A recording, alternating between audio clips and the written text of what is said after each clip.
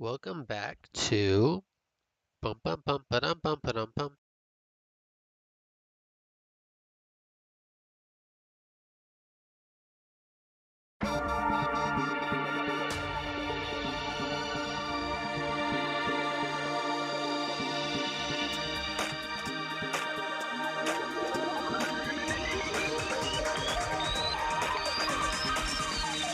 Danganronpa.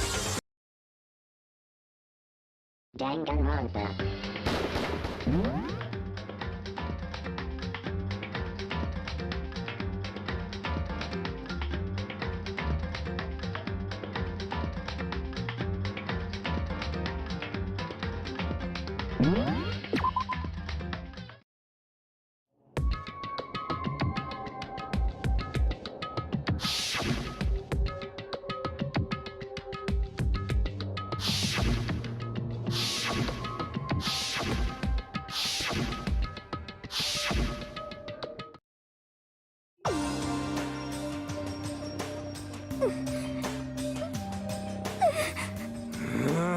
Indeed.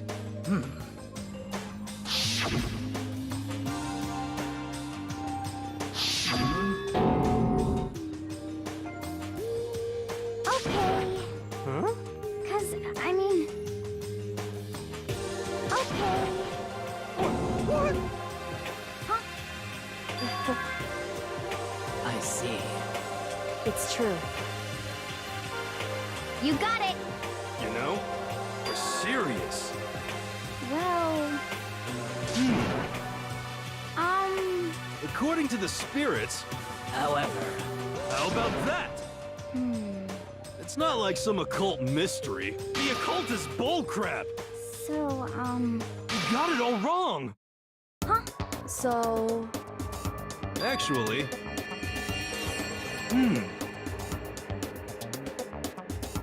But the end is nigh!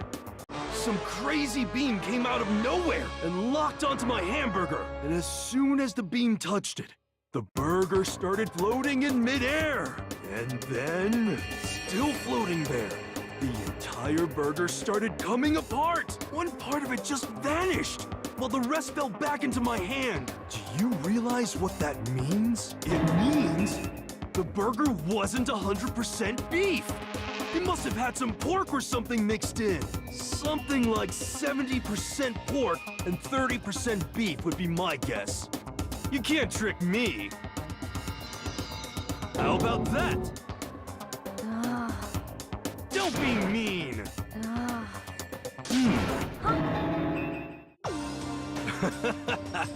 yeah! of course. Indeed.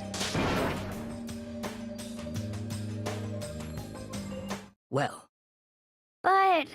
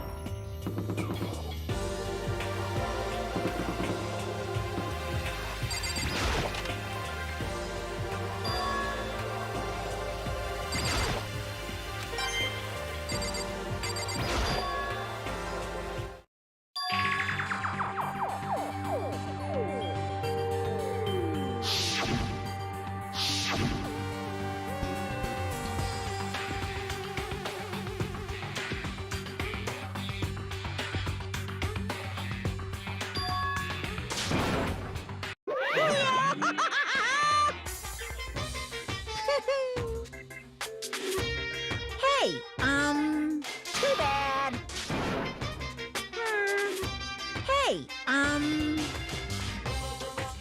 it's true.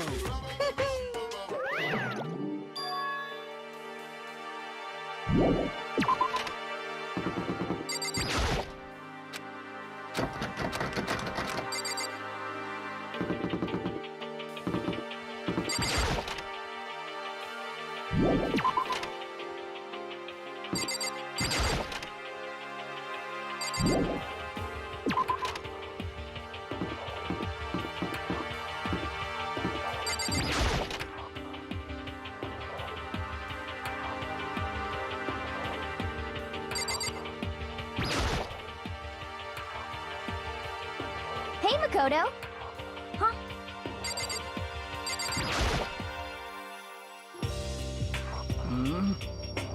So then.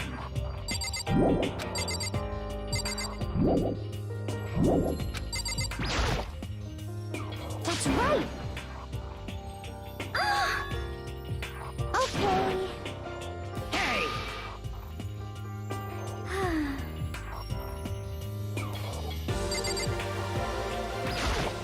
Okay.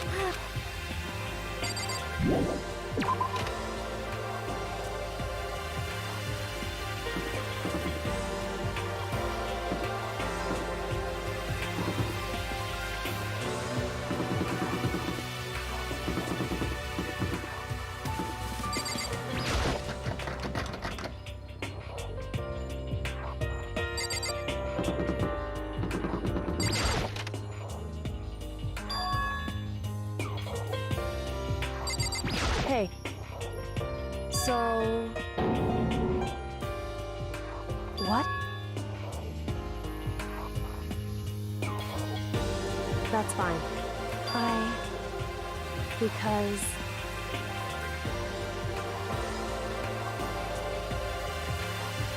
It would seem... That doesn't matter. Just a second. So, listen to me. So then... Am I wrong?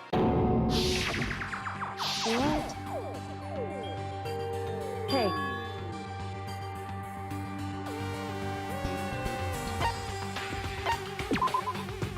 Correct. However... That's fine. Goodbye.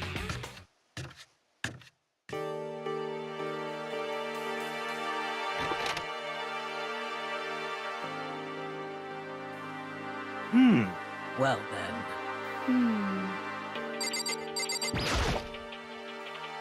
So, that's right. What's your deal? In other words...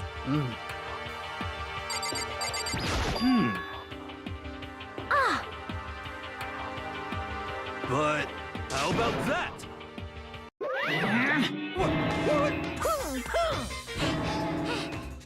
What the heck? hey, come on now.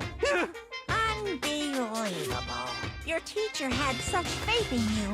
And this is how you repay me? With betrayal? Damn it! This is kind of depressing. Ta-da! Too bad.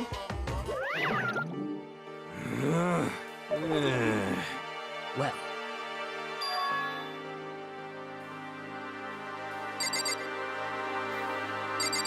Yeah. Okay.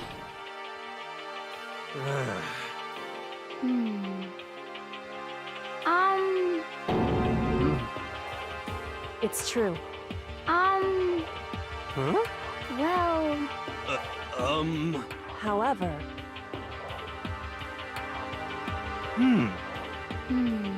For serious? How about that? perhaps. huh? Huh?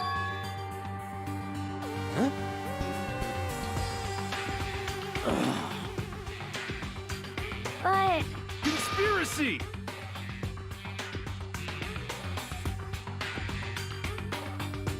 What? So then, because...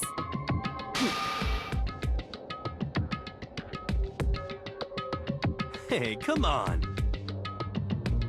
Of course. What?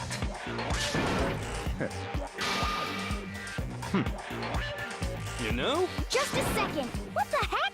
That's right.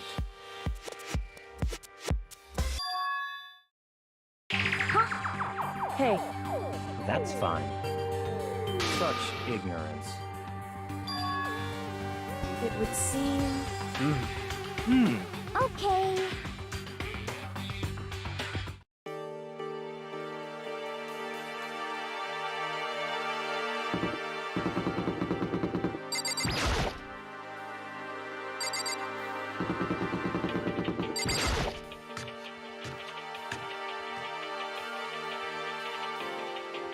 What's your problem? How about that? Well, huh?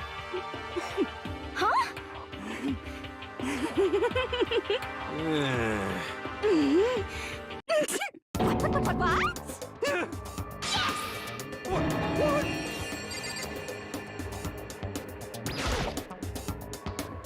What? You SOB! How about that?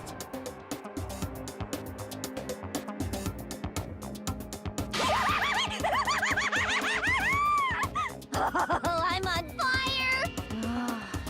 Hey,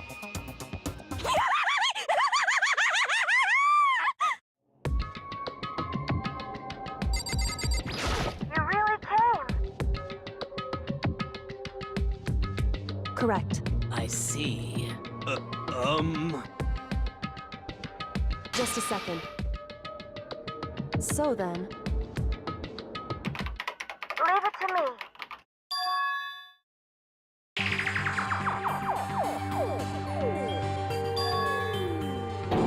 I see. Hey,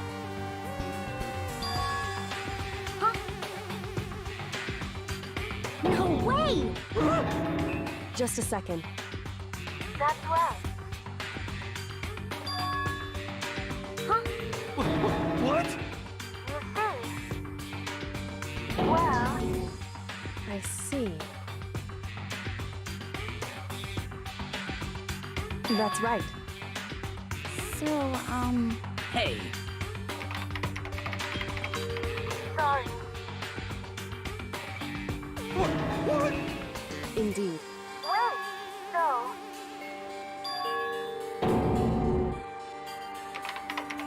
Sorry.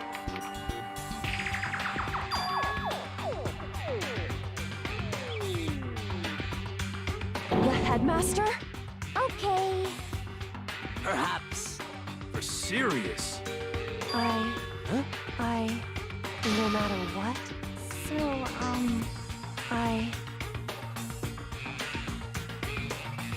So then, Sorry. Sorry. hey, So,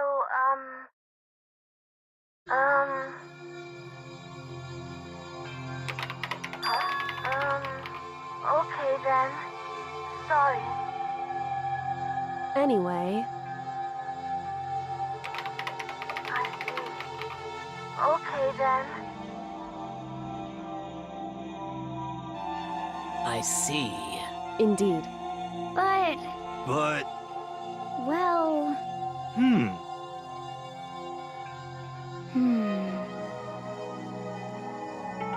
Hey. Huh?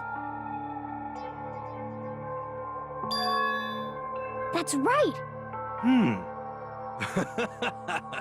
How about that? So, What? hey, just a second. Wait. What? Well,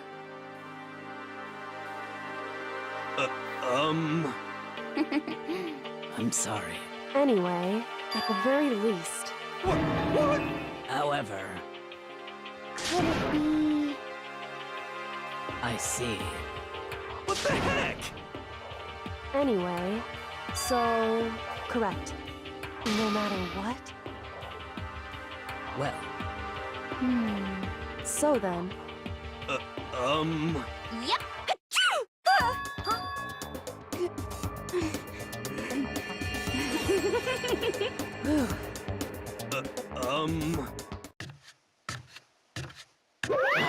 Ba-bum.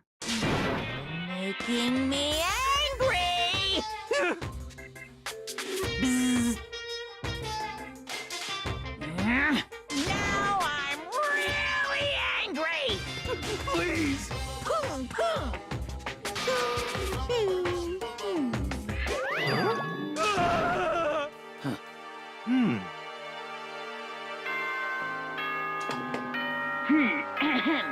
This is a suit, okay? correct. Hey. It's true.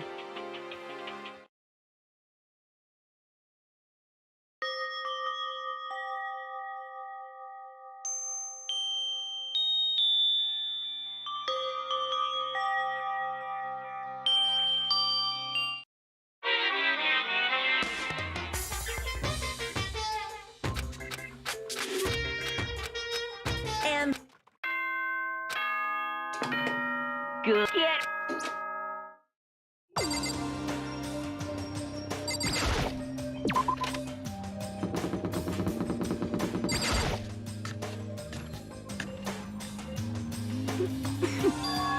What's your problem? What the heck?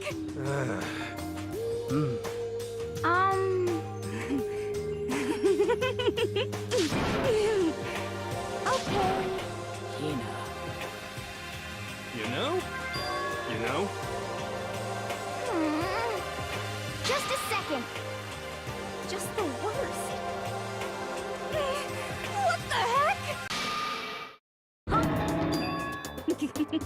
Huh?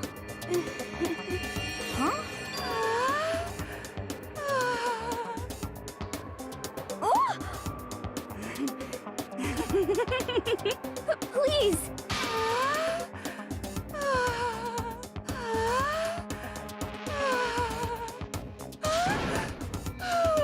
Bastard! Hey, come on. You know?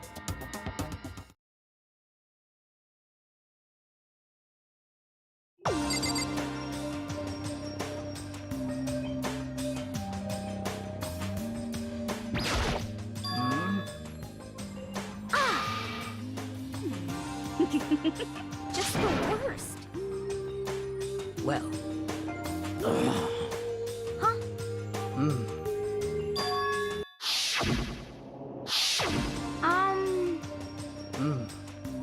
You got it. Hey, Okay. I'm sorry. you know? Huh? What's your problem? What the heck?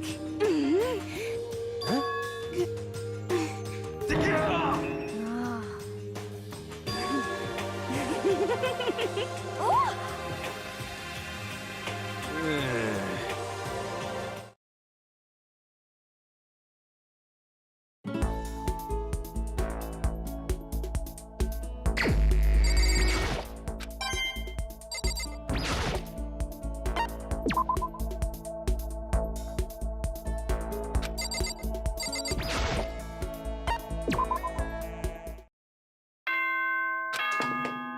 Please, quickly, quickly, quickly, quickly!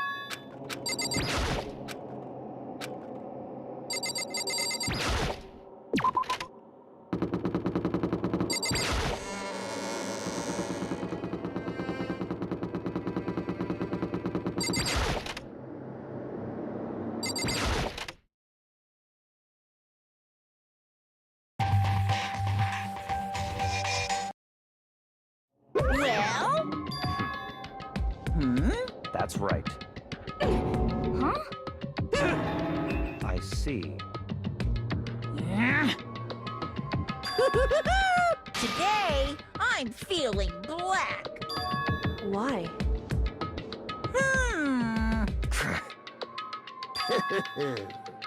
Come on. In other words, hey,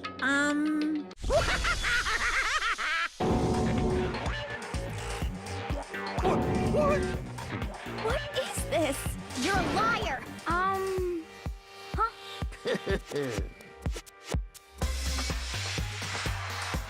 Thrills, chills, kills! I can't wait! I can't wait! Huh? What the heck? What? What are you saying? Wrong. You're wrong. Hey, I'm sorry. Huh? Oh no! I'm sorry. Huh?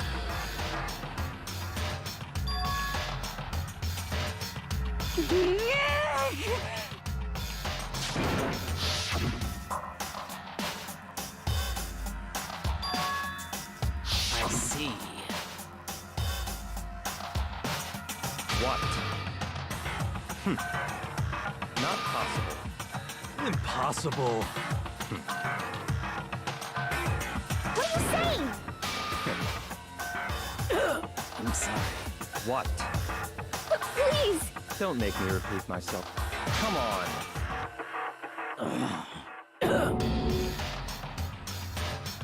I see. Wrong. You're wrong. What the heck? That's terrible. Wait. however, I'm sorry. Huh? Hina, Huh? I'm sorry. Well, But...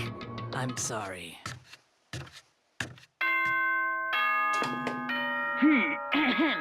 This is a school announcement, okay? No way! Don't make me repeat myself. That's terrible! Why? What? What is this? calm down. Why? Anyway,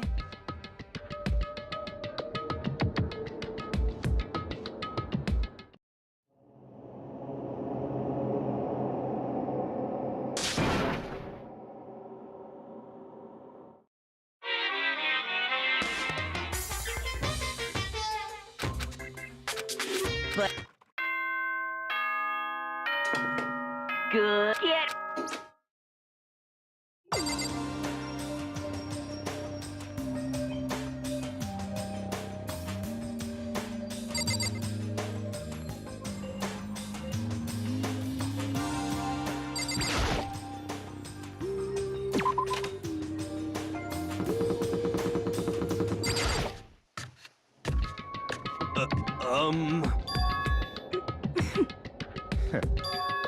What the heck? Such ignorance. Stop talking. What is this? Naturally. Shh. What the heck? What did you say? That's terrible! hey, What the heck? however, in other words, But... What are you saying? Interesting. Huh?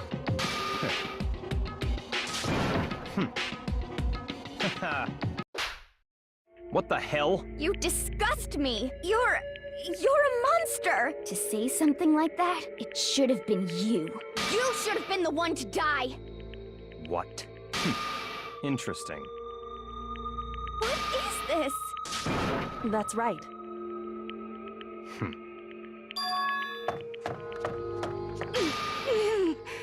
Shh. Just a second. Hey, I don't have time to play with you. You know?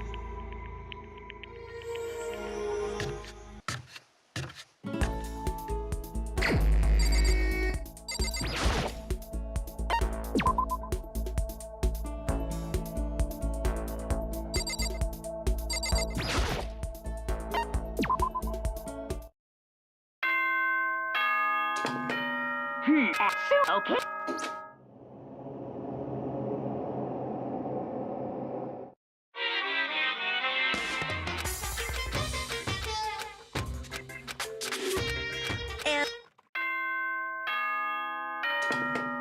good.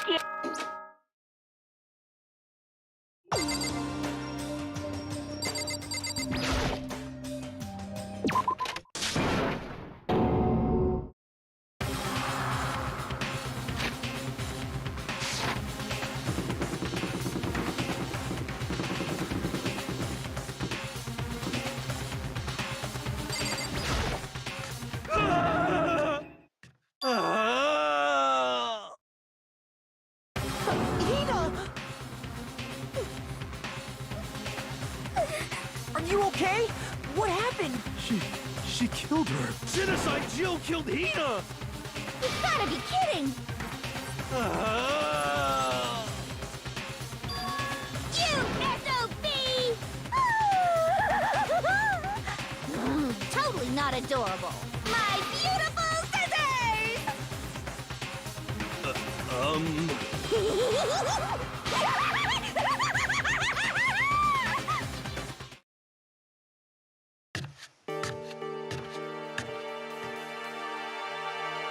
Sorry.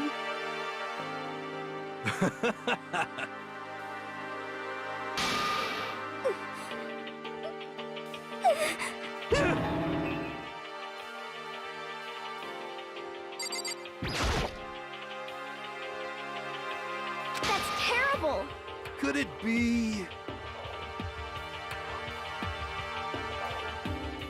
I don't want to hear it!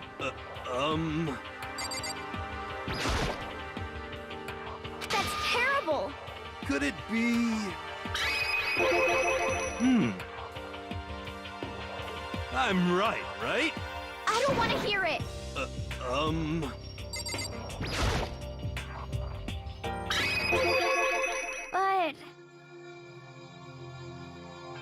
What the heck? You're serious? Sorry.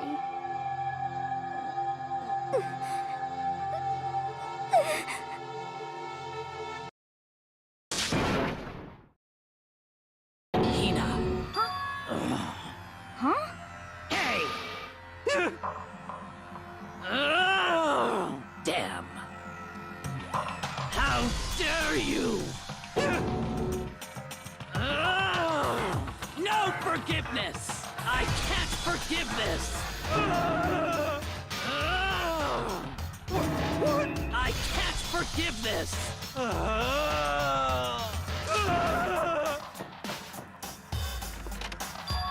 Hey. It would seem... Wait. Goodbye.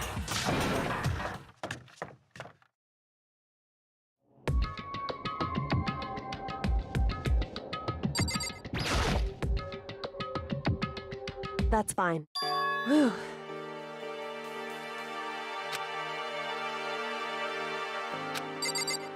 Whew.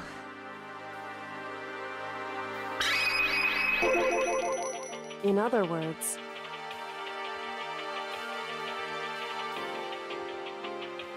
I wouldn't have expected such arrogance from you, because that's fine. And anyway... Whew. Indeed. So, shall we go?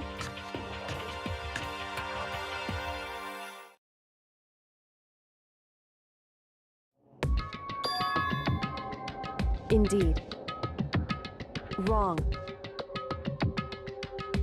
Right.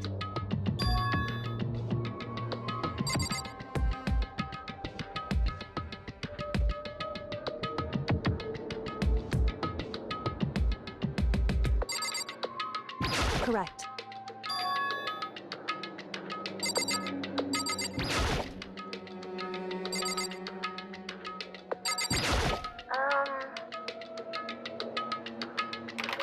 Thank you. Indeed. So, What? you see. But I want to be able to help. That's right. That's right.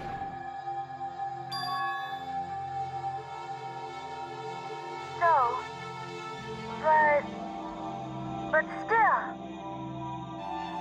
I'm gonna do my best. Hey. Certainly. Correct. Makoto. Hey. Now, if... So, I want to believe in myself. Leave it to me. Listen. That's right.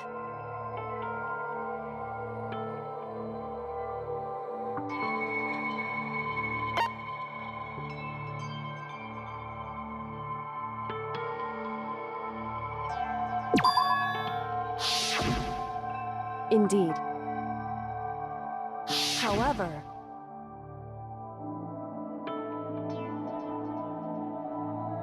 That's what we have to do, correct? It's true. So then...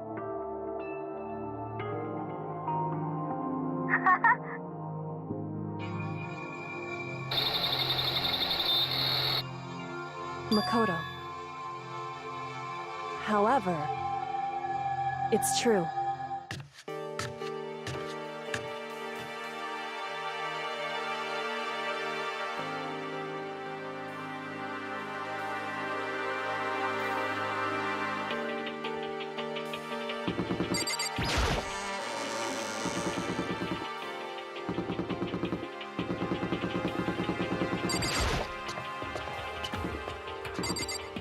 Hey, why? Listen to me. Just a second. So then...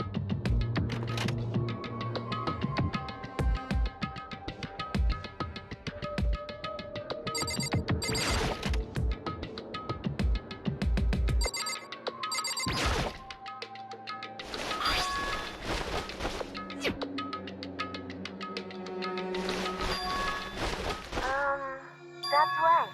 Leave it to me. So, I'm gonna do my best. Huh? Thank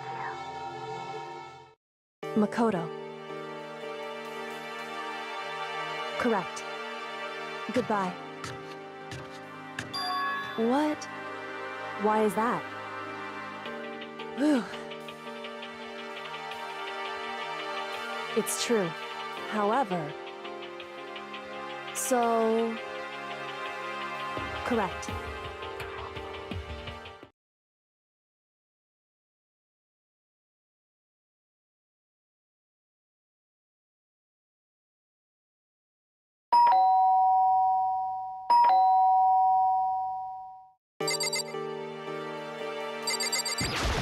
Makoto.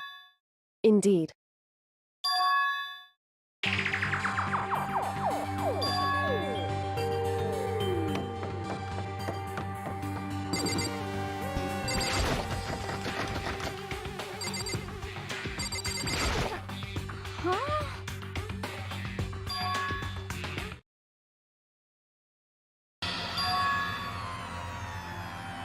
Hey. Huh?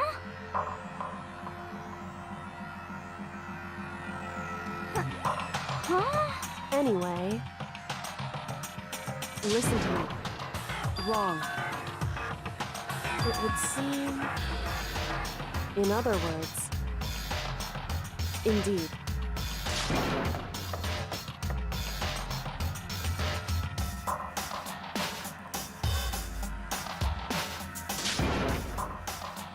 Makoto. Please!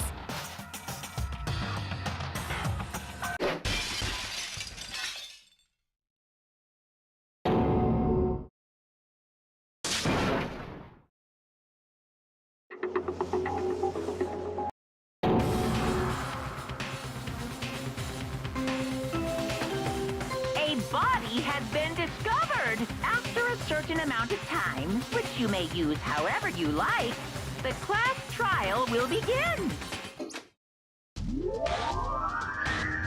Huh? Danganronpa. Sakura's dead? She's really dead?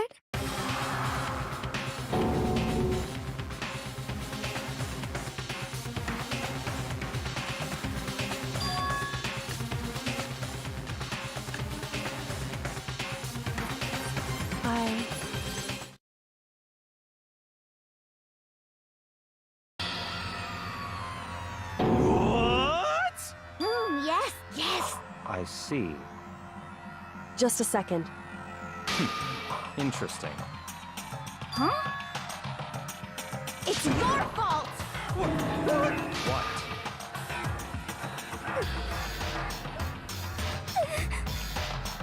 I won't forgive you. What the heck? Come on! It's the Monokuma file!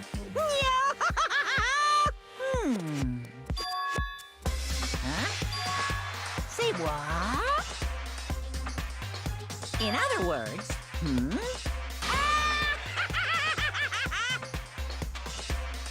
Phew. Hey, well done. What is this? What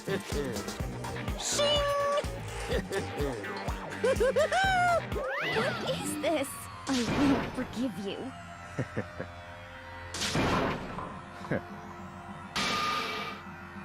Anyway,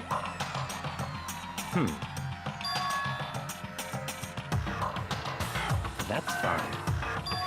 what? That's fine. What? It's your fault! I won't forgive you. Stop talking.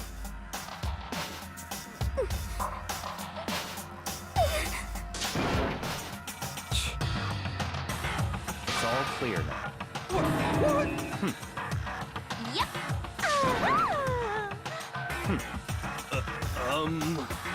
It's all clear now.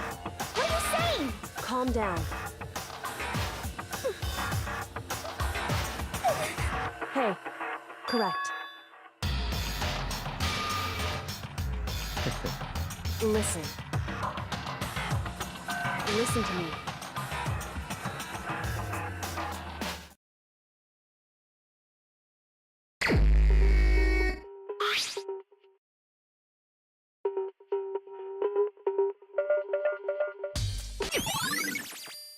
Hey. So...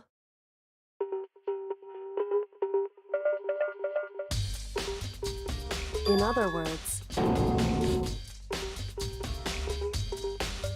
Hey. That's fine.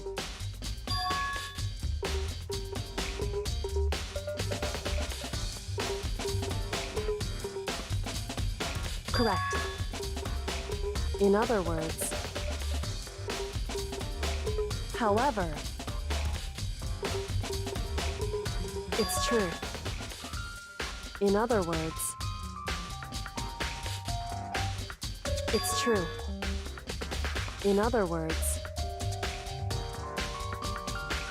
Indeed. It's true.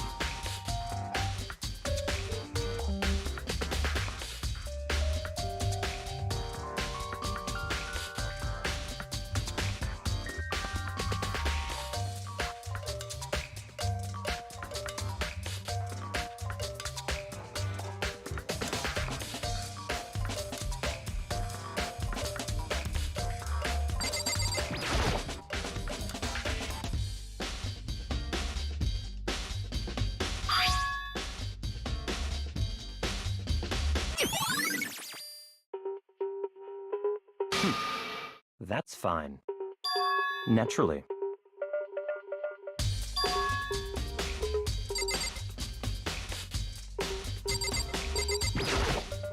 Huh? Well...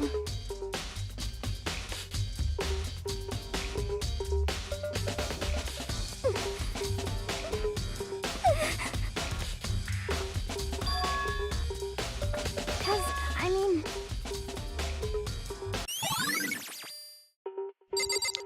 Hello. When I really, Chihiro, obviously, because he's the only guy on the list.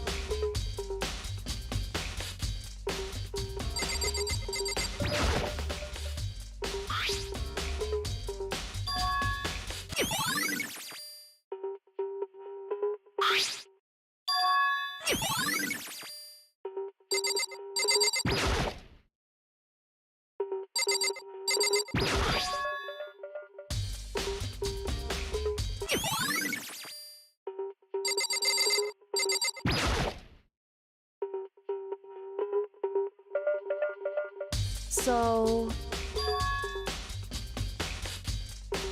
In other words...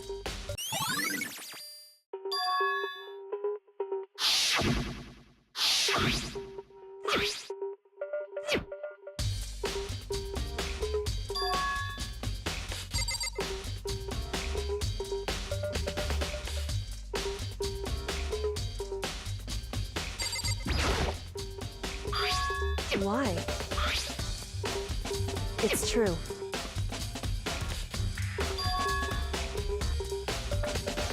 Wrong. Hey. Indeed.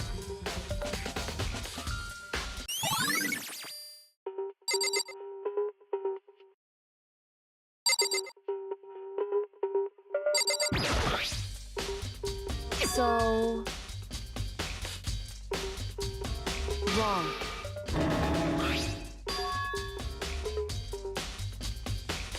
Just a second. Hey. Correct. So...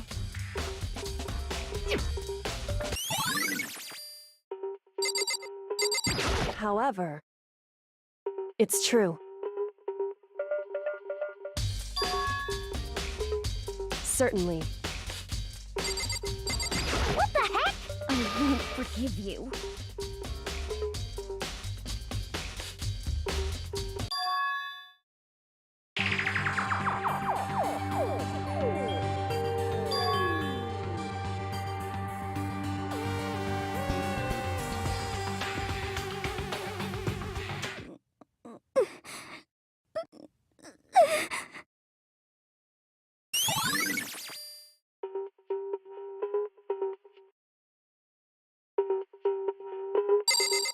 What?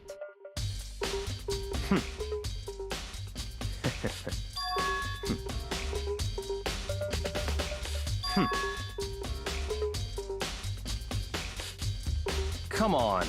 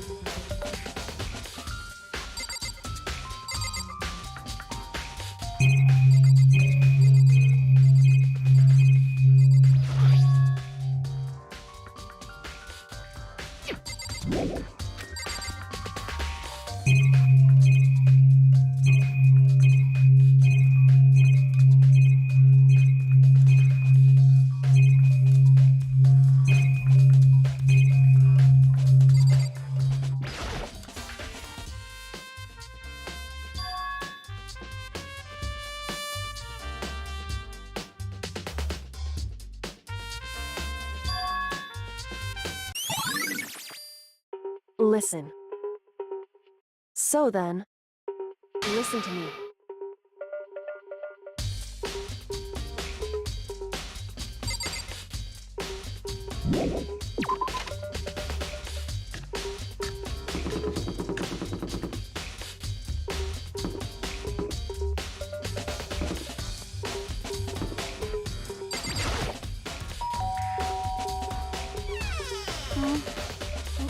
Who's there?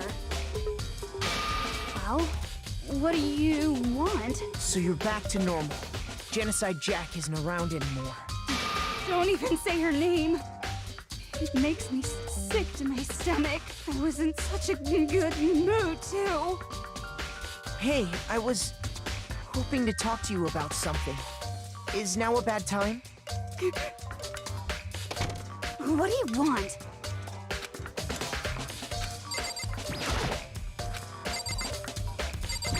What do you want?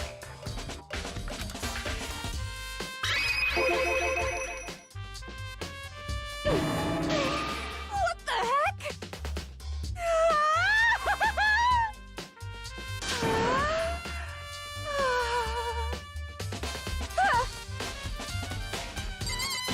What do you want? Well...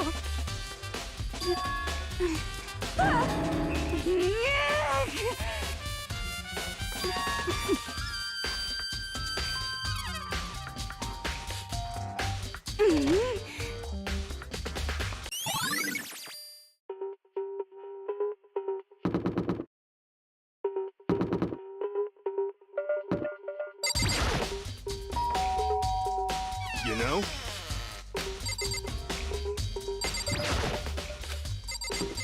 You know? What could it be?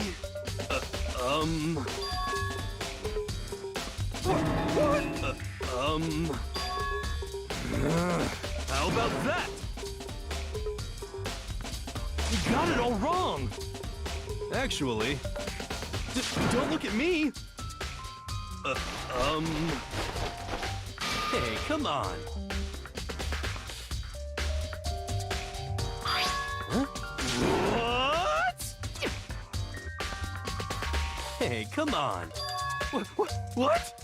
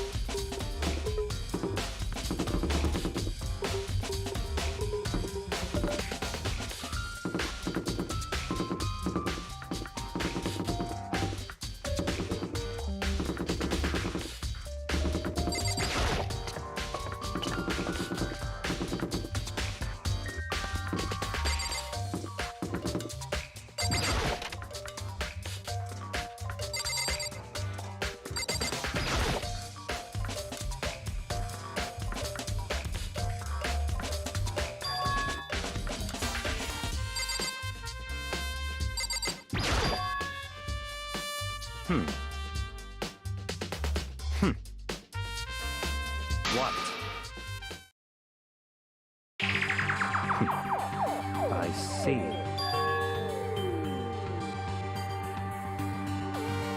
I see. It's certainly possible. What?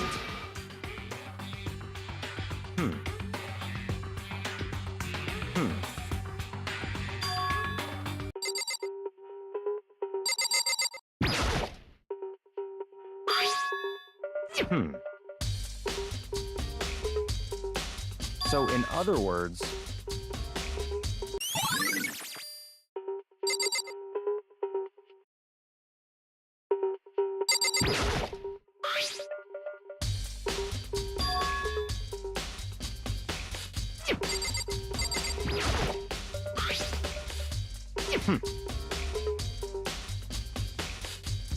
what? That's fine.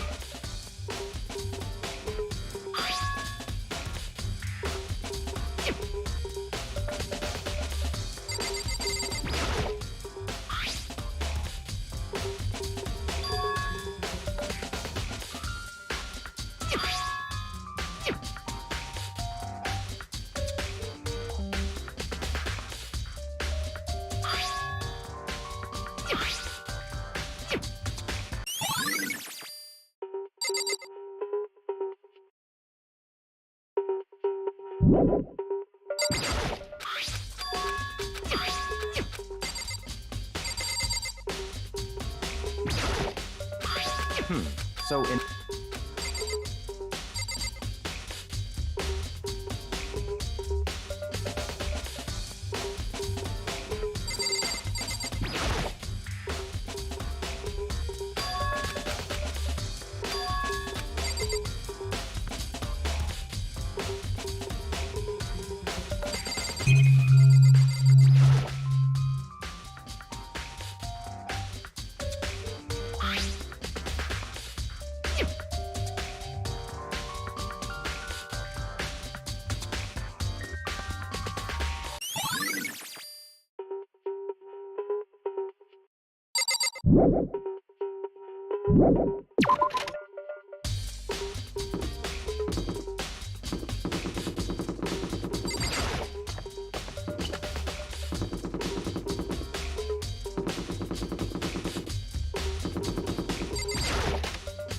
Hey. I see. Anyway...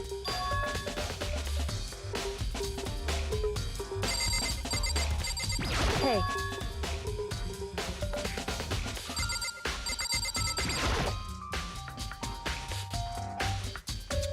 Hey.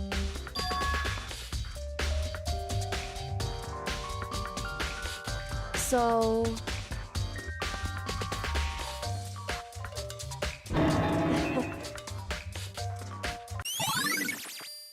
Hey. Anyway... That doesn't matter. So then...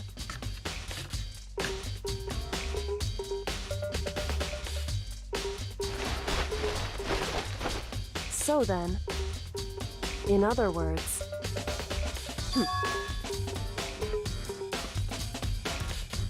Listen. In other words... So then...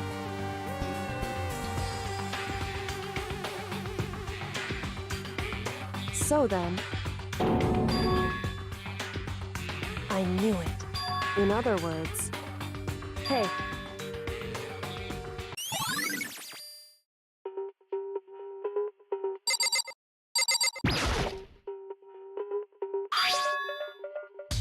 Hey.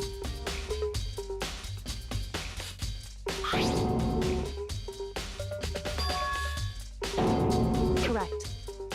So... However...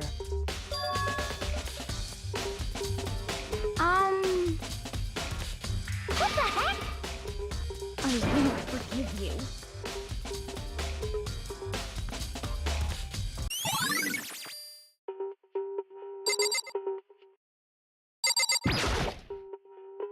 Just a second. Hey. Whew.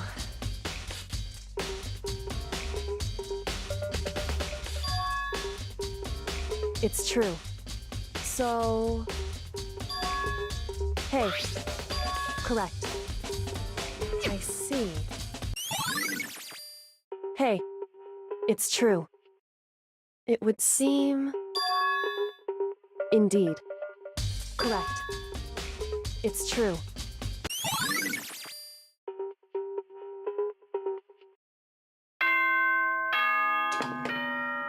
Whoops!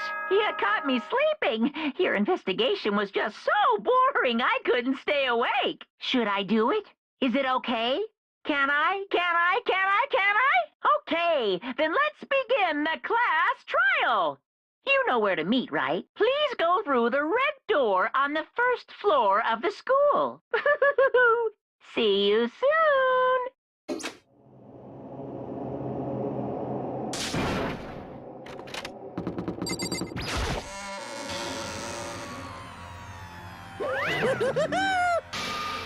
What? Yes, indeed. Well, phew. Yes, indeed. What? I can't wait! I can't wait!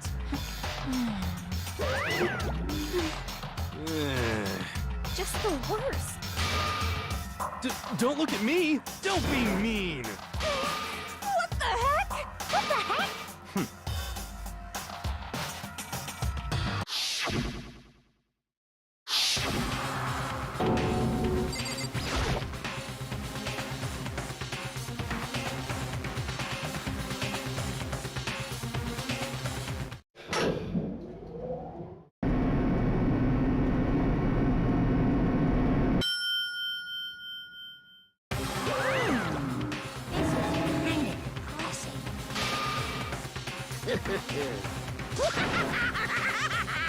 Now then.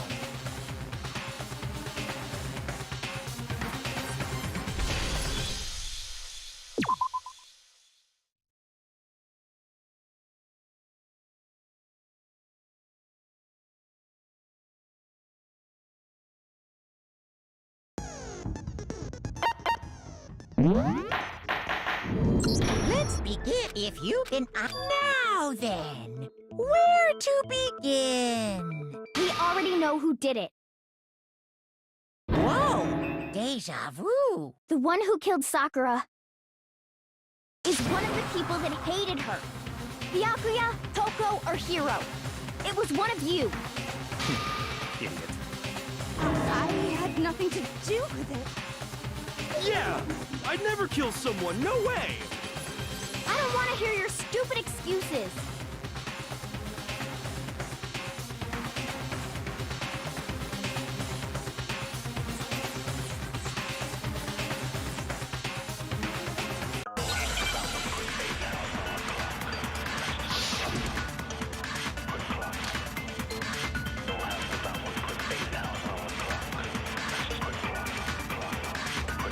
It was one of you. One of you killed Sakura. And what reason do you have for saying so? Because you all had a motive. You hated her. Is that it? That doesn't make any sense. That's the only reason you have for accusing us? That's low. That's about as low as you can get. It was one of you killed. And what reason did Because you hated her. is that? That doesn't make any sense. That's the only reason you have for it. No, it's wrong.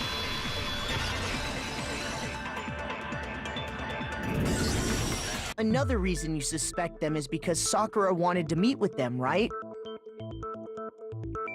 Yeah, and that was right before she died. So there's no doubt about it. One of those three killed her.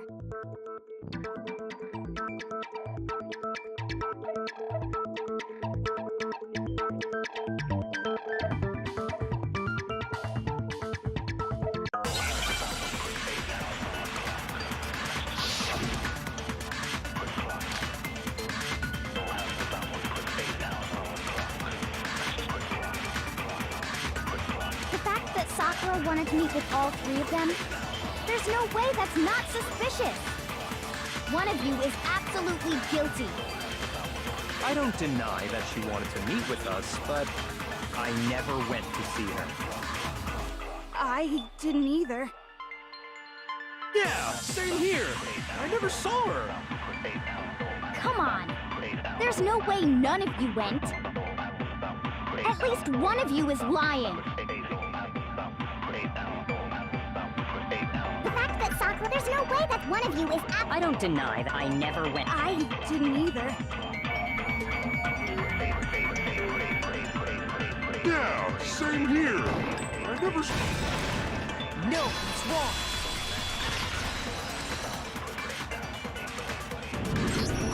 Hiro, when we were talking before, you dropped a small piece of paper, remember?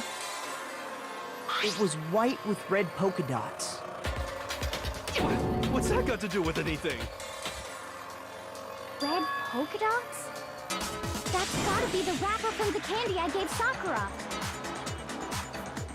No, it's... Ever since we got into the warehouse, I totally monopolized that entire box of candy. So there's no way a single one of them was left in the warehouse. In that case, Hiro, where did you get that piece of candy? It's the only explanation. Well, I mean, yeah, sure I got it from her, but she gave it to me forever ago. It doesn't have anything to do with what happened to her. When did she give it to you? The last time you saw Sakura was when Hina had to go to the nurse's office, right? Yeah, so I must have got it sometime before then.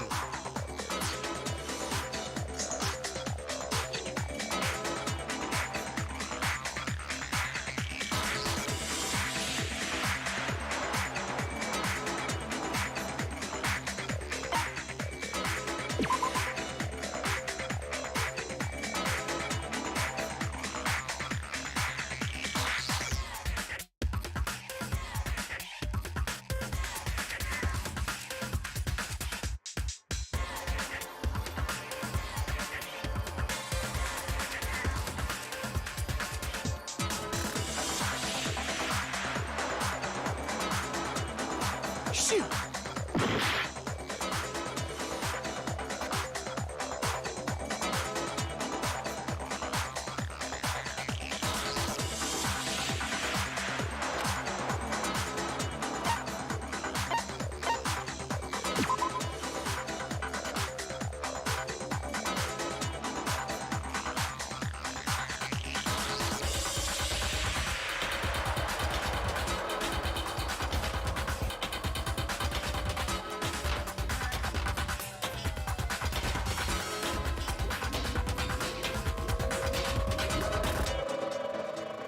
Shoot!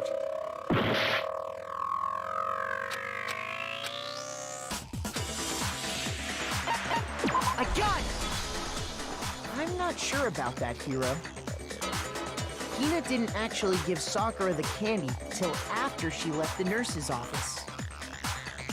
So if that was the last time you saw her, there's no reason you should have had that candy. Damn it! I mean, what I meant was, Oh, that's right! I did meet up with her in the rec room. You got a problem with that? Why the sudden hostility? But we just talked, that's all. I didn't do anything, you gotta believe me! You're acting incredibly suspicious. You're acting incredibly suspicious! You are hostile.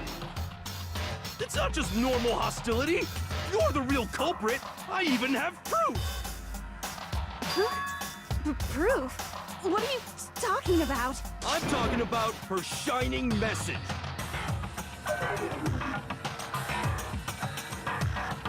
At the scene of the crime, she had written out Toko in her own blood, right? It was her dying message. Just like what you guys were talking about with Sayaka. That's true. I saw it for myself. See? See? Toko did it! What are you saying? No way! I didn't do it! You just don't know when you're beat, do ya? Hiro, hold on. When did you see that dying message of hers? Huh? Well, when we found Ogre's body. Duh. But if you recall, Hina was very adamant about keeping you away from the scene of the crime. So it's hard to believe that's when you actually saw the message for yourself.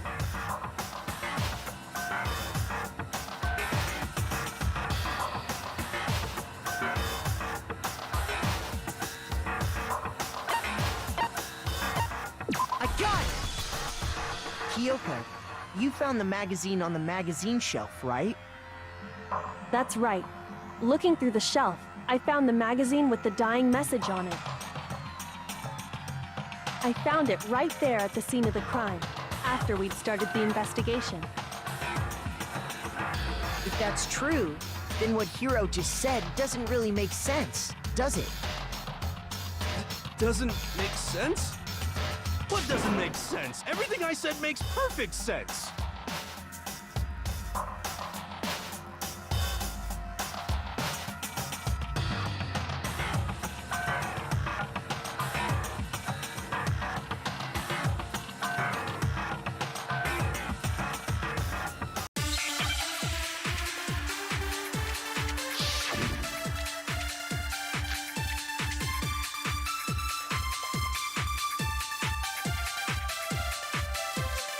I can tell you exactly when I found the dying message. When Ogre's body was discovered. And I can tell you when I found the dying message. It was only after the investigation had begun. I found the magazine tucked away on the magazine shelf. When I pulled it out, I saw her final words. What's your problem? What I said makes total sense.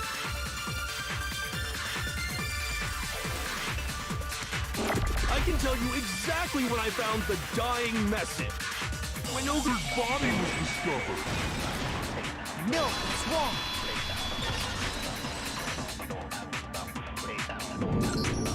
When Sakura's body was found, that magazine was sitting on the shelf nearby. That's where Kyoko found it, after we'd begun the investigation. And you weren't at the murder scene, so there's no way you could have seen it then. Tell us the truth, Hiro. When did you see the message? Hold on! You're focusing on the wrong part! Why does it matter when I saw it? All you gotta do is read the Vienna sausage Ogre left us, and we know who the killer is! Toko! I don't even know where to begin with that one. He's just trying to confuse us. Actually, can we even be sure Sakura wrote that message in the first place? Yeah? I think we can all agree Ogre wrote that message. 100%! Without a doubt, she wrote it! And this is me talking, so you know it's true!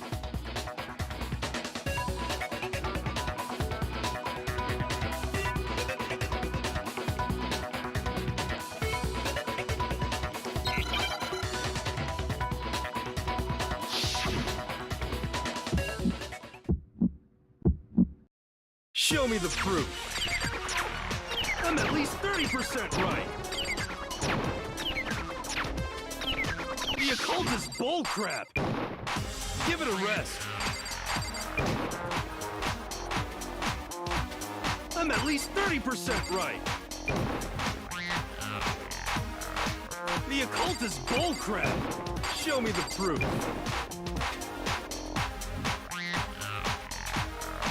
The end is nigh! Show me the proof. I'm at least 30% right. The occult is bullcrap. Show me the proof. This should prove it.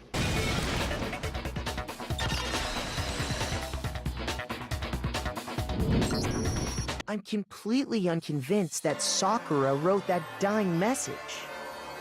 Because if you look at it, the message was almost certainly written using a finger. But both of her hands were completely free of blood. What? Then, who did write it? Hiro could very well have written it himself. That would explain how he knew about the message in the first place.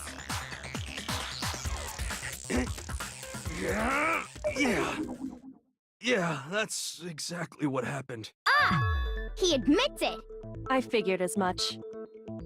But why would you write something like that? Because I killed her!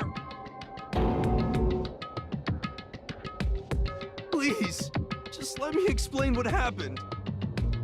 I got Ogre's note, and so I headed to the rec room right before noon, just like it said. You just did exactly as the note asked? What a fool. And when I got there...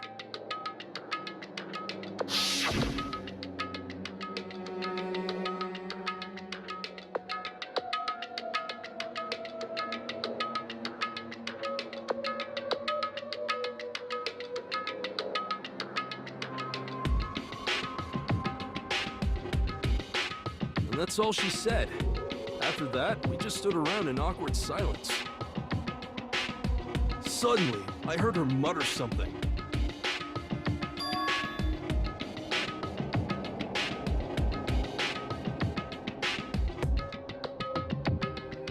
As soon as I heard that, I just knew! I knew she was gonna try and kill me!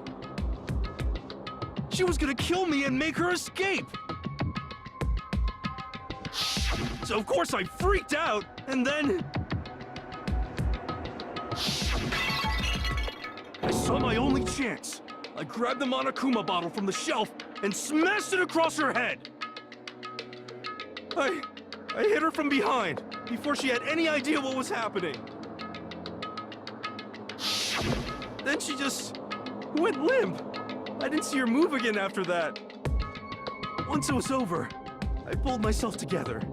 I realized if I didn't do something, I'd be caught and executed. So I wrote Toko's name in blood across a magazine on the table and I ran away. I can't believe you! You're the worst! I hope you die! Well, that's what happened. Go ahead.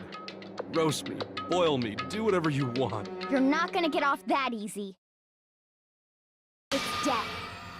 Death for the one that killed Sakura. We're ready to vote now, right? We know who did it. No, I think there's more to Hiro's story. What are you talking about? What else could there be? There's one thing that Hiro's story just now doesn't explain. And until we figure that part out, we can't consider the case closed.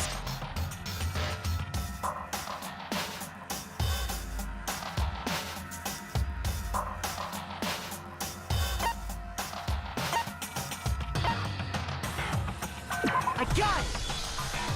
That's true. Everything you just said. It doesn't explain why the magazine was hidden, does it? By the time the body was discovered, the magazine had been picked up and put on the shelf. Why would you take the time to write that message, then stick it somewhere we might not find it? Oh, well, I didn't hide it. I'm sure I just left it sitting there on the table. Really? He's lying! He's gotta be lying! I don't see any reason he would lie now, after already confessing to the crime. Then, he's not lying? Assuming he's telling the truth, someone else must have put the magazine back on the shelf. In other words, at least one other person was in the rec room both before and after the incident. I don't think there's any question about that. But, who was it? If they went to the trouble of hiding the magazine, they must not have liked what was written on it.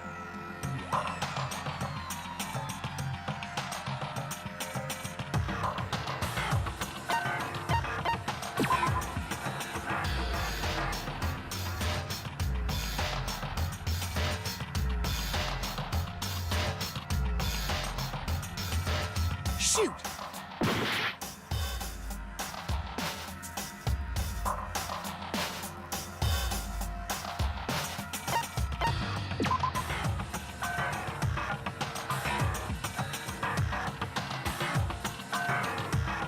Shoot!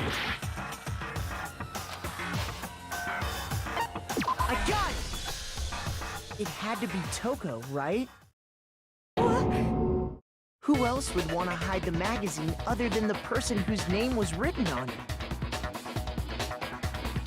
Is he right, Toko? Did you really go to the rec room? Why would I have... Wait, but more important, that doesn't even matter. We already know who did it, right? Hiro just admitted it. That's right. I killed her. No, you didn't. Who asked you? I don't doubt Hiro attacked Sakura with the bottle. But that's not where this case ends. What do you mean? What he means is that Hiro isn't the killer. You can't be serious. That's just... I don't believe it. Hiro, tell us what happened one more time. If we go through it once more, it should become clear he's not Sakura's killer. So, what do you want me to do? Just tell us what happened one more time when you attacked Sakura. I don't really see why, but Okay.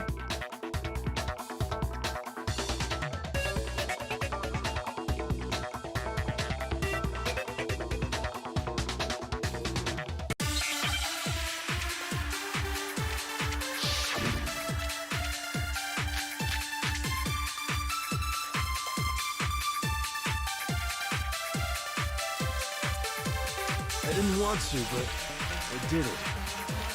I grabbed a Monokuma bottle from the shelf nearby, and I hit Ogre from behind before she could do anything. You hit her from behind. And you only hit her once. Is that right? Yeah, just once. After the first swing, the bottle shattered, and she went limp. See? Isn't it obvious? Hero really is the killer!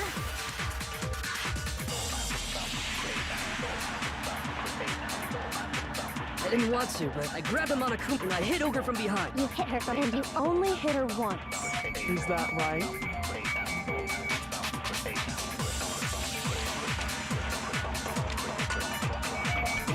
Just once. No, it's wrong.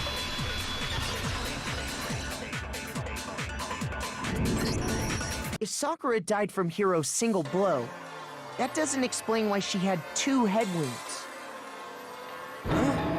Two? That's right.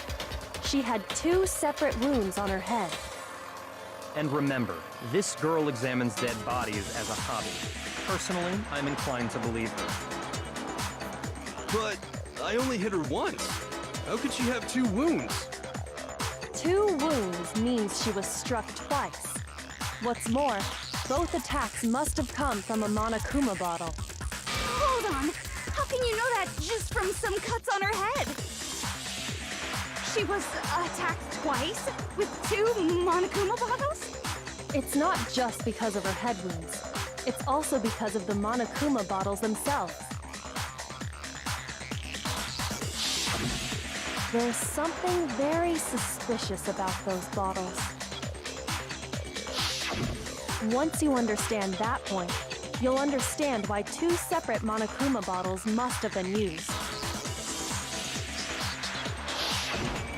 Think back. After the incident, there were 4 Monokuma bottles left on the shelf, right? And we found pieces of a bottle on the ground, along with the chess piece it had inside.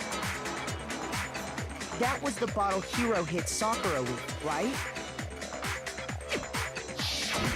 For now, just note that there were 4 intact bottles and 1 broken bottle. But originally, there were 6 bottles in total, meaning 1 has gone missing. But how can you know for sure there were 6 bottles? That's easy. If you look at what the bottles all had in common, it should become clear.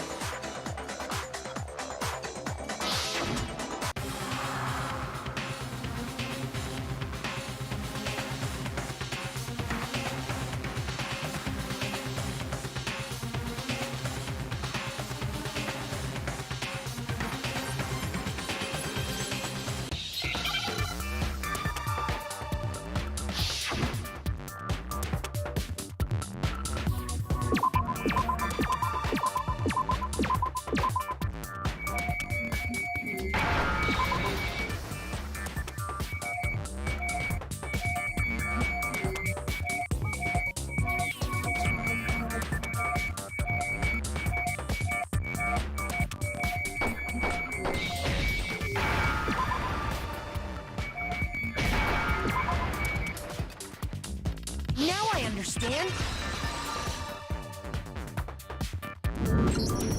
That's it! The chess pieces! Inside each bottle, there was a Monokuma figure holding a different chess piece. King, rook, bishop, pawn. I definitely remember seeing each of those. And the piece that was inside the broken bottle we found was... the knight, if I remember. So, what's that matter? I guess you don't know too much about chess, do you? Then let me explain. In chess, there are 6 different pieces.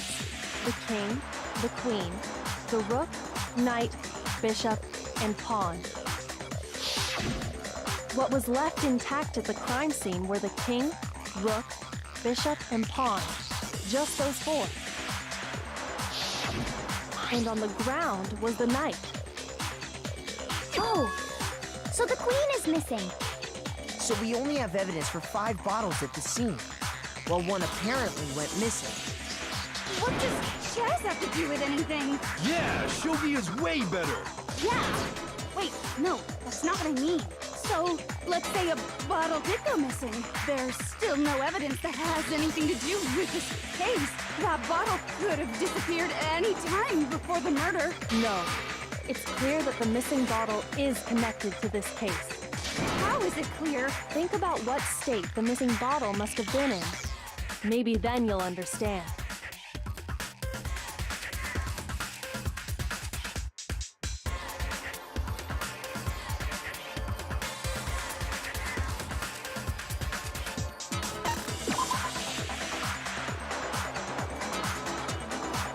Shoot!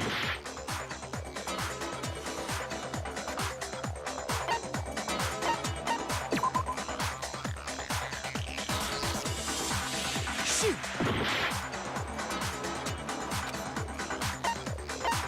I got it! The bottle must have been broken. What makes you so sure? Because there was evidence at the scene that supports it. Huh? That's right. We found evidence that shows there was more than just one broken bottle at the scene. And what is this evidence?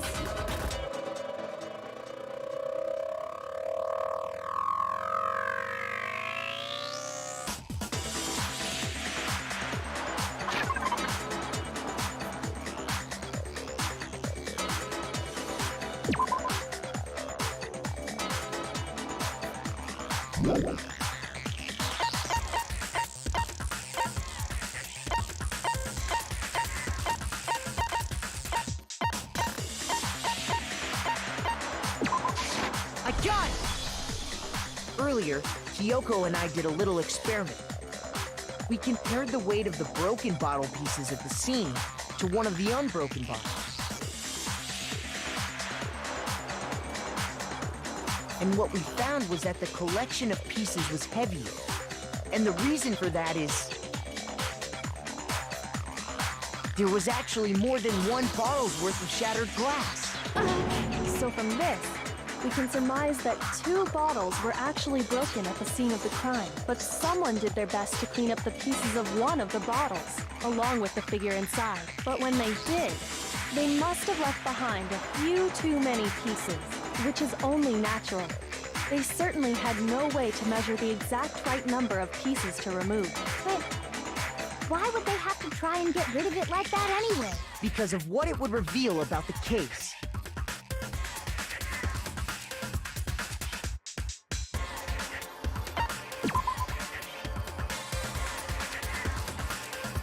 Shoot!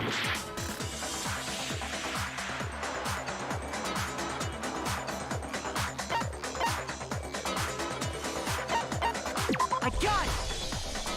The bottle that was removed from the scene was used the second time Sakura was attacked. The second wound on Sakura's head came from that second bottle. Given all the evidence, this is the only possible conclusion. The killer wanted to make it look like there was only one attack, so they had to get rid of their evidence. Annoy Jennifer. From there, we can conclude that it wasn't Hiro who delivered that second blow. Wouldn't you agree, Toko? And there's the matter of the magazine. You must have been in the rec room when the incident took place. Wait! I admit, maybe there was a second attack, but there's no evidence I had anything to do with it. No way! You killed her! I'm sure of it! Shut up! Until 2 seconds ago, you were claiming you killed her! I'm not afraid to admit when I'm wrong. That's just the kind of guy I am. Plus, I just remembered something that proves it. Okay, fine. Let's hear it. It was right after I got Ogre's note. I was kind of nervous about it, so I went to the rec room early. You know, to stake it out or whatever. So I was waiting there, and that's when I saw her. I saw Toko go into the rec room. Pretty soon, Ogre showed up, and she went into the rec room. I assumed Toko was still in there, so I figured everything would be okay. That's why I headed in. But when I got inside, Ogre was all alone. Toko had disappeared. And you just now decided to share that with us? After the shock of thinking I'd killed someone, I forgot all about it. Could someone tighten the screws on his brain? I think they've come loose. So, Toko, where the heck did you disappear to? You don't know what you're talking about. I never went in the rec room. I'm sure she didn't disappear, but maybe she found somewhere to hide. Hiding in the rec room? Don't be ridiculous. Why are you all ganging up on me? You're all nothing but vermin.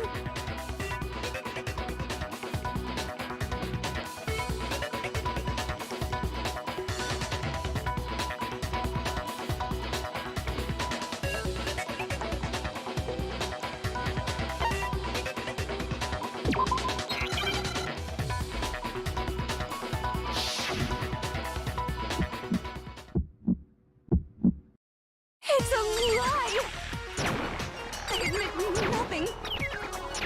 I hate you. I curse you. No, no, no! I don't know anything! It's a lie! I hate you! Shut up! I curse you! No, no, no! It's a lie! I hate you!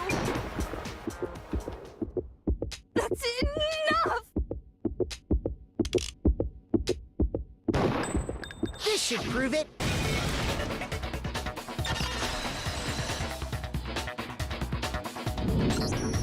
Did you know someone left a handprint behind on the inside of the locker?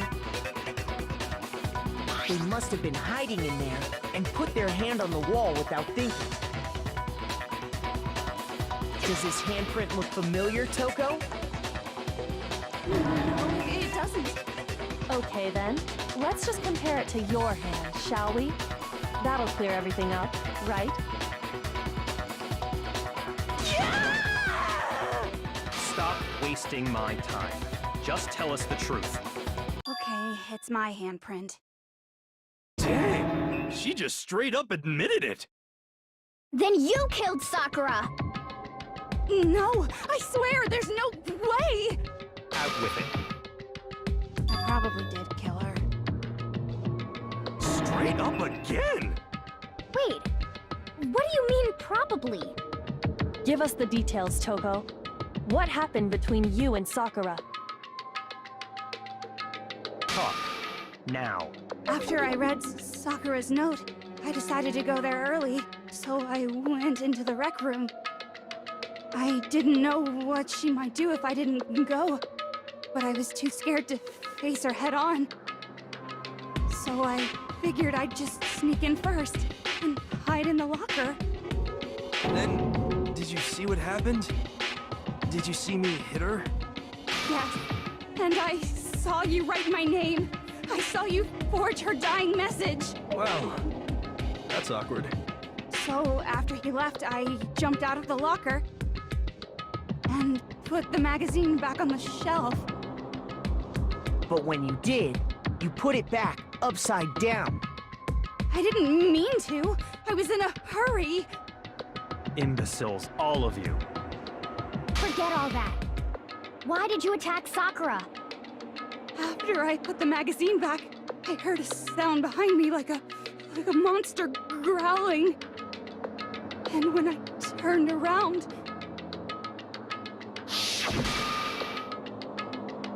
there was Sakura, covered in blood and staring right at me.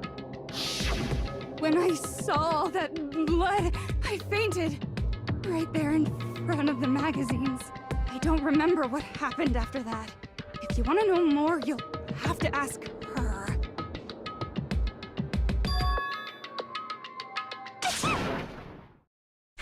Guess who's back? It was your fault after all! My fault, Master's fault. When our faults combine, they soar to even greater heights. Just answer the question. Did you kill Sakura? Well, to be honest, Miss Morose and me don't actually share our memories. So I can't really say what was going on. But I was just minding my own business, sleeping peacefully when someone shook me awake. Was it a prince paying me a visit? I wondered. So I opened my eyes to see...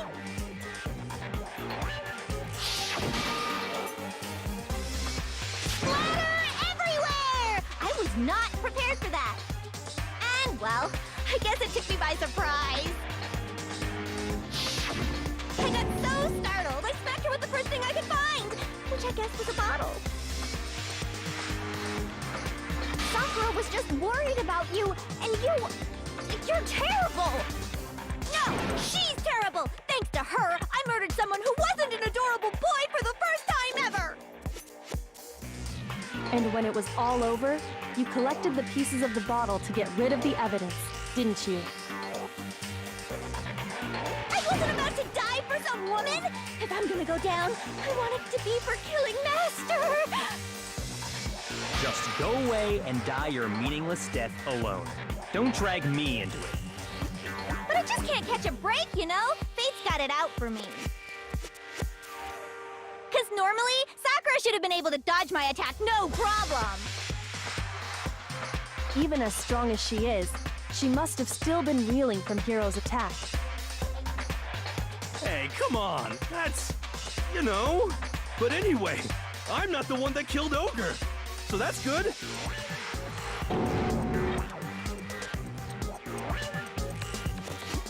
Well then, that's that. Let's start the vote.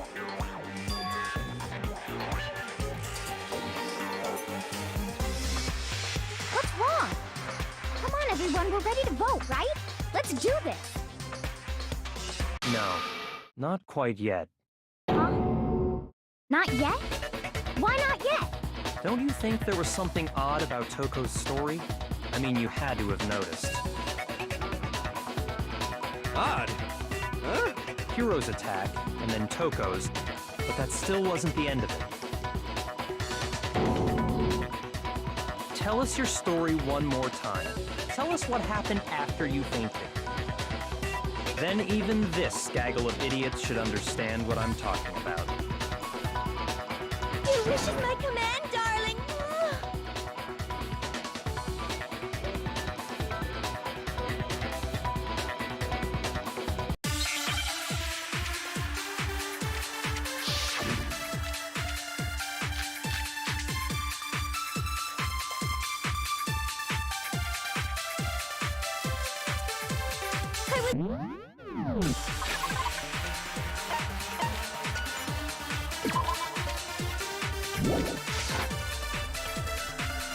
And all of a sudden, Sakura was right there in front of me.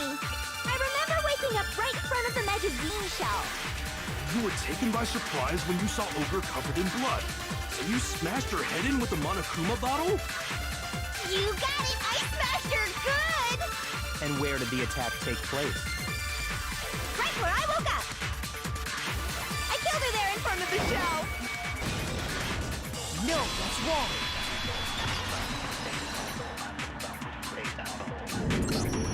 We found Sakura sitting upright in a chair. If the blow by the shelf was the cause of death, there's no explanation why she was in that chair.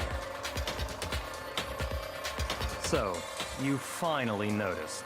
That's just another lie from a bloodthirsty serial killer. Are you sure you didn't attack her while she was sitting in the chair? No, I'm sure she's telling the truth. Anyone who saw the murder scene should think the same way.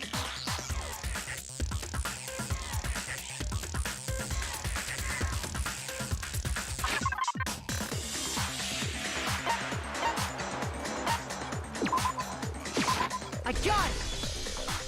Sakura was definitely attacked in front of the shelf. The blood stain by the magazines is proof of that. And she must have moved the body after she killed her, right? All to make it look like I did it. Because when I hit her, she was sitting in the chair. Hey, come on now, look at me. I can't carry anything heavier than my own scissors. There's no way I could move a muscle-bound heavyweight like that. Then what's the deal? Well, are you still convinced the case has come to an end? But... Plus, the biggest mystery of all, the locked room, still has yet to be explained. Until we take care of that, we can't say this case has been properly settled. Oh, that part's easy.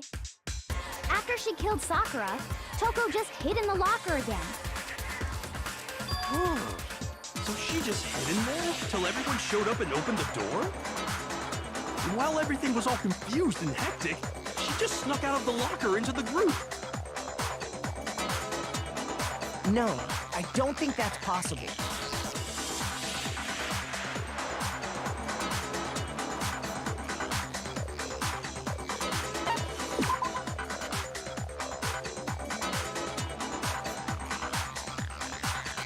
Shoot!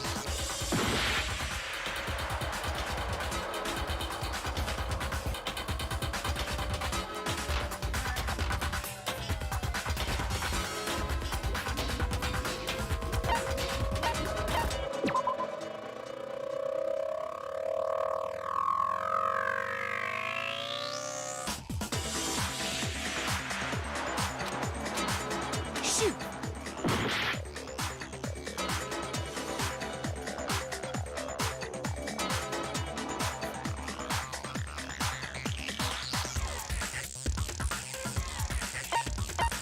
I got it!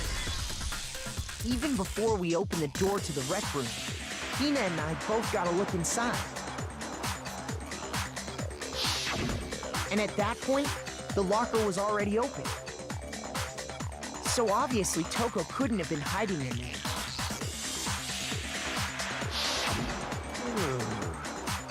Okay then, where was she hiding? I don't know. What's this whole locked room thing about anyway? How do you not know? You killed her! I think the fact that I don't know proves I didn't kill her. Thank you very much. You're lying. No, she's not.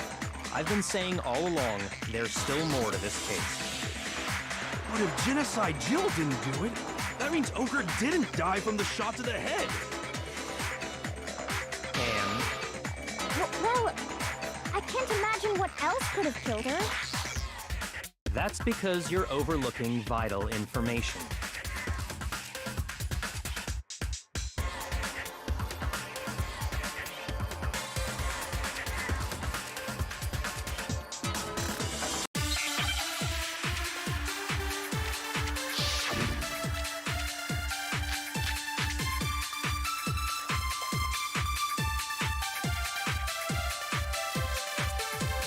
What was it that killed Ogre? If it wasn't from Genocide Jill's attack, then what was it? There's no other possible cause. What killed Sakura? I can't think of anything other than the shot to her head. So you're dead set on blaming me, huh?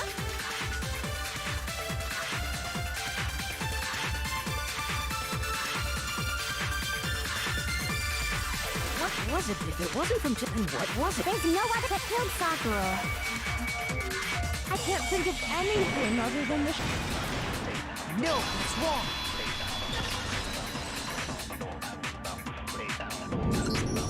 According to the Monokuma file, Sakura had vomited blood. I think we can assume there's a chance this was related to her cause of death. In fact, there was even a trace of blood left around her mouth. Well, I mean, maybe when she got hit with the bottles, she cut the inside of her mouth. If that's all it was, the file wouldn't have specified vomited blood. Not to mention, I didn't find any cuts inside her mouth. You even checked in there? God, you really are into dead bodies! No, I'm not into dead bodies. What I'm into is solving mysteries. But if there wasn't a cut or anything, then what made her vomit blood? Some sort of reaction within her body. Most likely, Sakura was poisoned. Poisoned? That's right. This is the conclusion I've arrived at, and so there can be no mistake. You're making me go all weak in the knees! She was poisoned? It isn't possible! Is it really so hard to believe? Then let me explain exactly how the culprit was able to poison her. You can explain it? Of course, if you don't mind. Everyone, quiet! Shut up and listen to Master! But you're the only one talking. The key to unlocking this mystery was hiding in the chem lab up on the 4th floor. Huh? Not in the rec room? Then I could have found it all along. You never would have, since you gave up on the search the moment you were barred from the crime scene. Well, yeah, good point. There's a big shelving unit in the chem lab that houses a variety of mixtures and chemicals. And that's where I found this. Is that the poison? It's not an especially powerful poison, but it'll still kill you if you drink an entire bottle. But the specific properties don't matter. What does matter is where I found it. Where'd you find it? The shelf is divided up into 3 sections, A, B, and C. In Section A, dietary supplements. In B, reagents. And in C, a variety of lethal chemicals. And that's where the poison came from? Section C? Well, that's the question, isn't it?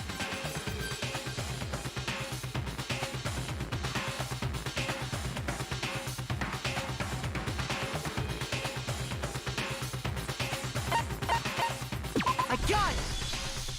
The poison was actually in Section A, wasn't it? Huh? You just said that Section A was for supplements or whatever. Strange, isn't it? Why would there be a bottle of poison mixed in with all those nutritional additives? Yeah, so? Why? Because the culprit switched it out. That's why. What do you mean? I mean, this.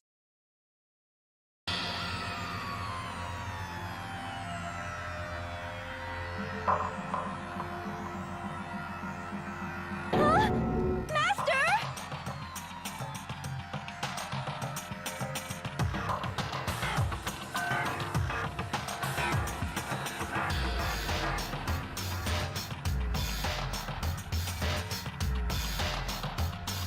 Ugh, that tastes awful. Oh no! Master's in real trouble! You have to drink some water! You can't just swallow powder! It'll stick to your throat! Idiot! He just swallowed poison! We need to make him spit it out! The flavor certainly makes me want to spit it out. What's so high quality about this stuff? Huh? What are you talking about? I'm talking about the protein, of course. Protein? Can I see that bottle for a second? Sure. Do whatever you like.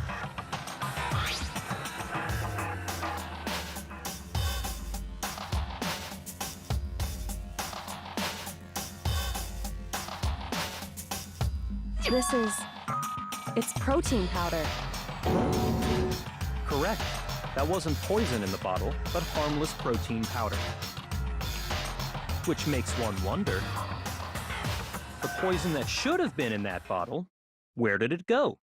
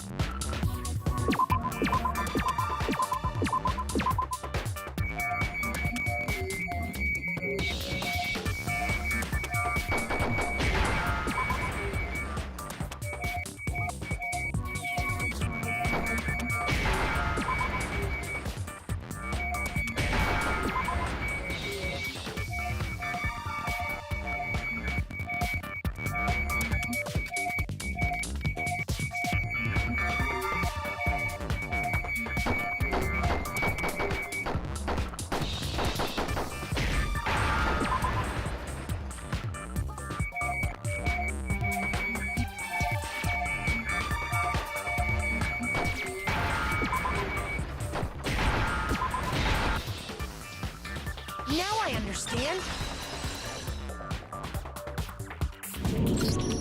The poison must have been poured into the protein can. If the protein's in the poison bottle, it seems only logical to assume the reverse is true, right? Absolutely. The contents of each container were switched. So the protein was in the bottle of poison, and the poison was in the protein can. Once you accept that, it becomes obvious how the culprit was able to get Sakura to drink the poison. Holy crap! All they had to do was hand her something there at the scene, and she was happy to drink the poison herself.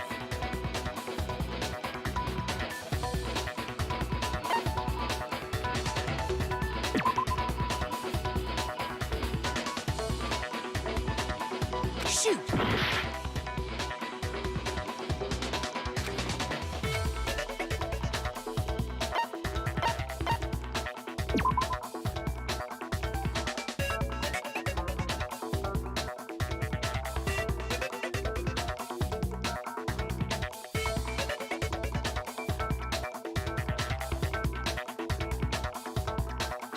Shoot!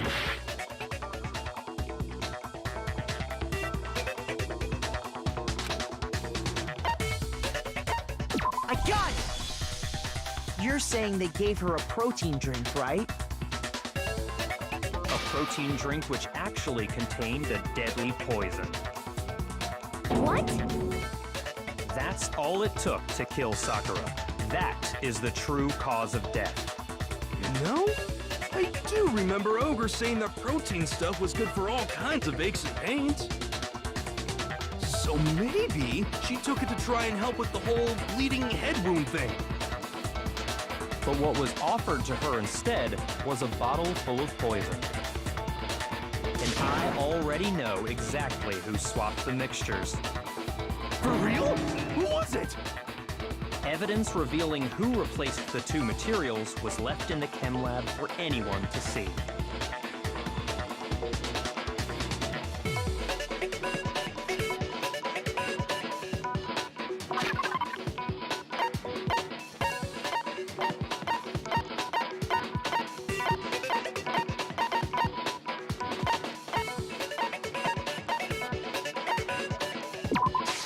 I got it! The footprints left behind in front of the shelf.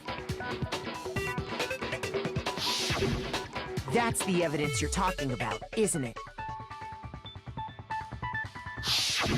I visited the chem lab this morning, and there were definitely no footprints there at that point.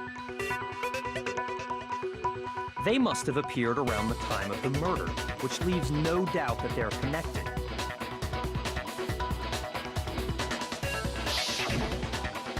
What's more, the footprints were in front of Section A, where I found the bottle meant for the poison. The culprit must have gone to Section A to swap the poison and protein, leaving their footprints behind. And given how clear the prints were, figuring out who they belong to will pose no problem. All we have to do is check everyone's footprints right now. Then we'll see who... It was me. The footprints. They're mine. Hina? If you're all gonna find out anyway, I'd rather you hear it straight from me, you know? Then Ogre's killer was... Yep. I did it. I killed Sakura. Just as I suspected. The footprints were made by a pair of sneakers. There was no mistaking it. And the only people here who wear sneakers are...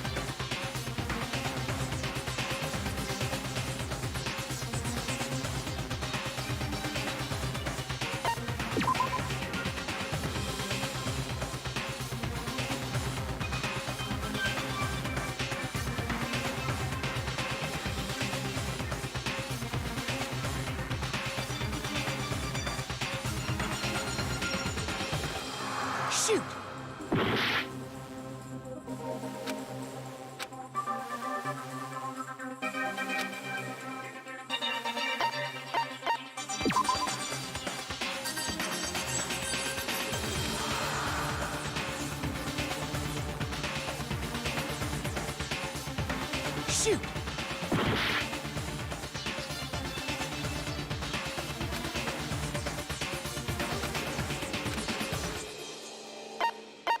I got it! Me and Hina are the only ones. Oh, so Byakuya. That explains why you...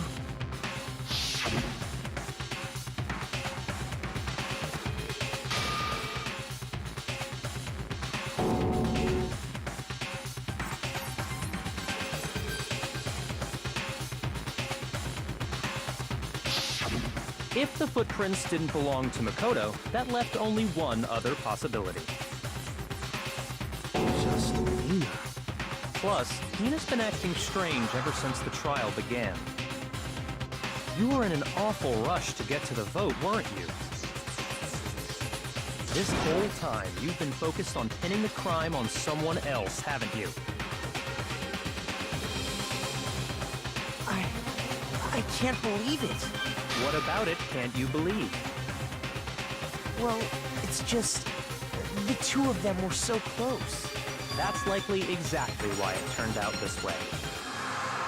Because they were so close, Sakura didn't think twice about it when Hina handed her the concoction. Hina used that trust to kill her. She deceived the victim, and she tried to deceive all of us. I have to say, Hina, coming from you, this was a particularly nasty little scheme.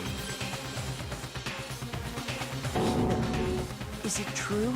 Did you really kill Sakura? And if you did, why? Why would you do that? I found her. There in the rec room. She was hurt. She asked me to bring her that protein drink. But when I went to get the powder from the chem lab, it just occurred to me all of a sudden. Now's my chance to kill her. That's what you thought, right? That's when you switched out the protein powder, and that's when you gave her the poisoned mixture. And then she downed it all at once. And then... Hold it! I'm not convinced. You're not about to claim she wouldn't kill a close friend, are you? You still don't get it, do you? The game we're playing here isn't so kind. Honeyed words like friendship don't matter here. What matters is outwitting the opponent, defeating them. Not a person alive would sacrifice themselves for another. In the end, we're all in it for ourselves. Just like how this girl sacrificed Sakura to save herself. You say that, but I'm still not convinced. How many times do you plan to repeat yourself? Don't misunderstand me. I'm not saying it because of some misguided sentimentalism. But there's still that one unsolved mystery, and I'm not convinced. Are you talking about the locked room problem? Hina, if you really are the killer, explain it. How did you create that locked room? Well... that doesn't matter. Just because I'm guilty, that means I have to tell you everything? No, it doesn't. But the fact that you won't tell us concerns me. Surely you're not... Do you honestly think Hina didn't actually kill her? And if I do? Impossible. She switched out the mixtures. She's the culprit. There's no way you can doubt this. Are you sure about that? Even ignoring the fact that I don't want to believe it, it just doesn't fit. What doesn't fit? I mean, why would someone leave such a clear clue like a footprint? It's too obvious, too easy. He's right. It makes it look like you wanted people to suspect you. I was just nervous. So, I didn't notice footprint. You didn't notice? Yeah, that's just how it was. What can I do? Listen, Hina. Could you go into a bit more detail? Tell us more about when you switched the poison and the protein. How come? That doesn't matter. Hina, please, I'd like to know too. Fine. Waste your time if you like. It's clear that Hina is the culprit. There's nobody else to suspect. Nobody else could have possibly done it. Go ahead, Hina. Start from the moment you arrived at the chem lab. Well, right away I went to Section C and got the poison. And is that when you spilled the powder in front of that part of the shelf? Yeah. When I opened the bottle, I dropped it like an idiot. I see. Okay then, go on. So then I moved to Section A and got the protein powder, and that's where I switched them. Once I was done with that, I took the protein can that had the poison in it and left the room. But I accidentally put the bottle filled with protein powder back on the wrong shelf. And because of that, everything I did got found out. And that's it. That story you just told. First you went to Section C to get the poison, then moved to Section A to get the protein, right? Meaning you went from Section C to Section A. Do I have that correct? Yeah.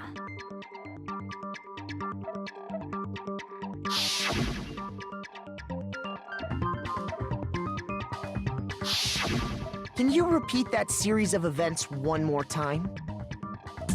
What's wrong with you, Big Mac? You're being awfully pushy. It's the same thing no matter how many times you hear it. How long until you're satisfied?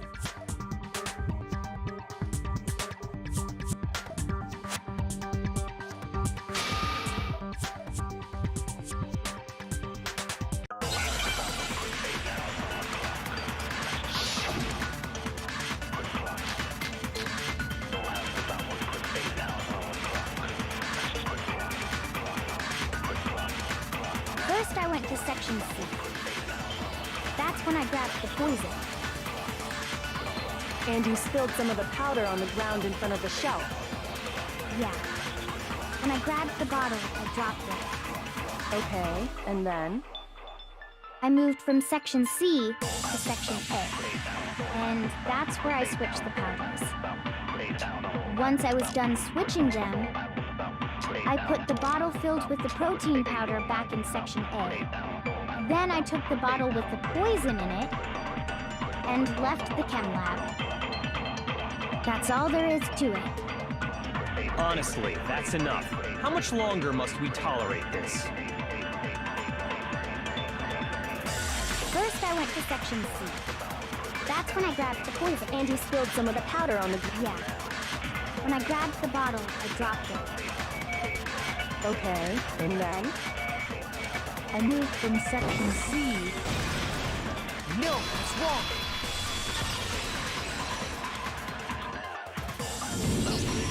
You said you went to get the poison from Section C, and that's where you spilled the powder, right? Yeah? What about it? And after that, you said you moved from Section C to Section A to get the protein. But the footprints left at the scene were not moving from Section C to Section A. That contradicts what you just said. Then maybe she moved in some weird direction on purpose to disguise her movements? No, that can't be it. Remember what Hina just said?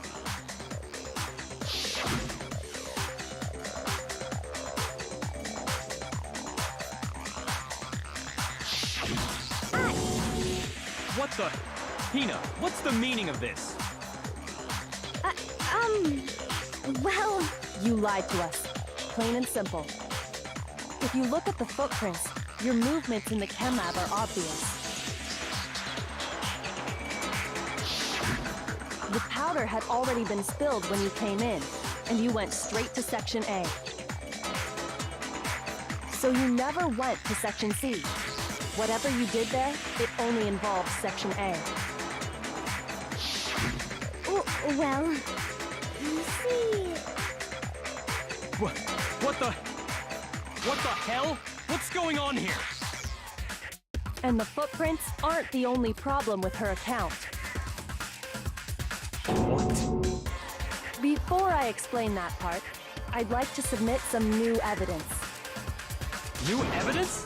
Impossible, there can't be. Are you sure? After all, you're the one that gave it to me. I did? It was hidden inside the bottle of poison you gave me. I'm amazed you, of all people, would miss such a vital clue. A truly grave oversight. Just say it already! What is it you think you found? I found this. It had sunk to the bottom of the bottle. And the hidden clue was exposed, thanks to you ingesting the powder. I couldn't have solved the mystery without you. So, thank you for that.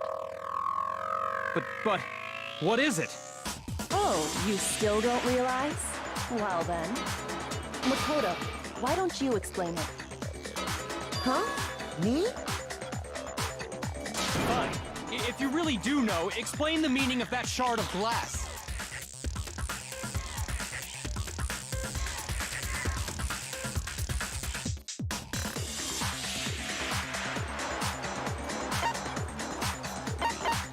I got it! It's part of the window from the rec room door, right? A window? The window we broke to get in was light blue, just like that. So I think that must be it. You're right. It must be. Of course, that leads to another question. How did a shard of glass from the window get inside this bottle of poison? What's so strange about that? What's strange is that, according to what Hina told us,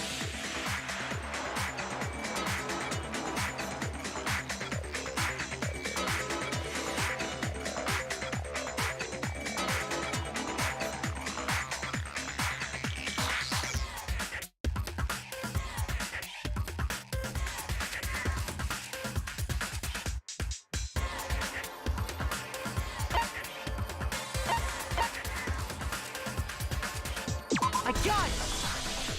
The bottle of poison was left on the shelf in the chem lab. That is what you said, right, Hina? And yet, somehow a piece of glass from the rec room window made its way into the bottle. Everything Hina told us was a lie? In reality, that bottle of poison most definitely found its way to the rec room. It was there at least until the window got broken. In other words, when the locked room was unlocked. There's no other way to explain the presence of that glass in that bottle. And then, once the room was opened, the bottle somehow got moved back to the shelf in the chem lab. Meanwhile, the protein can we found at the crime scene was planted there. That had to be after the locked room was opened. In other words, after Sakura died. Wait, hold on. You're moving too fast. I'll grant you, the bottle of poison may well have been in the rec room when it was locked. But how can you say the protein can was put there after the room was unlocked? We already know she was given the protein can with the poison inside, right? If that can wasn't there when she died, how did she get poisoned? You're right. We do need to explain that. But before we do, there's something I'd like to confirm with everyone here. Huh? It has to do with the protein can. After Sakura's body was discovered, did anyone move it or trip over it or anything like that? What are you talking about? Is this some kind of loaded question? Not at all. Just answer to the best of your ability. Well, no, not that I remember. Yeah, me either. Not me. Same here. Yeah, me either. Okay then, that settles it. That proves that the protein can found its way to the murder scene after the room was opened. Oh, come on! How can you say that? How can you know what I don't know?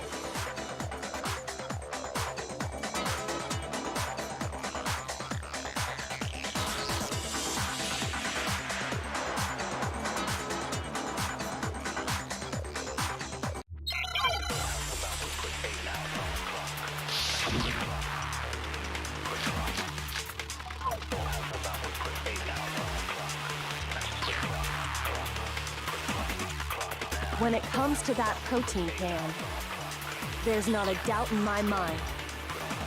Until the locked room was unlocked, it absolutely was not in there.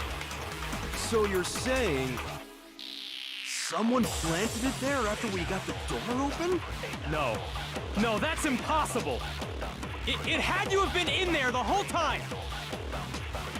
It had to be! It was in there before the rec room was unlocked!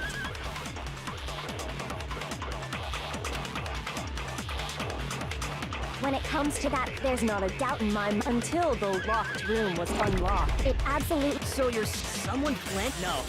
It had to have been in there the whole time! It had to be. It was in there before the rec room was unlocked. When it comes to that, there's not a doubt until... The locked room was unlocked. It absolutely... So you're someone planted? No. It had to have been in there the whole time. It had to be. It was in there before the rec room was unlocked. Shoot! When it comes to that protein can, there's not a doubt in my mind. Until the... It absolutely... So you're someone planted? No. It had to have been in there the whole time. It had to be. It was in there. No, that's wrong.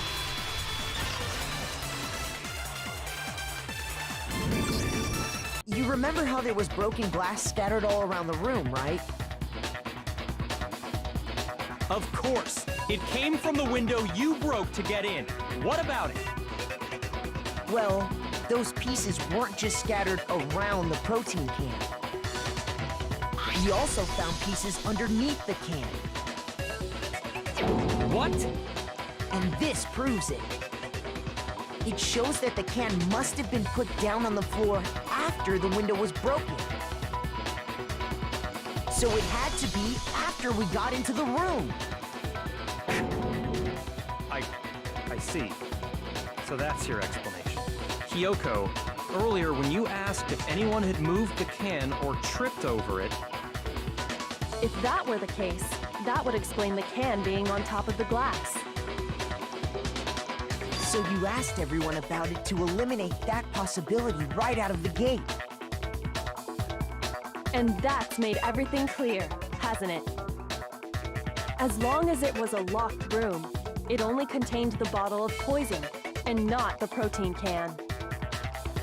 But once the room was opened up, they were switched, and as a result, the protein can wound up in the rec room, and the bottle of poison returned to the chem lab. If that's all true, then why did Sakura drink the poison? I thought we all agreed she was tricked into drinking it because of the protein can. No, that's not why. The only explanation is she drank it from its original bottle, knowing exactly what it was. Precisely. She was alone in a locked room. All she had was the poison. What other possibility is there? You're saying she drank it knowing what it was? Such a ridiculous fiction is... Exactly what happened. Then tell us already. Sorry. Please, Tell us. Before we get to that, we need to clarify one other thing. We need to establish who exactly got the poison from the chem lab and took it to the rec room. It was Hina, right? She took it and gave it to Ogre. What do you think, Mukuro?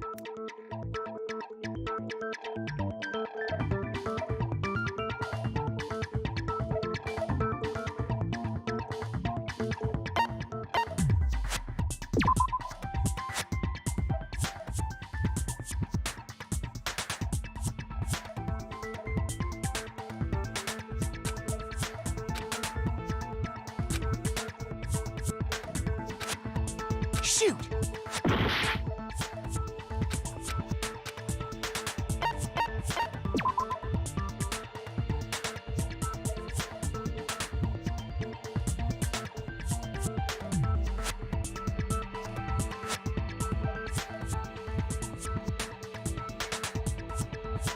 Shoot!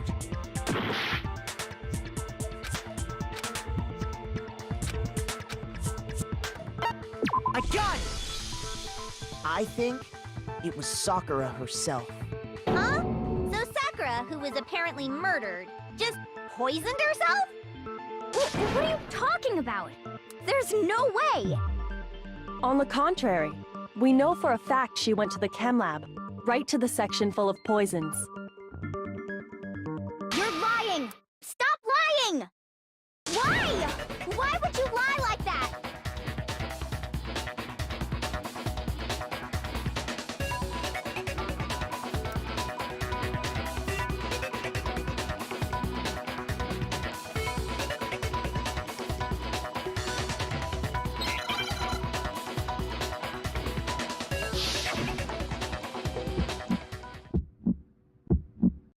You're a liar! What are you saying? Wrong! You're wrong! I'm telling you, I did it! Stop talking! You're a liar! Wrong! You're wrong! Wrong! You're wrong! I hate you! I hate you!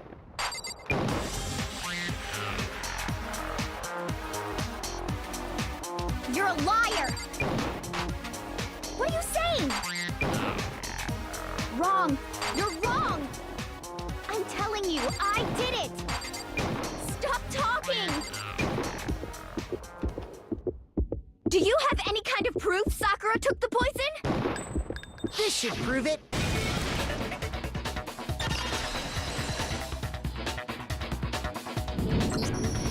Hina, did you know that Sakura's foot had a certain yellow powder stuck to it? It did? It did. The same yellow powder that had been spilled by the shelf in the chem lab. That powder was yellow, wasn't it? So the powder we found on Sakura, what else could it be but the powder from the chem lab? Wait. So, what was that powder doing on Ogre's foot? And it was only on her instep, right? Sakura must have been standing right there where the powder was spilled. So the person who spilled the powder by the shelf wasn't Hina, but Sakura. And when Sakura dropped the bottle, she dropped it away from where she was actually standing. Which is how she was able to avoid getting it all over herself. But the powder still got scattered around, and some of it must have wound up on her instep. Is there any problem with my thinking? But why did Sakura pay a visit to Section C in the first place? The only explanation is that she was looking for poison. After all, that's all that section contained. No! It was me! The poison! Because I killed her! No, you didn't kill her.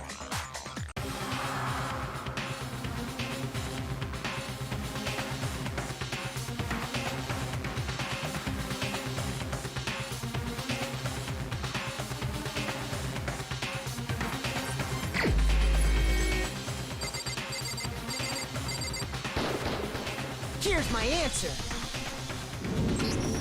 The one who killed Sakura was Sakura herself. What? The killer was Sakura? Wait, so you're saying it was suicide? I don't believe it. I don't believe it any more than I believe I can fly. I can't believe it either. Or rather, I don't want to believe it. But when you really think about it, everything matches up. Sakura went and got the poison. She barricaded herself in a room, and she drank it. All so she could end her own life. And that explains why we couldn't solve the mystery of the locked room.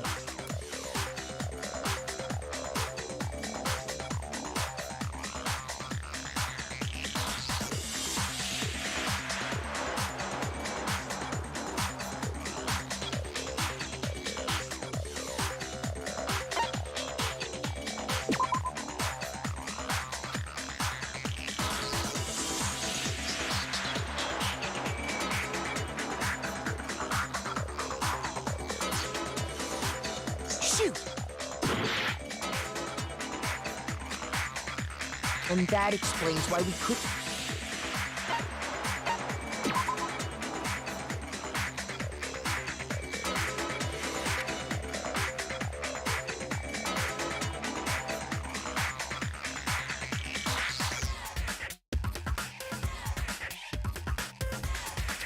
Shoot!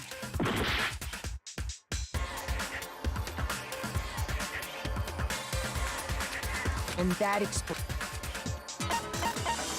I got it! The locked room mystery was created by Sakura. I'm sure she locked herself in so nobody could stop her from doing what she did. She sat there, drank the poison, and breathed her last breath. And the empty bottle of poison rolled around the locked room until we came and opened it. At that point, someone grabbed the bottle and snuck it out of the room. And that was you, wasn't it, Hina? You did it to throw off the investigation, didn't you? When we found her body, you stayed right there near the door. Because you already knew Sakura was dead. And because the bottle of poison had rolled near the doorway. That's when you picked up the bottle, right? I was too shocked to notice anything, and Kyoko was busy checking the body. And the more I think about it, the more I realize how unusual your actions were.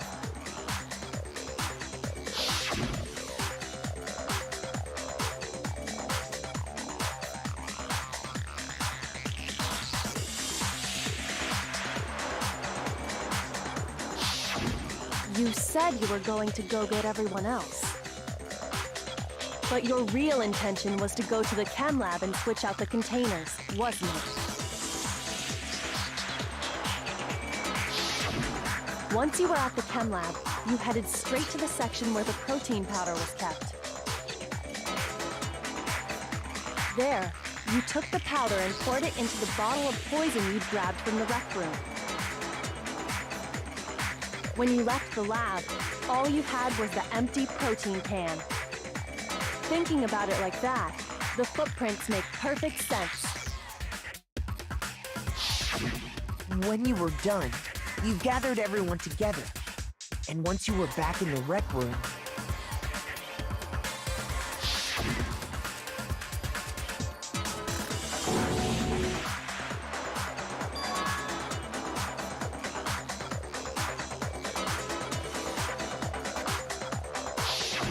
While everyone else was focused on Sakura, you quietly placed the can on the ground. Honestly, I should have noticed. You should have been the first one to run up to Sakura's lifeless body. The Hina I know never would have left her side in a situation like that. So, Sakura committed suicide. In order to hide this fact, Hina undertook a series of actions to undermine the investigation. As long as you could disguise the truth, you didn't care if we blamed you for her death. That's why you didn't bother to get rid of such obvious evidence, right? The footprints in the powder and the bottle of poison? Vital pieces of evidence, and yet... So you're saying Hina consciously deceived us to make it look like she killed Sakura? No! No! I killed her! I did it! That's enough, Hina. It's over. It's not! Nothing's over! It is! Actually, no. You're right. We have to end this properly.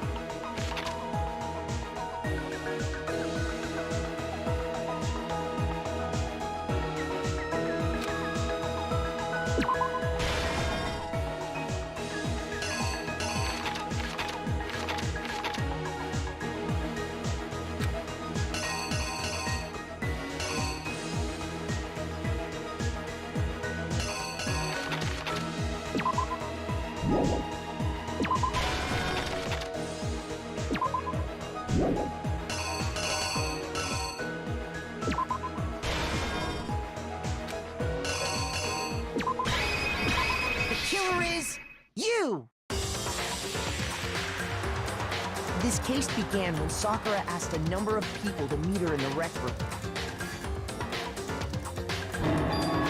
Specifically, those people were Hiro, Toko, and Byakuya. But one of them headed out a bit earlier than the others. Toko, she got there one step ahead of everyone else and looked around for a good hiding spot. And she found it. She crawled into the locker to get out of sight. Then, from inside the locker, she saw Sakura enter the room. Next to arrive was Hiro. When he got there, he mistakenly thought Sakura was going to try to kill him, so he panicked.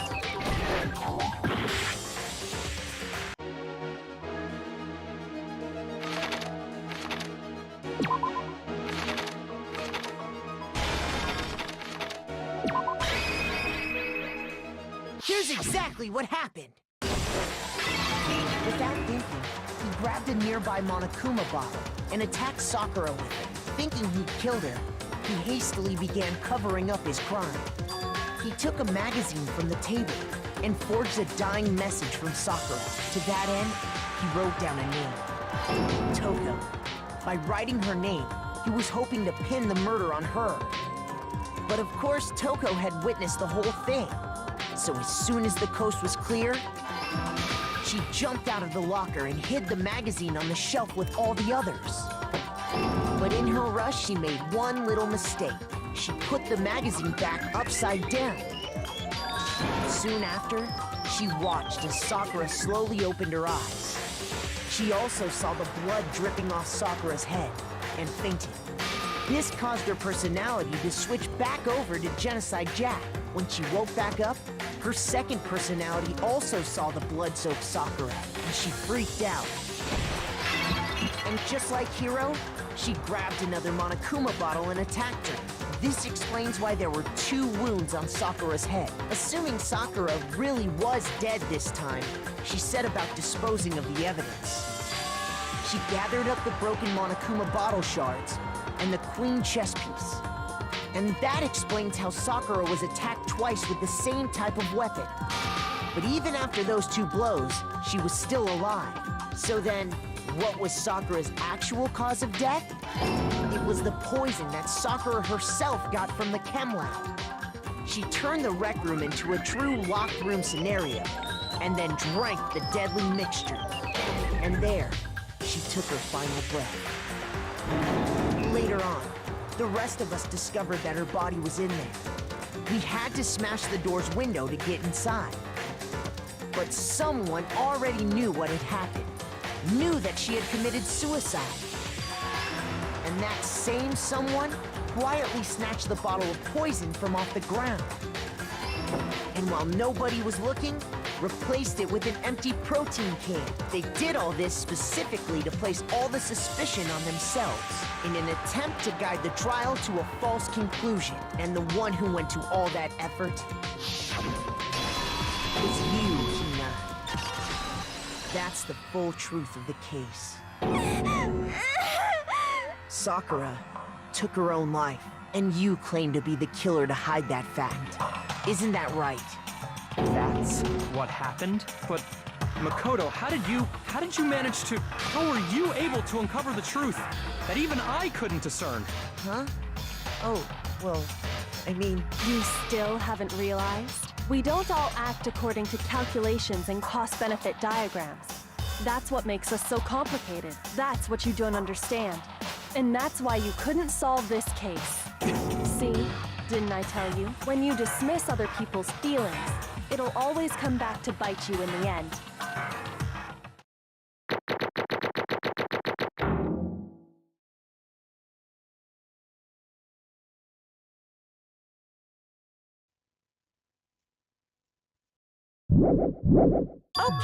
Okay. I think we can all agree you made your point. Did you guys forget already? You still haven't voted yet. Oh yeah, that's right. You seriously forgot? I can feel my energy draining out of me. Well, whatever. You don't really have a choice anyway. You just gotta do it. Maybe you don't want to, but please grab your lever and cast your vote. So, who will be chosen as the blackened? Will you make the right choice or the dreadfully wrong one? What's it gonna be? What's it gonna be?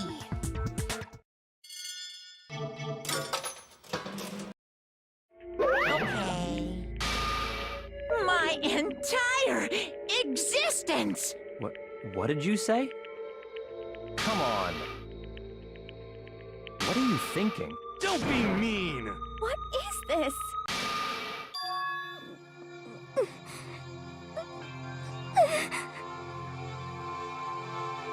You should have been the one to die! What?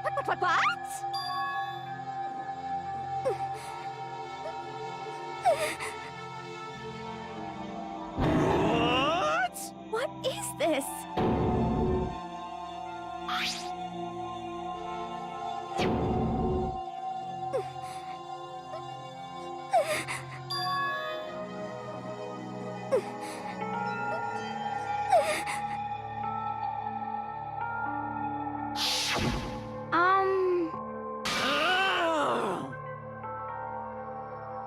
No forgiveness! I can't forgive this!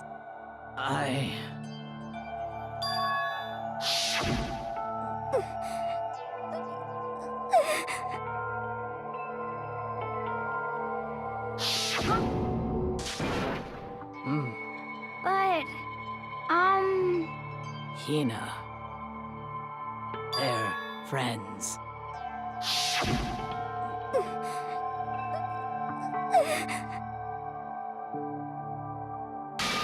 why?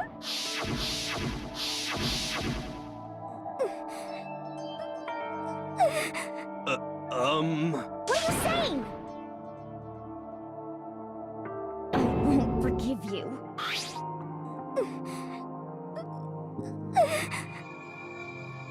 Why? Huh? Hina. Hina. Huh? I have a favor to ask. Huh? Some protein.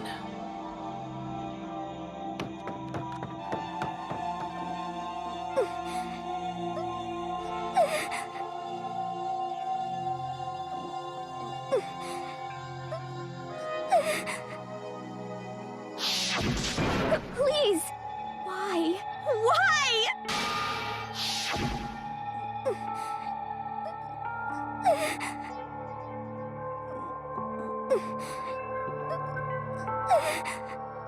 Why?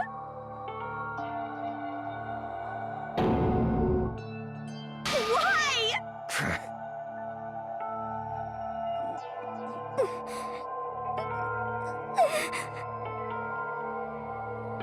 Hey!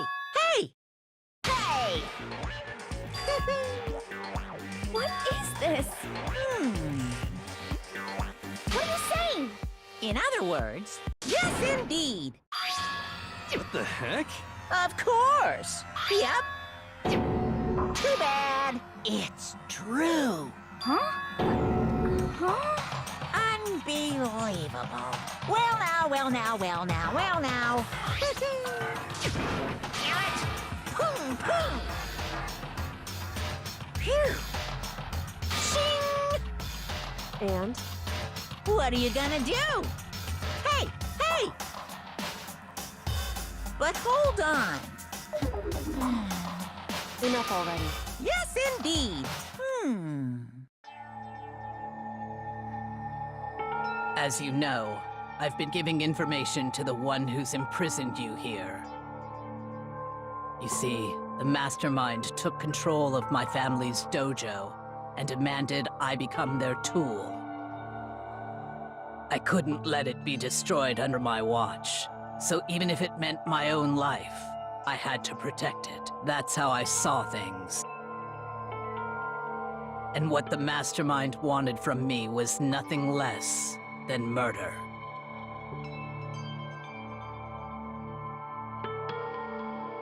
However, as I lived here with all of you, as I lived here with Hina, my resolve began to weaken.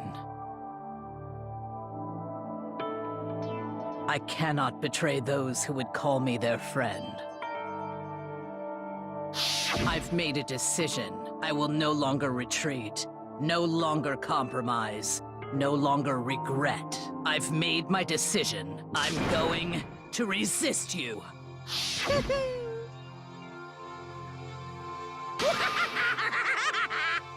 Of course, I understand if you all hate me. All of this is because of my own weakness. So this is my atonement for betraying you. That's what I had in mind. My own situation has started having an effect on more people than just me, which is exactly what the Mastermind wanted when they revealed my betrayal. Of course, I'm still responsible for that as well. But I've decided the one I'm going to kill is myself.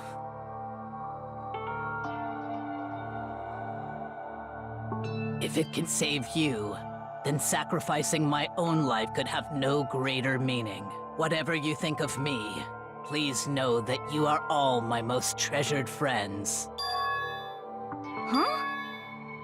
No way! Correct.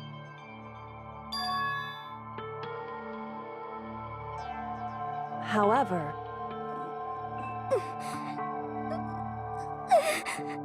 Finally, Hina, I want to apologize to you especially.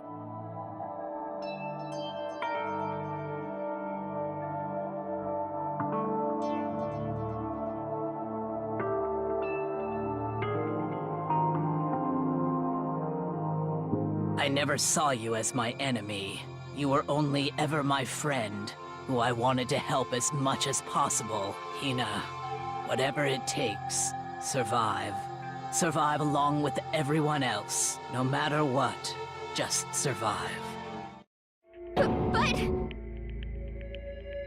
What are you gonna do? Uh-oh. Too bad. Huh?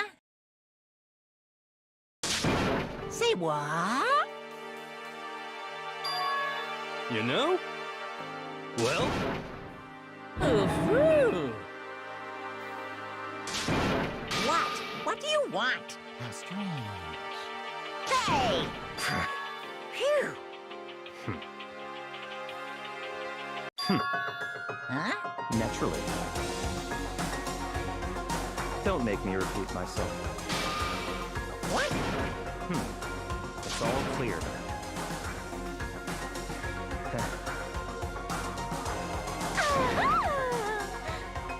Hey, what the heck? You want me to punish you guys? What? But... Wrong. Listen up. Yoo-hoo! Let's give it everything we've got. It's punishment time!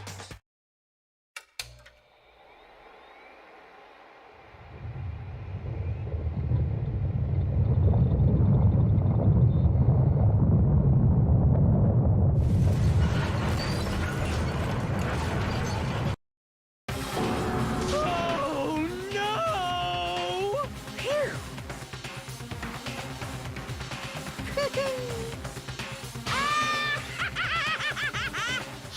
So, but still, I'm gonna do my best.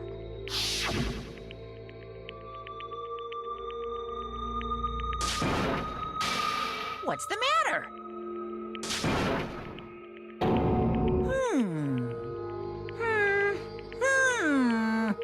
just as I thought.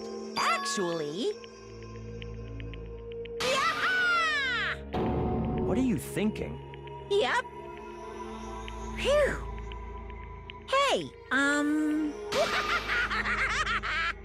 want to be able to help.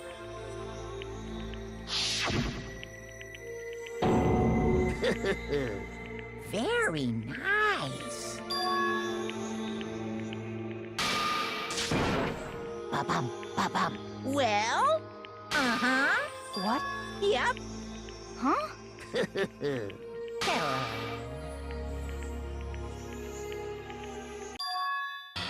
Hina. Yaha! Too bad. What? You guys?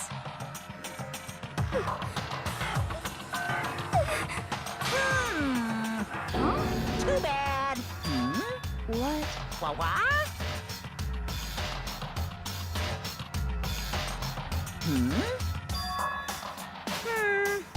Well?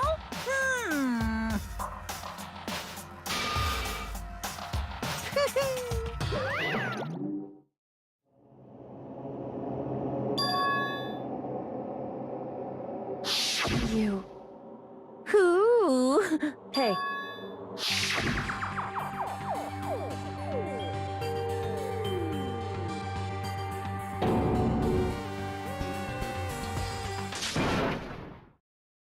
Yo! But, Yes.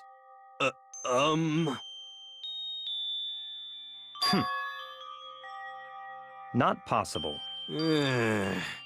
Stop talking.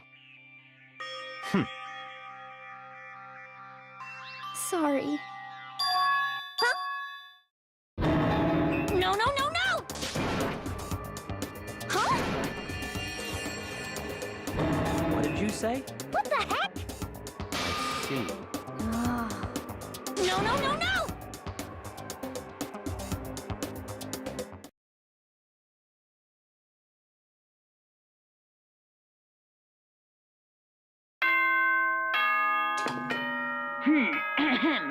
This is a school announcement. It is now 10 p.m. As such, it is officially nighttime. Soon the doors to the dining hall will be locked, An entry at that point is strictly prohibited. Okay then. Sweet dreams, everyone. Good night.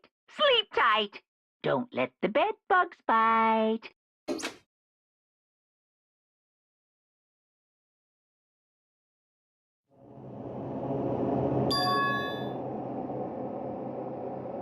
Kyoko? Yes, it's me. Huh? Kyoko? I said yes. So Kyoko's here. Wait, what? It's true. Whew. Hey. Correct.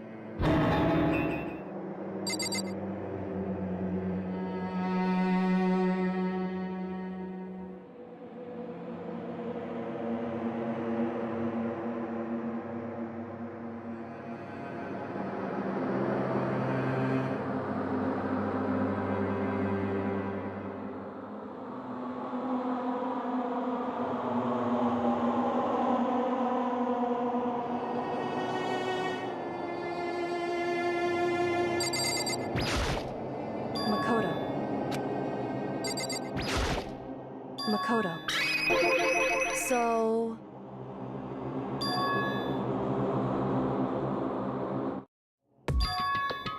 Goodbye.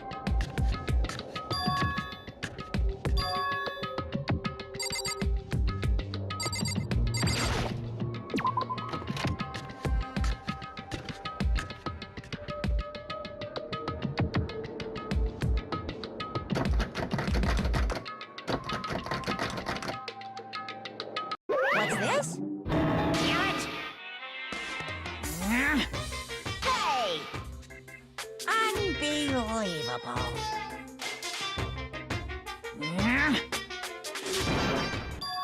Just a second. You too? You guys? It's true. Hey. Shall we go?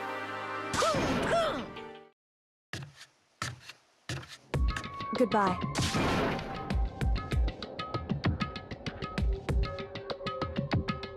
Whew.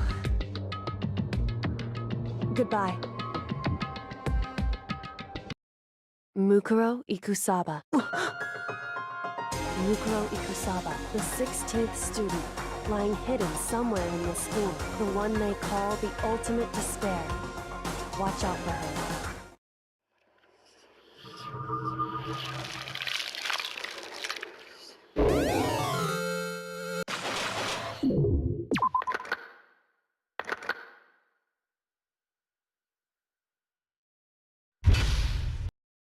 Mukuro Ikusaba. Mukuro Ikusaba, the 16th student, lying hidden somewhere in this school, the one they call the ultimate despair. Watch out for her.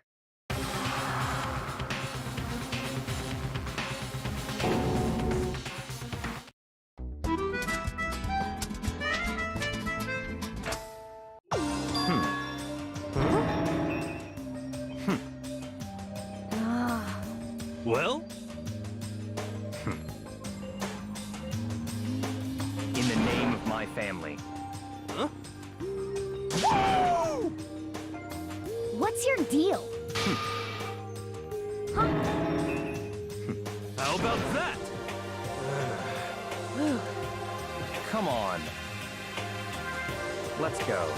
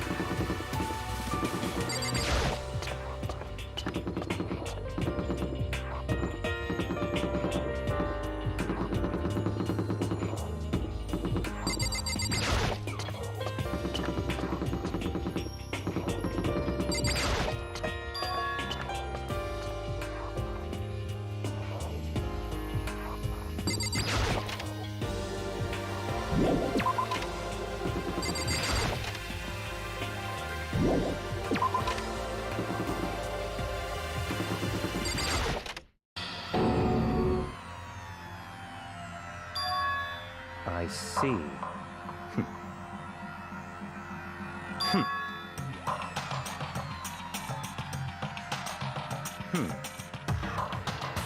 Hey, come on now. Unbelievable. Now then. Yes, indeed. Uh-oh. I can't wait! I can't wait!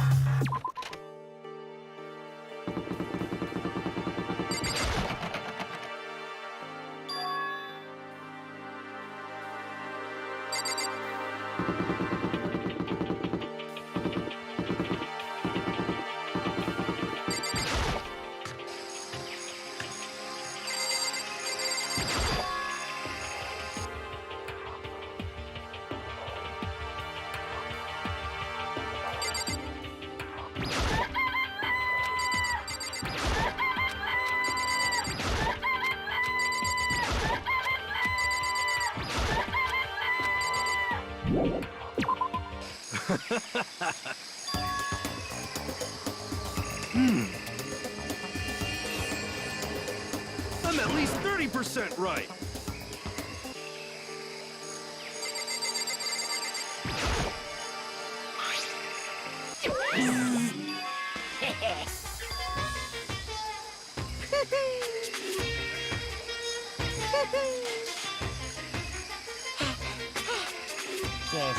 Disgusting.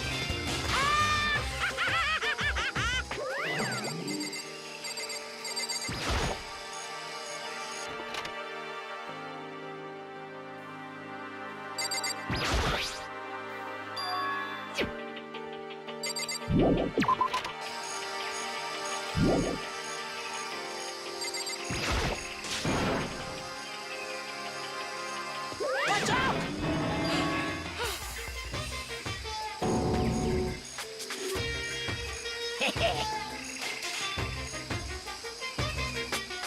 Actually, well done.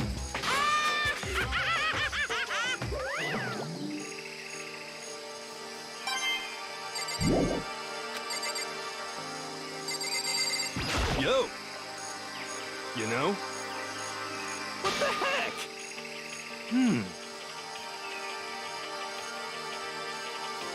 The end is nigh!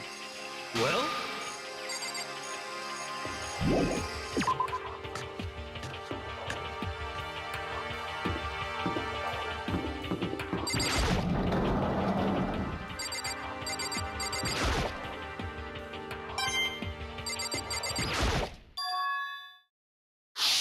Mukuro Ikusaba, the 16th student, lying hidden somewhere in this school. The one they call the ultimate despair. Watch out for her.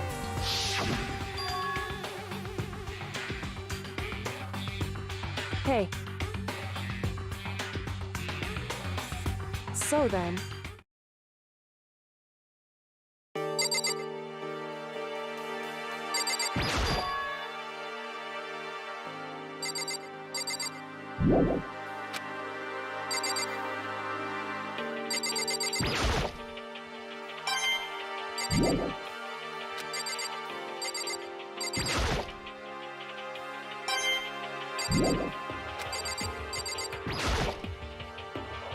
Hey.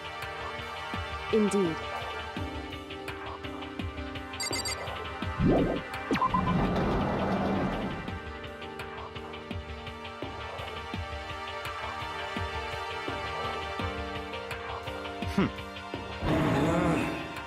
Just a second.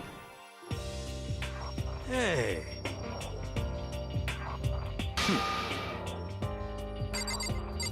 Yeah. Correct. So, yeah. Correct. So, Just a second. So then...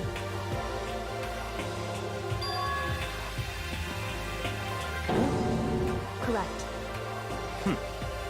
But... okay.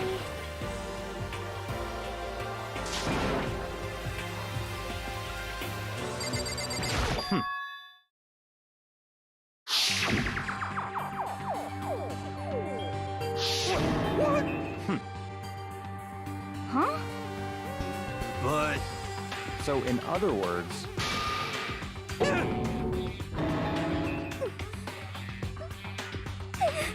It can't be.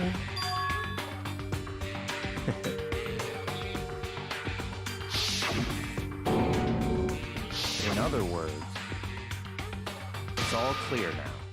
Hey.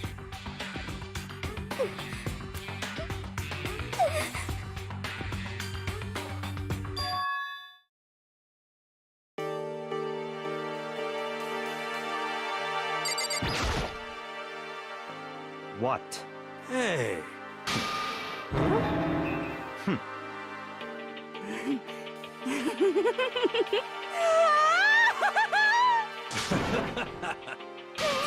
What the heck? Oh!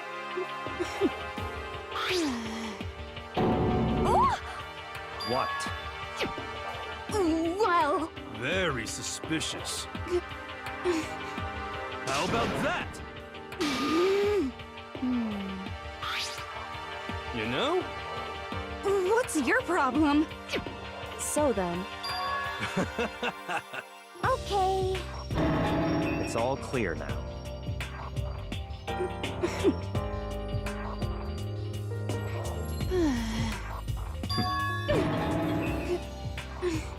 That's fine.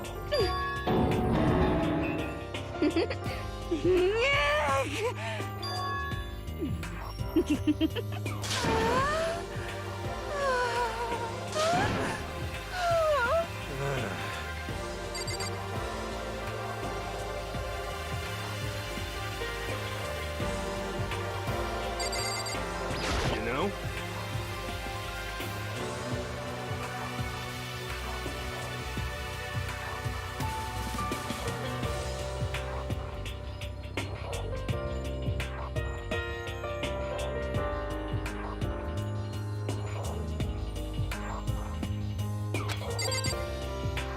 You know?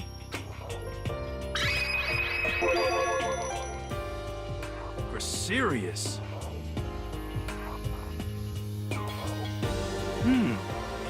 Yeah.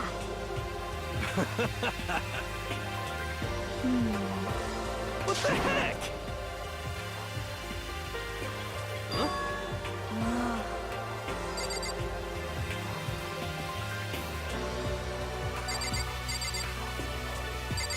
You know?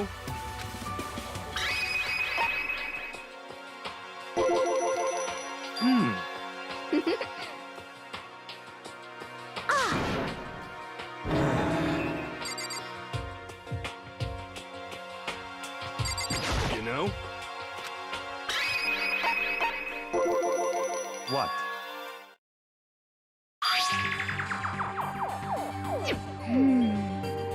It's true.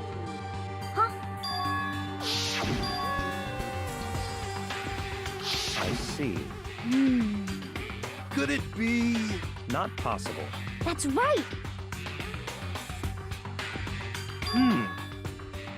Yo! What the heck? Well? You know?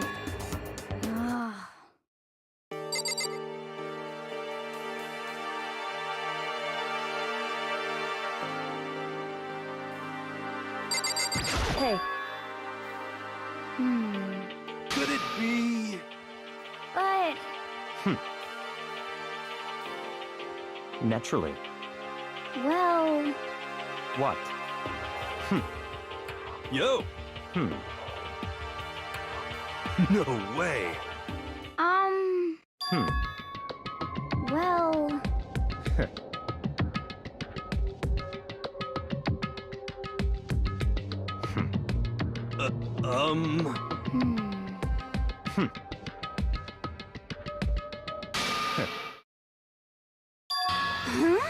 wrong. What the heck? So, What? This is very suspicious. however, What? hey, It's all clear now. what? Just give up.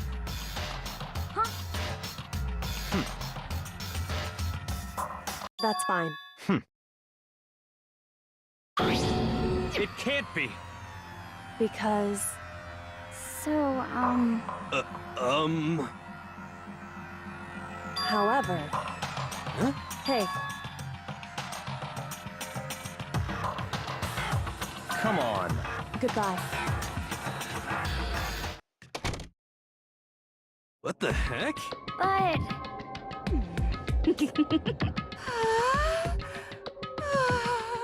Stop talking. Come on. Hey!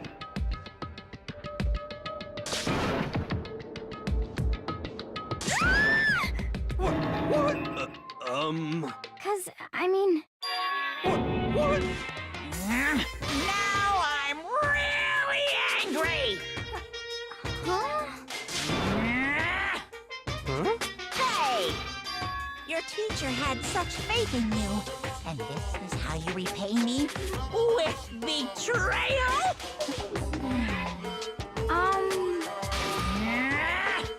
What the heck? so,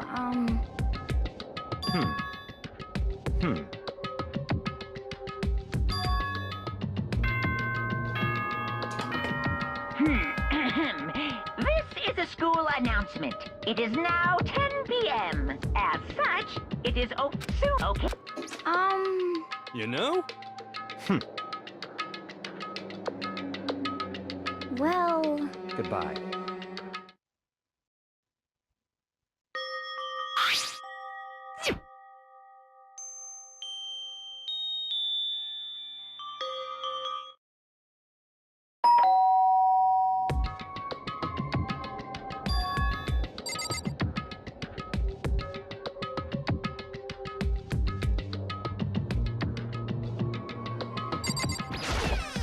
Hey,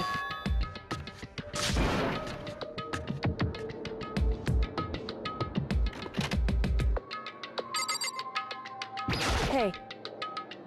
Correct. So then,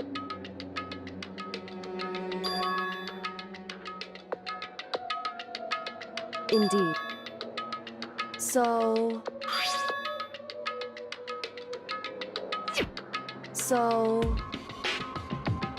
however, correct. Indeed. That's right. Indeed. Correct.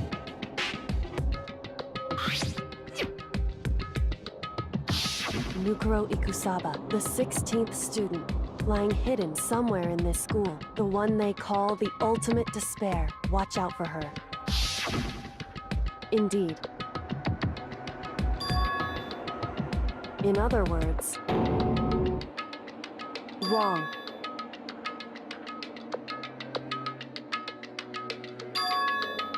Anyway, so...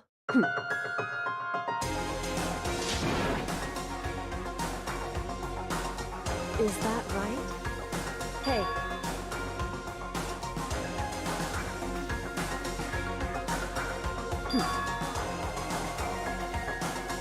Hey.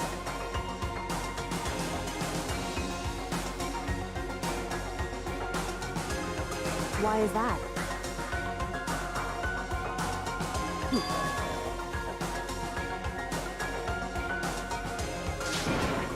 I see. Correct. In other words, if you spend all your time trying to avoid danger, you'll never move forward. Hey.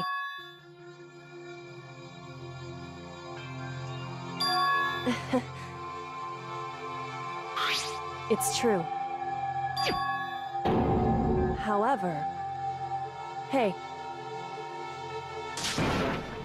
Indeed. Hey. Indeed. Well, so then, Mukuro. Goodbye.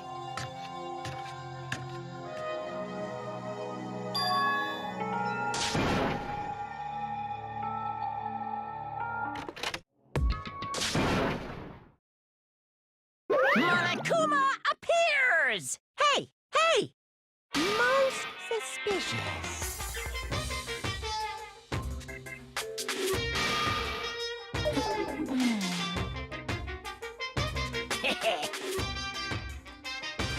Wow. You need something? Say what? Actually, what? My entire existence! This is kind of depressing. What are you thinking? Unbelievable.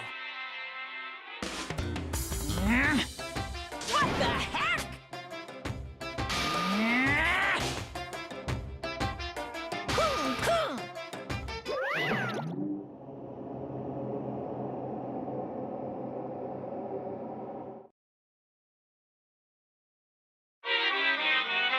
Monokuma Theater, brought to you by Spike Toonsoft Company Limited.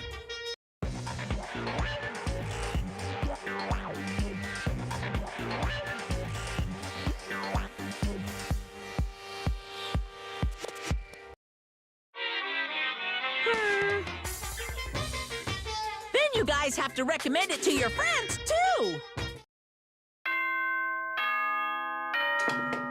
Good morning, everyone! It is now 7 a.m., and nighttime is officially over. Time to rise and shine! Get ready to greet another beautiful day!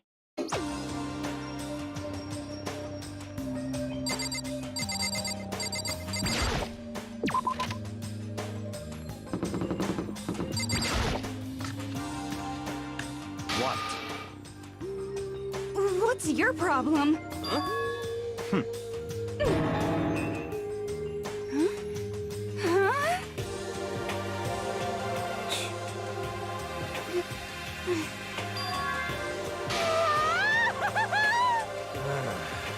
So, Could it be?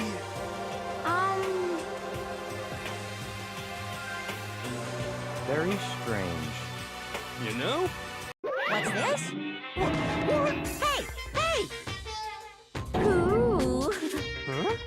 What? Uh-huh. This is very suspicious. Hey. Hey! Hey! What the heck? What the heck?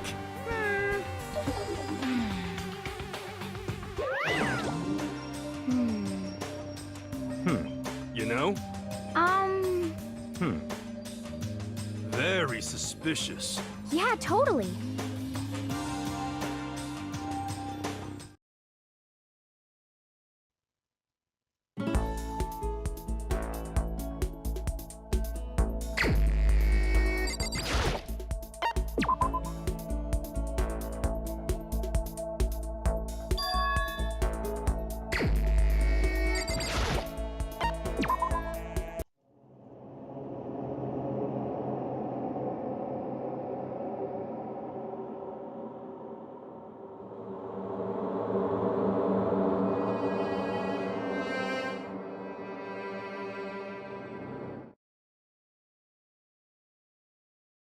I understand. I understand. I understand. I should understand everything. My goal isn't to get out of here. It's to stay here. Hope. This is all for hope. And that's why I have to stay. I have to stay here. My dream just now. What? So strange. Huh?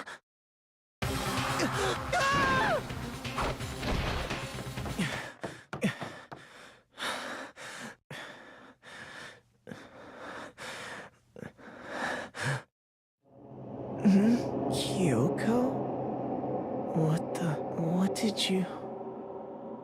What did you say?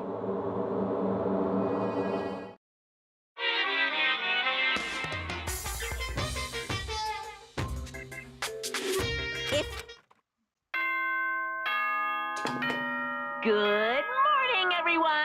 It is now 7 a.m. and nighttime is officially over. Time to rise and shine! Get ready to greet another beautiful day!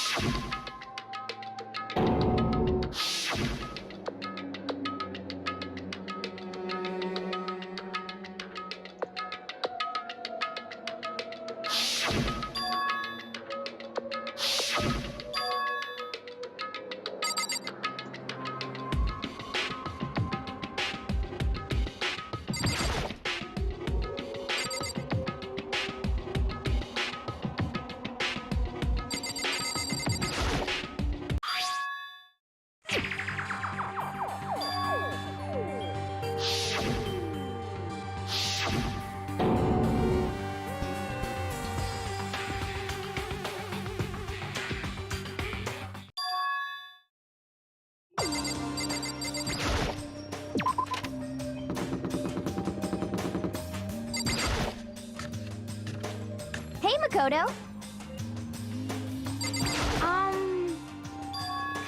I mean...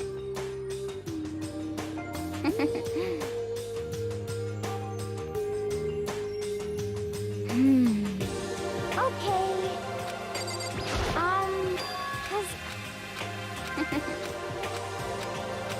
Okay. That's right. Okay.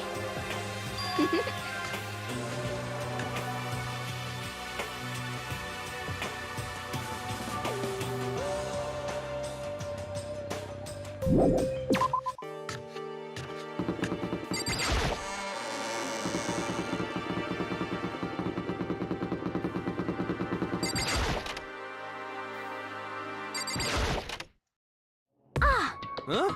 Oh, hey, Mukuro. What?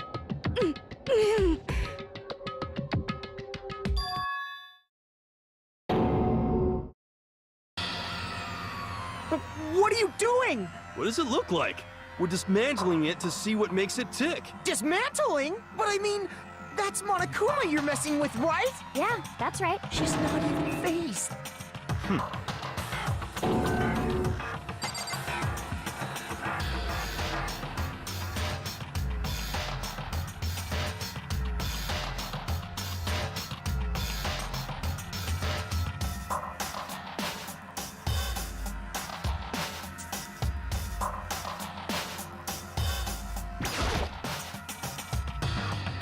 Hey, come on. What?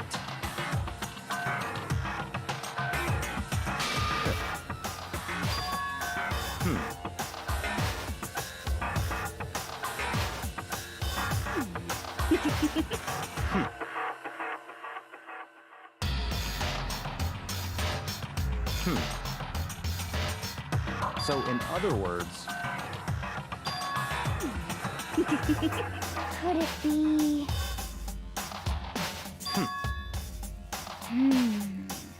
Hey, you know? Huh?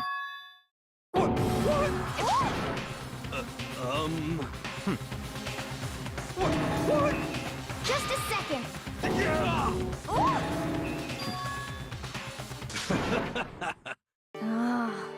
Don't be mean! Well?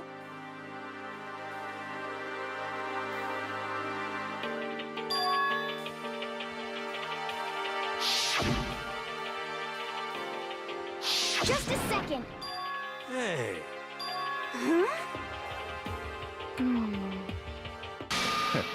it's all clear now. Naturally. What? What the heck? Such ignorance.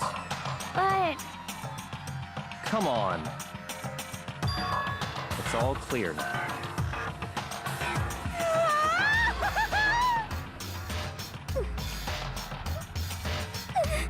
How about that?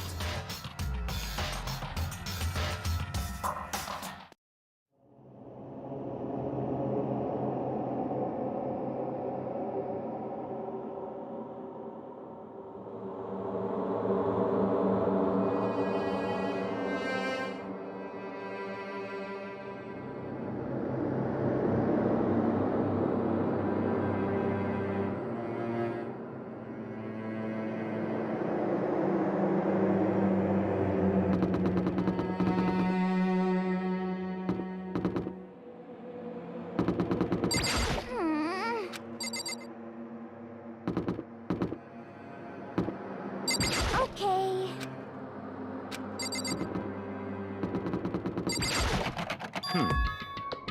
What? But... So, in other words, Hey. what? I mean... What the heck? Okay. Actually... Oh, so then... I see. It's all clear now. What? Naturally. What?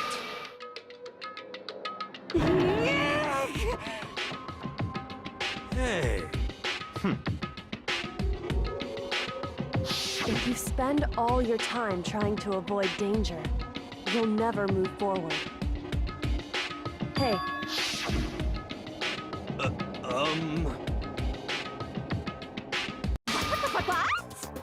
What? You called for me and so I appeared. Come on.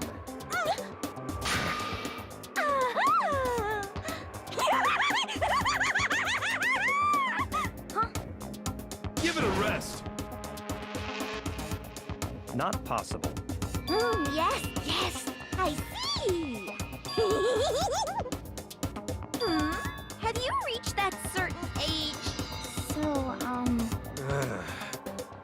you've gotta be kidding. You SOB! Yep. What did you say? Come on.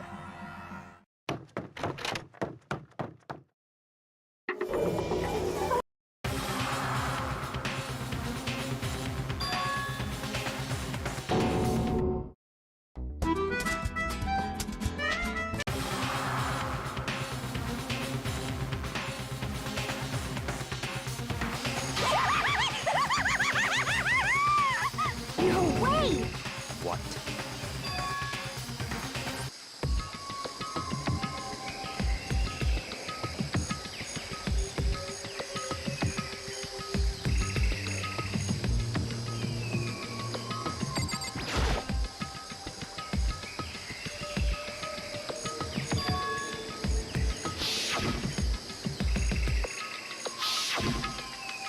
Well...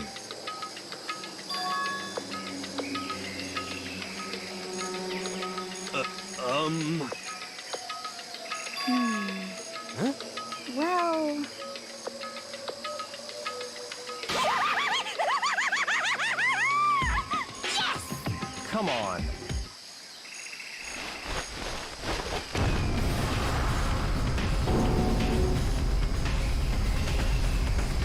Come on.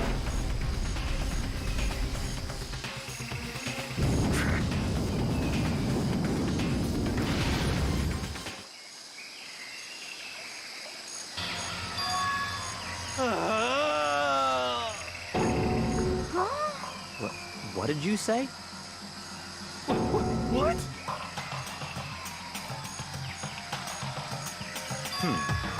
What?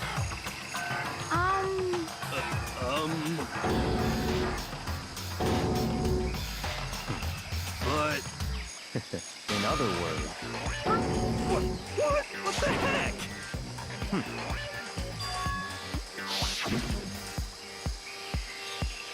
But...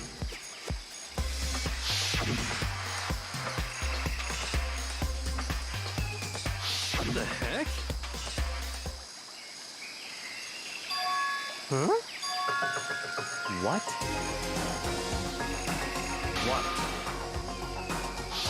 Mukuro Ikusaba, the 16th student, lying hidden somewhere in this school. The one they call the ultimate despair. Watch out for her.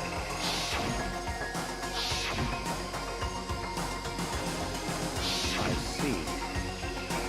So, Could it be... What the heck? What? What?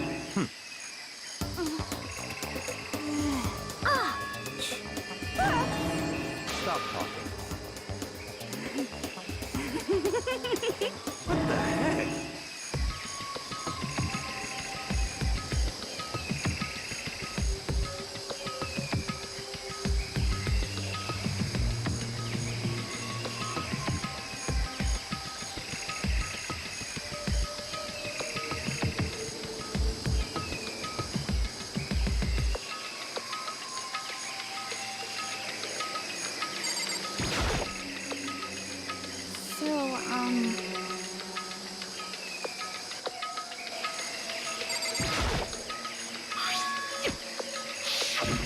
So...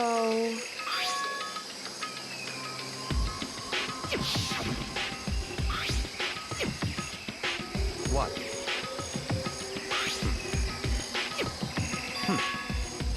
I see. So, in other words...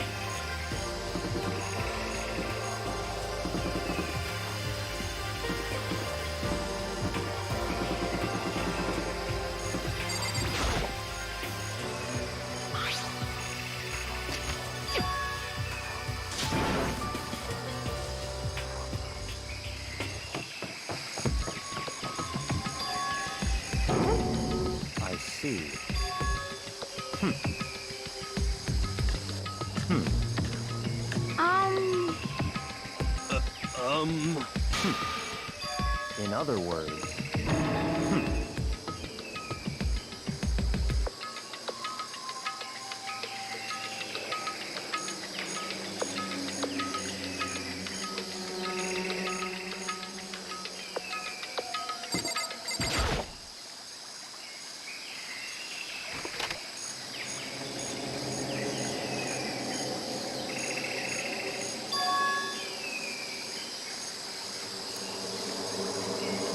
What?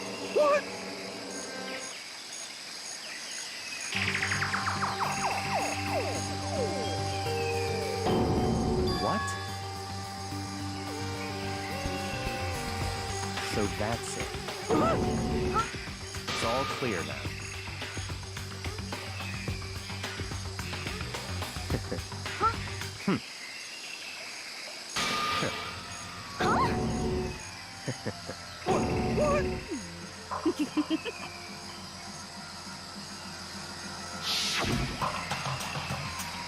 But...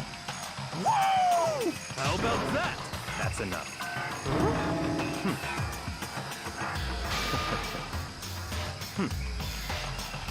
What?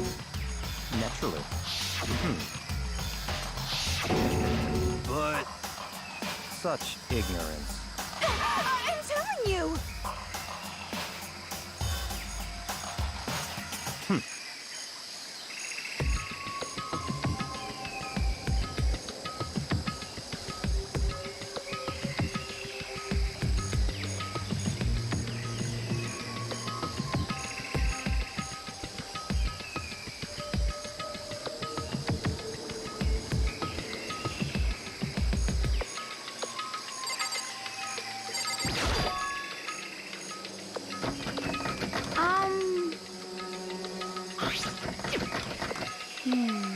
Yeah.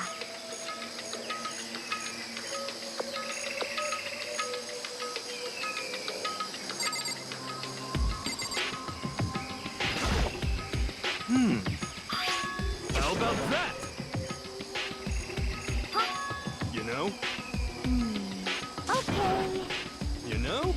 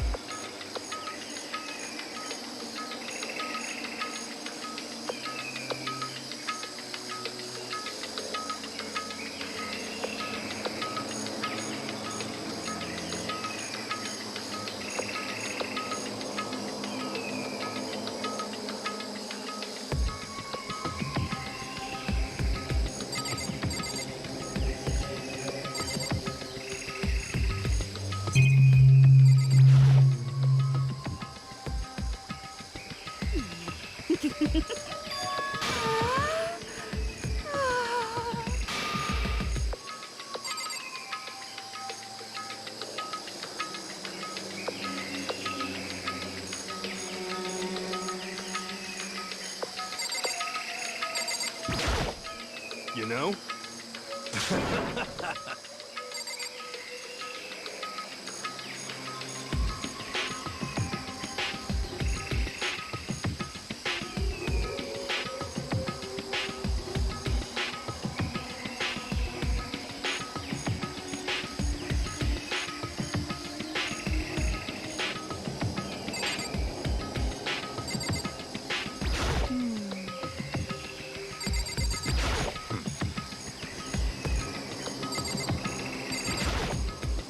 Yeah.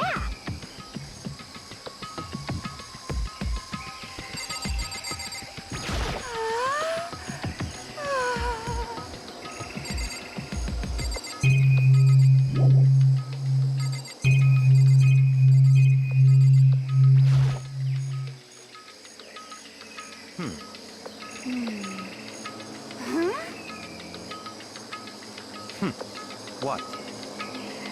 You know? Huh? What? What the heck? Huh?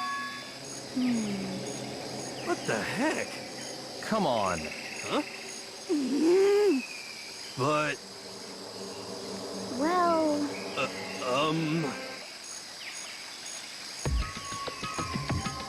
What the heck? Could it be... Actually... Huh?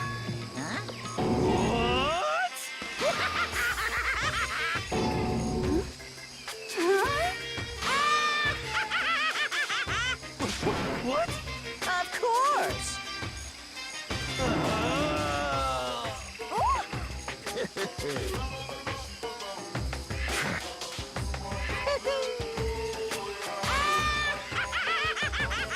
Well now, sing!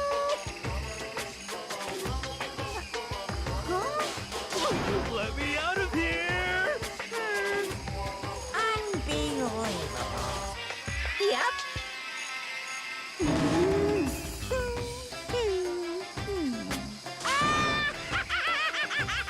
Well now. Hey, What? What the heck?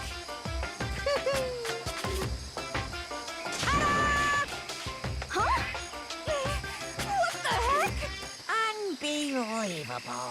Thrills, chills, kills! Extreme!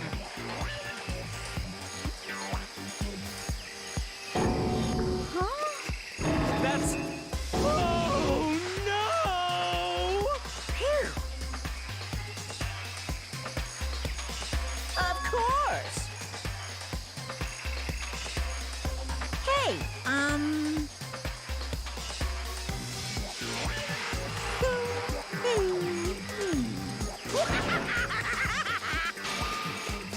What are you saying? Actually, yes indeed. This can't be. Yeah! Of course.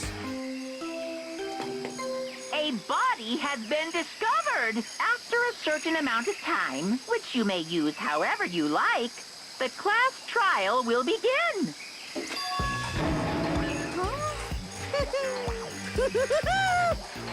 It's the Monokuma file! Heart-pounding excitement! I can't wait! I can't wait!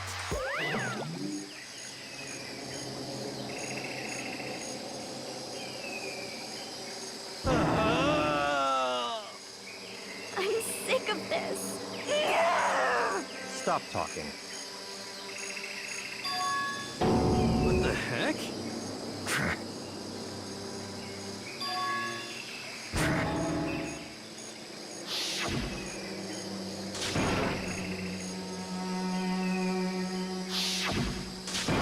Quiet. But... That's right. Huh?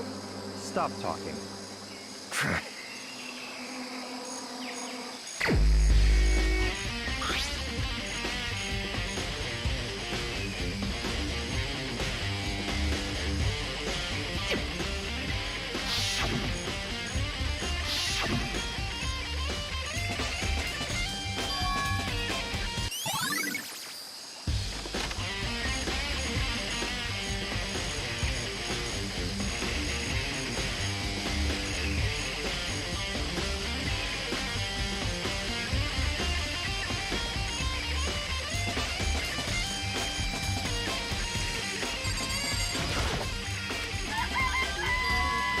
Yo! Huh? But... What? Conspiracy!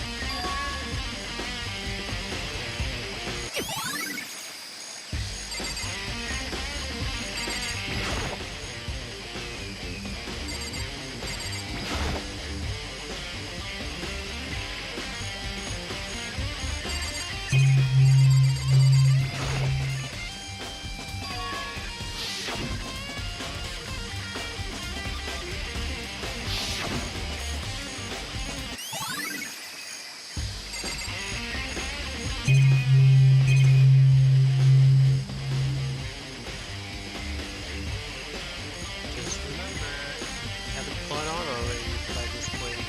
There are red fingernails on this person. And don't those boots look familiar? Pretty sure we saw them on someone else in this game.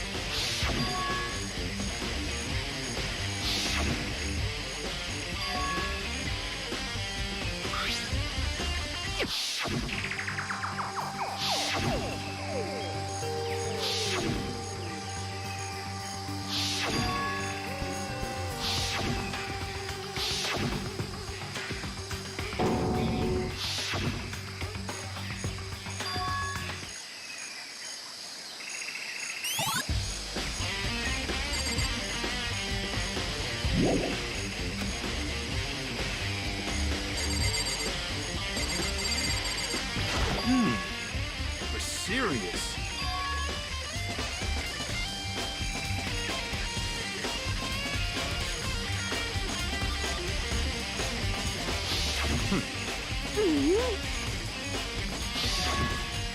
You know?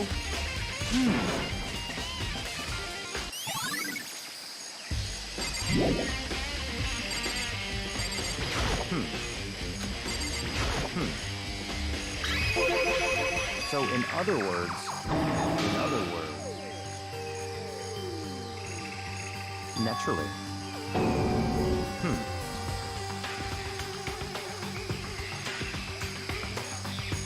In other words,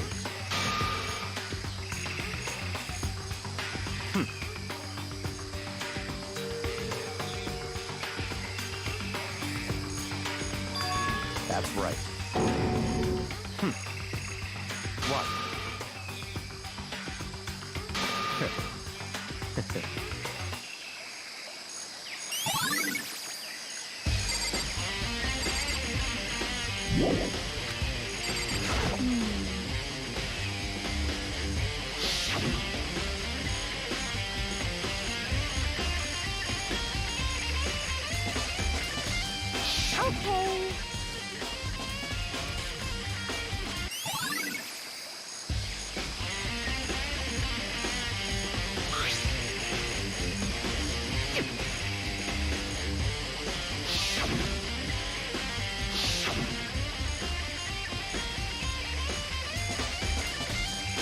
It's all clear now.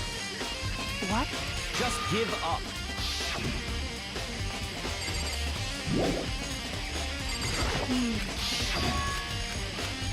Okay.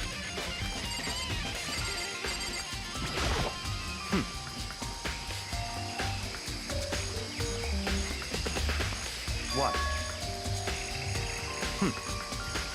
Goodbye.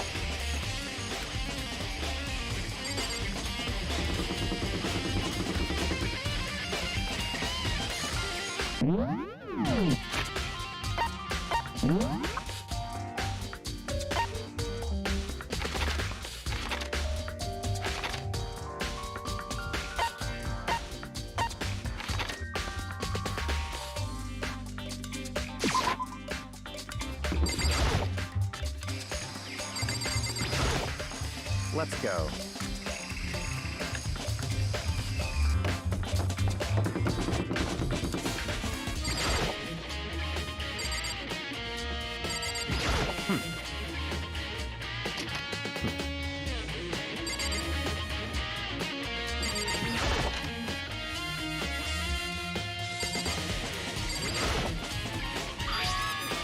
What?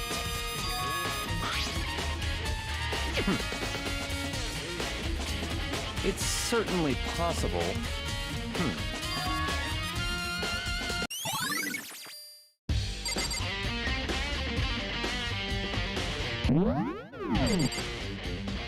Such ignorance.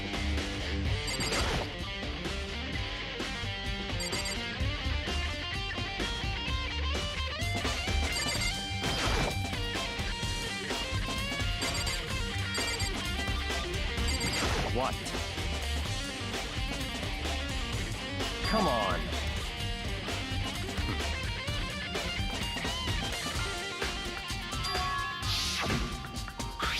It's true.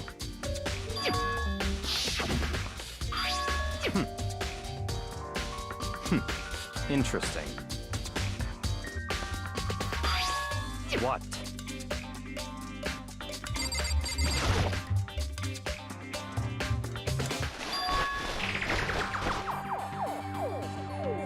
I see.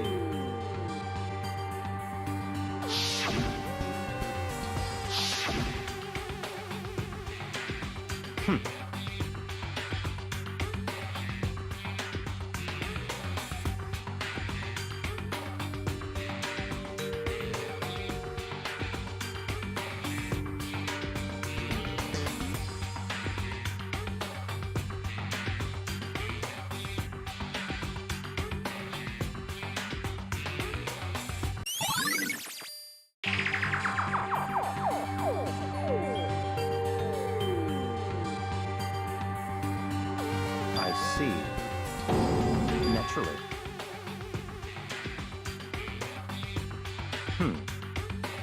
Found it! What? Hey, come on now!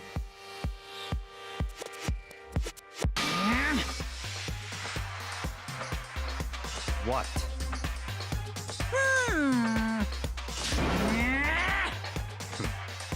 Of course!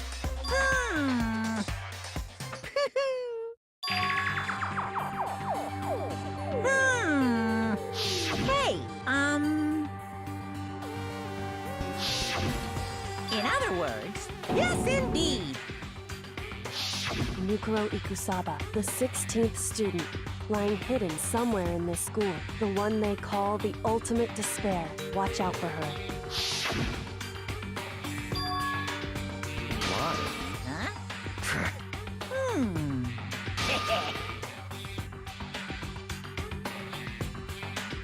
Yes, indeed. Well, now.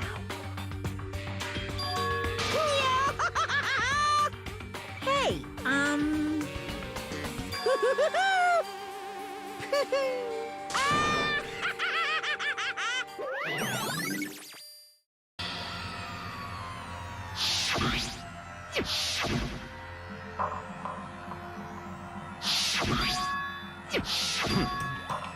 What?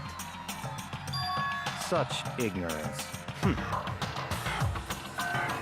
That's right.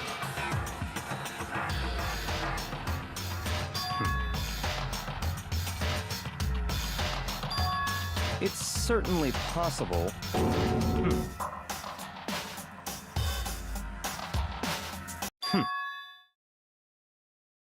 What?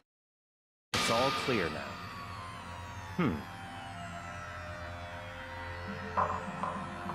So, in other words...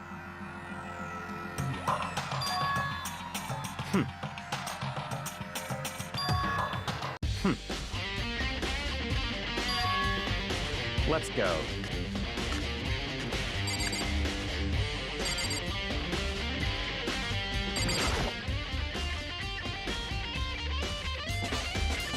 I see. Very strange.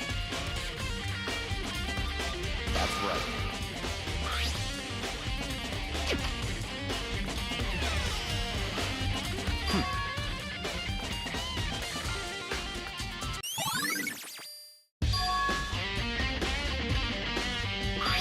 I see.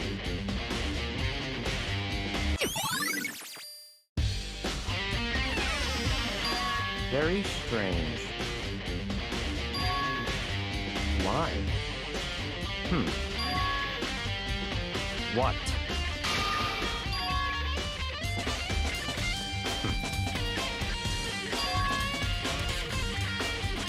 Let's go.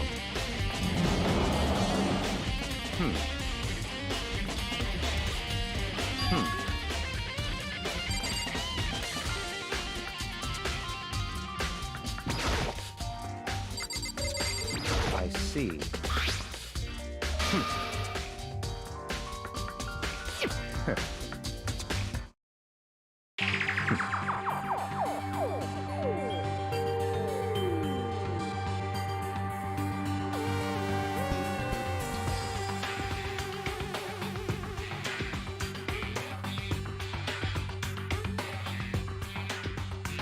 What?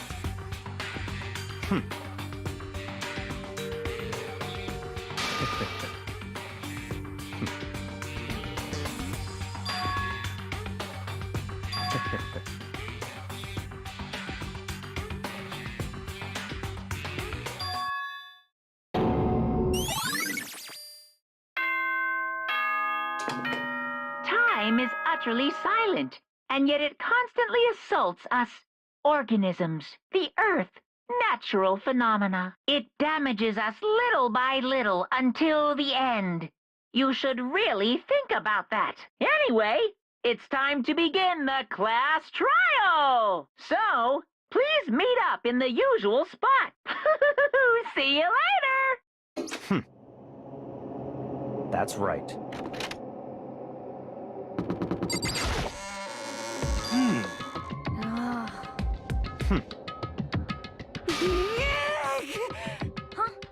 Hey, What?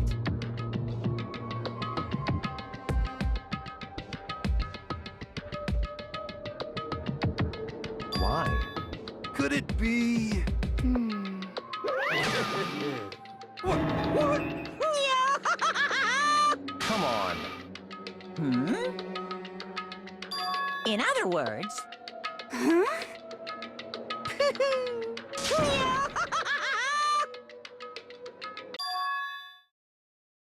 Hey,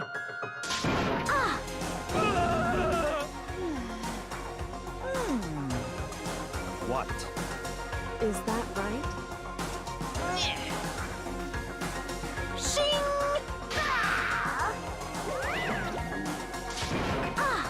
Indeed.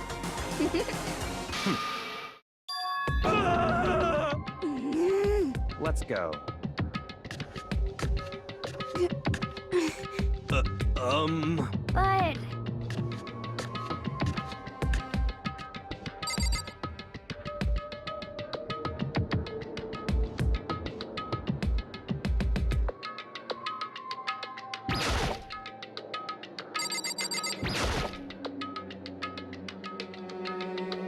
Correct.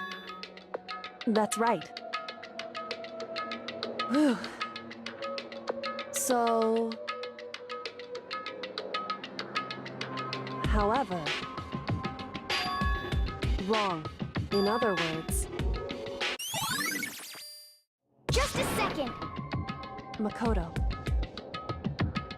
It would seem...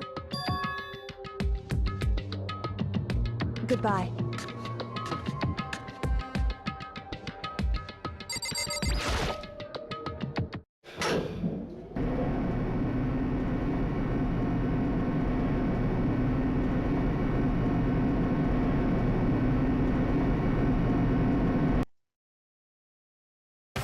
I can't wait! I can't wait! Thrills, chills, kills!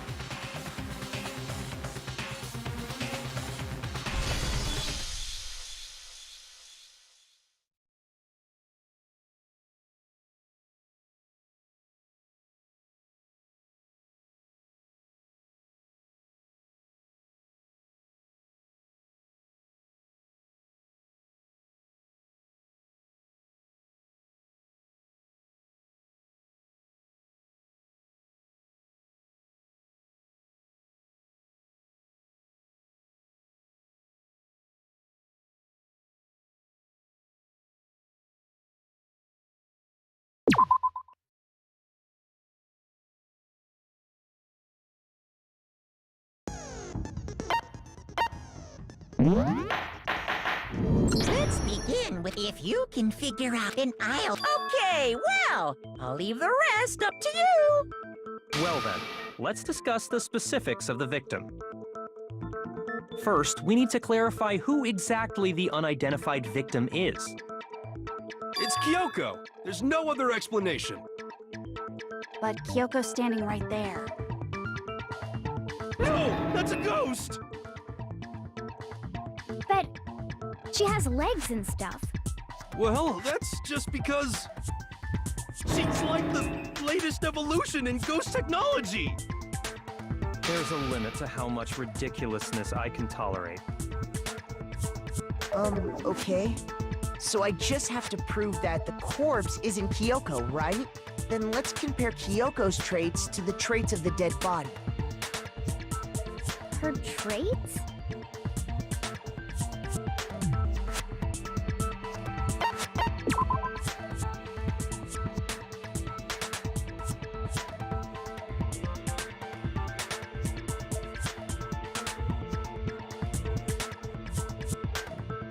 Shoot!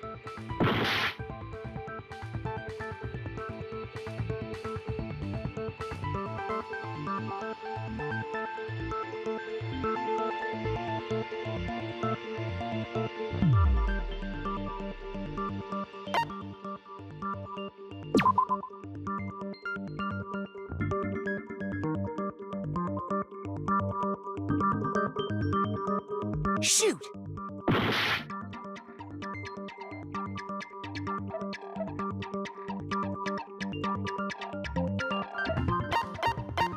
I got it! I'm talking about her gloves. They'll give us some insight into the mystery. I'm sure of it. In that case, I think it would be helpful if someone explained why she actually wears those gloves.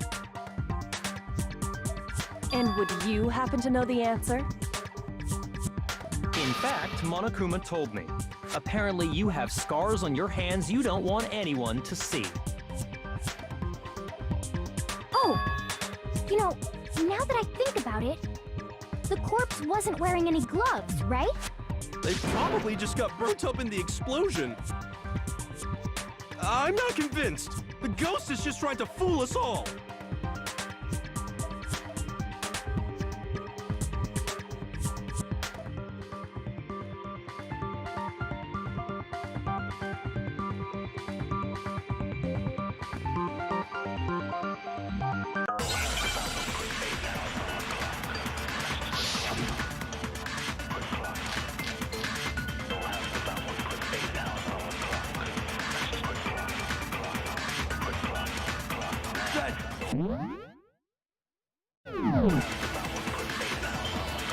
Impossible.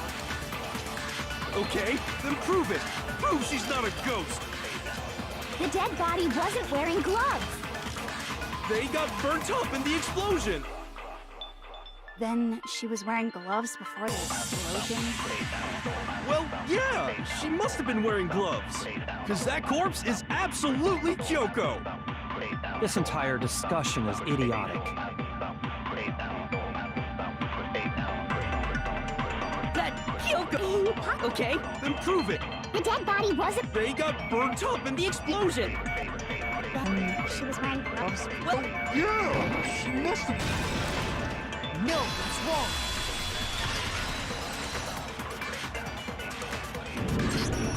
No, there's no way the corpse was wearing gloves. Whoever it was, they were wearing fake nails, remember? I imagine trying to wear gloves over nails like that would have been a pretty big pain.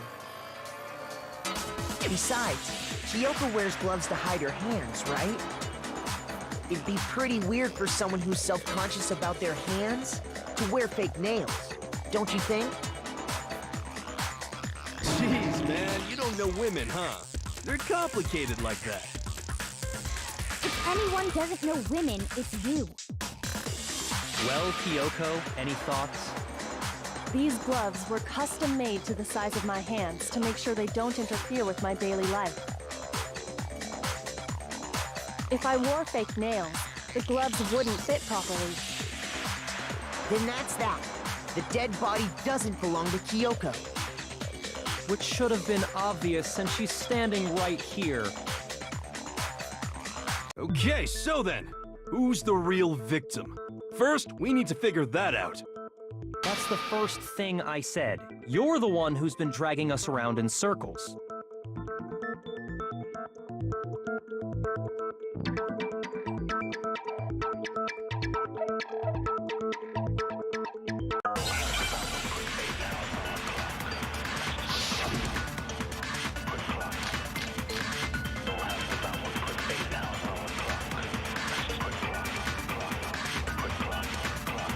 Kyoko really is still alive.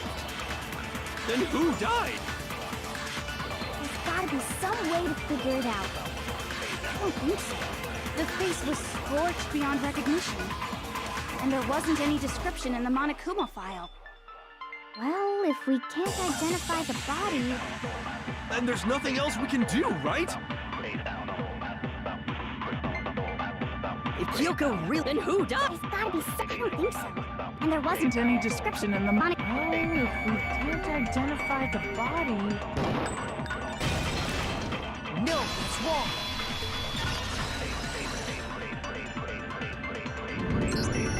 There was one clue left behind that we can use to identify the body. What? For real? If you're lying, you'll die a cruel and unusual death. Cruel and unusual death.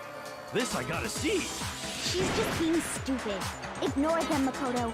Tell us what you're talking about. The key to figuring out who it was is the tattoo on the back of her hand. Oh, yeah. The design's pretty strange, huh? Is this a dog?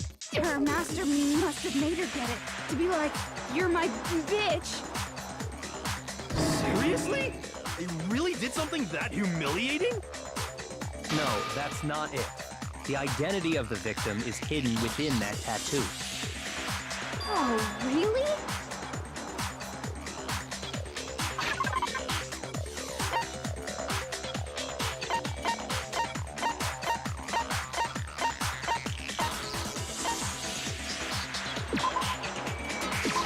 I got it! The Fenrir Mercenary Corps. That's the name of the military group Mukuro Ikusaba belonged to. Okay, so... To show that they're a member of the team, each soldier that joins the squad would get a tattoo representing Fenrir somewhere on their body. Fenrir?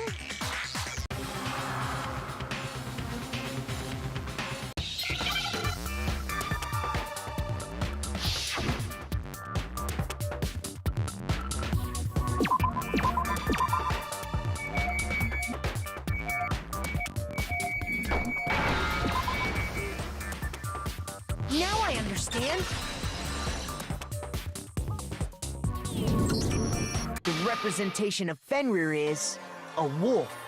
Fenrir, the Wolf of Ragnarok. It's from Norse mythology. A huge, world-ending wolf face. He's the child of the trickster god Loki, and a female giant. Man, after all this time, we finally got a glimpse of the literary all-star. A wolf tattoo. Then that means... Exactly. The body we found had a tattoo of a wolf. I met this wolf in Assassin's Creed Valhalla, by the way.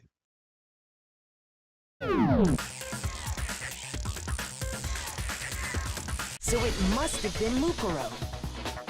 What? Hold on. Or maybe it was either Valhalla or Odyssey, I don't remember.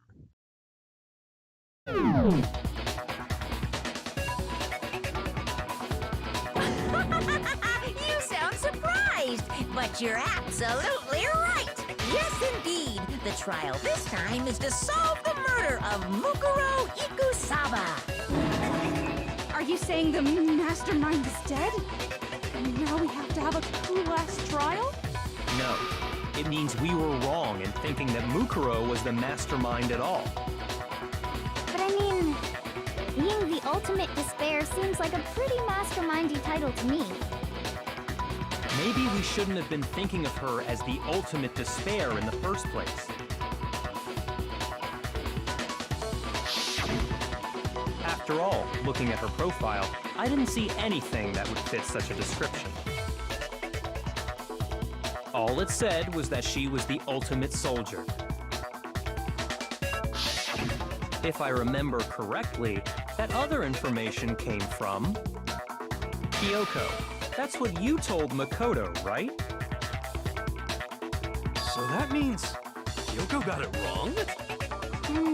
Who was she? Who was Mukuro Ikusaba? She's been gone this whole time? And when she finally turns up, she gets killed. Usually when there's a scene where an important character dies, it has a lot more detail. So you're saying she wasn't an important character?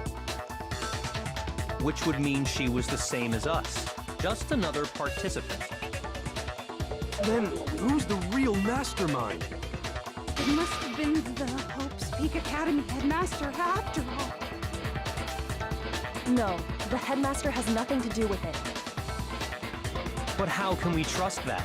We already know your information about Mukuro was wrong. My information was not wrong. Okay. We're in the middle of a trial right now. Figuring out who killed Mukuro is first and foremost. Please limit all future prattle, chatter, and chit-chat as much as possible. Fine.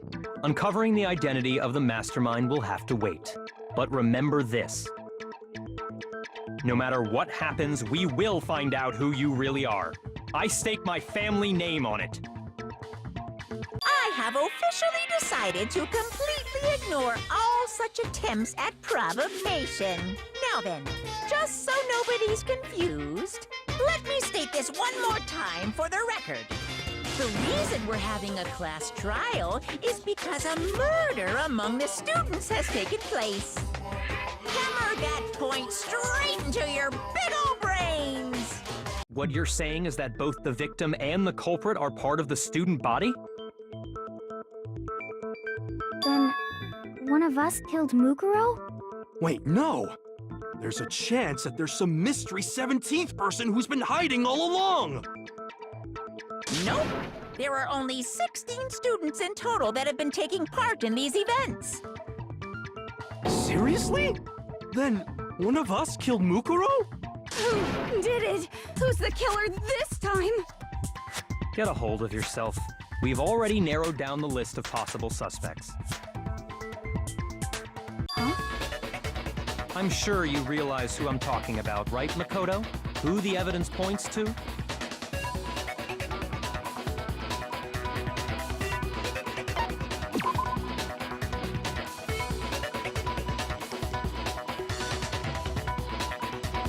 Shoot!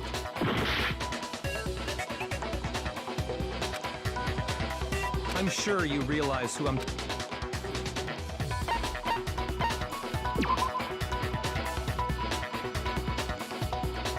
Shoot! I'm sure I got it! You've narrowed it down to Kyoko and me, right? Why do you say that? Allow me to explain. Just after nighttime last night, I went to the garden, so I can confirm that at that point, there was no dead body there. So, the murder must have taken place after I left the garden. However, Hiro, Toko, Hina, and I were in the gym the entire time. The gym? That's right. The four of us were there trying to dismantle Monokuma. The whole time, we were very careful not to go anywhere alone. We even went to the bathroom in pairs. All of which is to say, the four of us all have alibis. The only ones without alibis Are me and Mukuro. That's why you're able to narrow down the list of suspects. exactly so.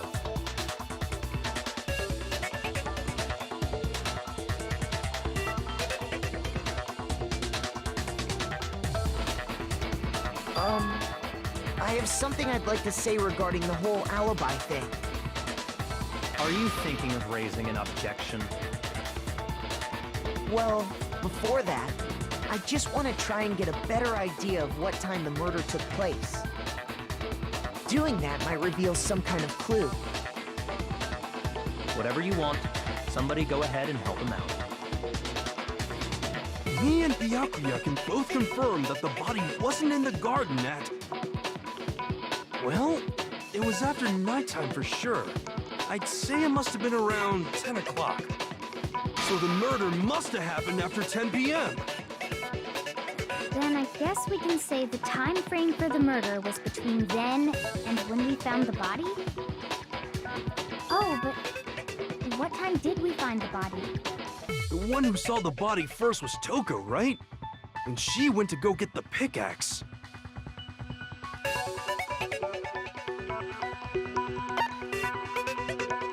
I got it! The body must have been discovered at 9 a.m., since that's when Toko went to get the pickaxe.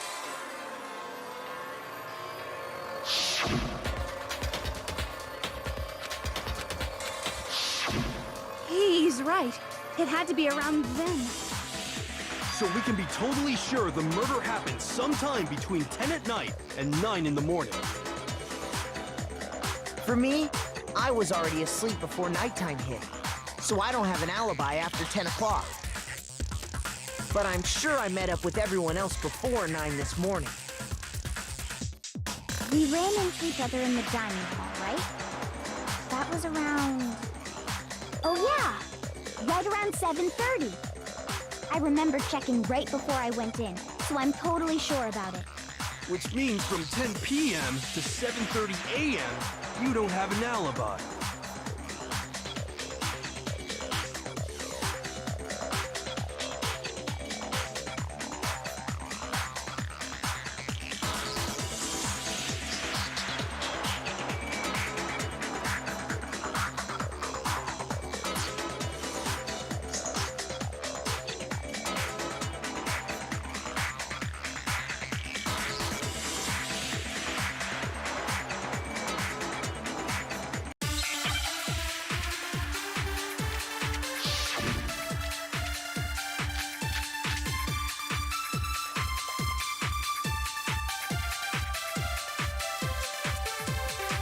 We've established a time frame for the murder.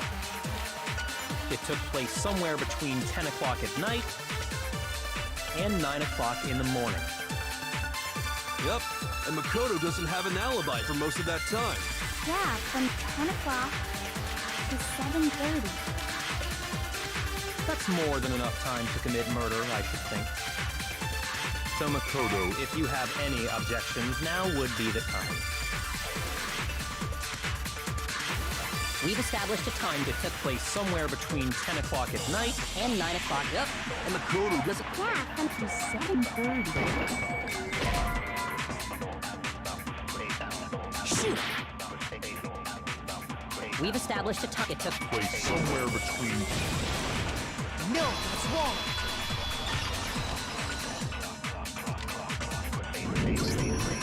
Actually, the murder couldn't have happened anywhere near 10 o'clock. It had to have taken place way later. And what makes you say that? Because of the sprinklers in the garden. The sprinklers are set to go off right at 7:30 every morning, right? So if the body had been in the garden before 7:30, then it should have been completely soaked. Oh, hold on. I remember this part perfectly. The body was wet. Dripping wet, in fact. Sorry, Toko, but you're wrong. I'm wrong? How? Are you saying only the mouth down south was wet? How dare you spew such indecent words? No, I'm saying that the body was wet, but not because of the sprinklers. What do you mean? By denying the sprinkler, are you trying to deny my entire existence? Man, you're totally wacko. If you really think it wasn't the sprinkler, you'd better tell us why!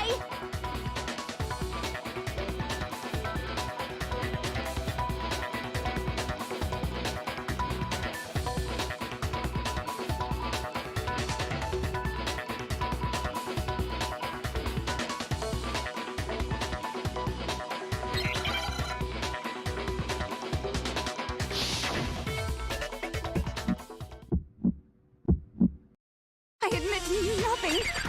I hate you. No, no, no! You don't know anything! It's enough! Hold on! Are you trying to blame me? I admit nothing. I hate you. No, no, no! You don't know anything! That's enough! Hold on! Are you trying to blame me? I admit nothing. Hold on! I'm right about this! I admit nothing. I hate you. How can you say it wasn't the sprinkler? This should prove it.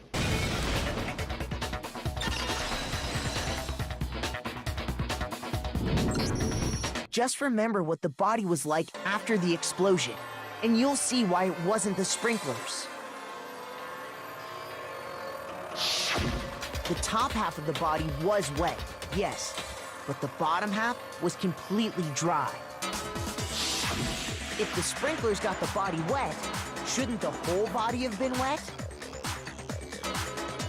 So they only got the top wet? The bottom was completely dry? What a brutal maniac! I'm so sick of her. Let's just move on. The reason only the top half was wet was because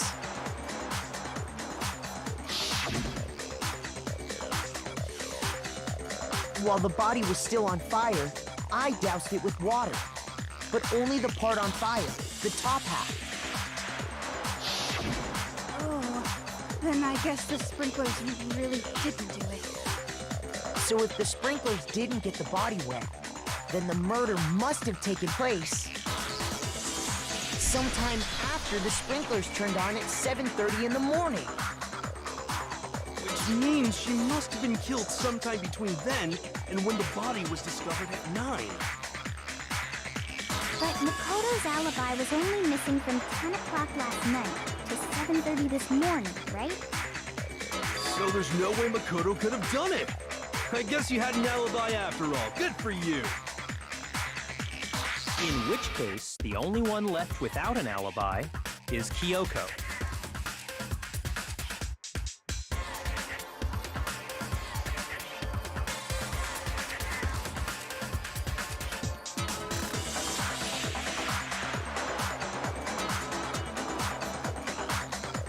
I'd just like to say one thing. If you vote for me and I die here, the mystery of this school will stay hidden forever. Which is why I can't let that happen. So are you saying you're not the culprit? Of course I'm not.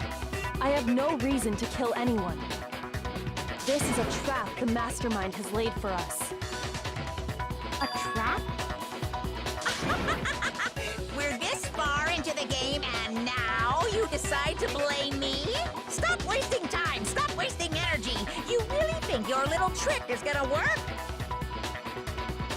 Shut up, you! You got it, boss! Shutting up now! Anyway, Kyoko, you actually did have a reason to kill her. Huh? She did? She thought Mukuro was the ultimate despair. In other words, the mastermind behind everything. So she killed her to try and put a stop to all this. Isn't that right, Kyoko? But you made one catastrophic mistake. Mukuro wasn't the mastermind at all. And as a result, we were forced into another trial, something I'm sure you weren't at all expecting. So, that was her motive? She had a motive and no alibi. Well then, I think it's pretty clear Kyoko's gotta be the culprit. I'm not the only one without an alibi. Makoto's explanation is still insufficient. Huh?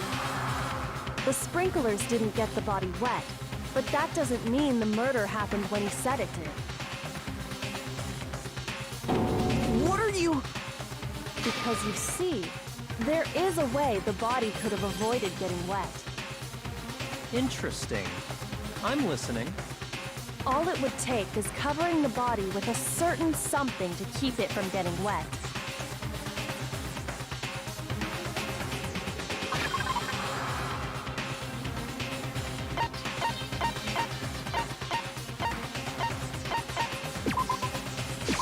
I got it! You're talking about the tarp, aren't you?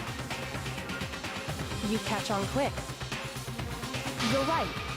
All you'd have to do is cover the body with the tarp, and that'd take care of the water. In fact, that's exactly what the killer did. The dirt pattern on the tarp can attest to that. Only one side of the tarp got dirty, because that's the side that got covered in water. The side that faced down over the body, meanwhile, kept perfectly clean. This proves that the killer used the tarp to keep the body from getting soaked. But why would they go to all that effort just to keep the body from getting wet?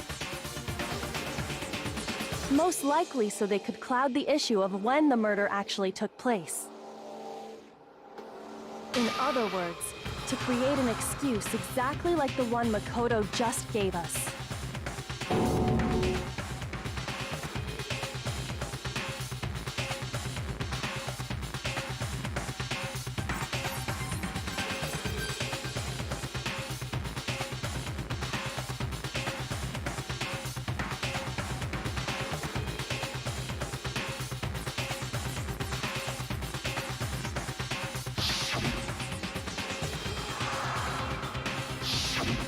Wait, something's not right.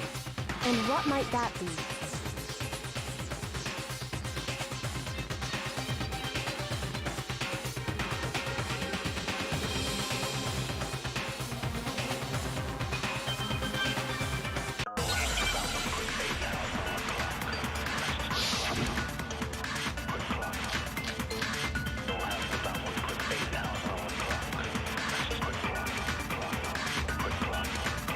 By covering the body with the tarp, the killer prevented it from getting wet.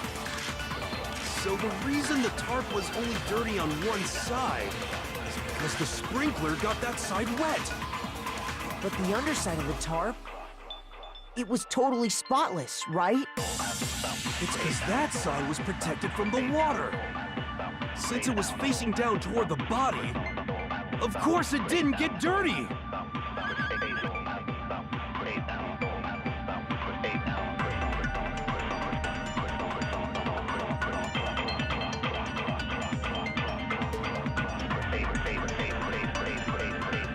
By covering the body with the tarp, the killer prevented it from getting wet.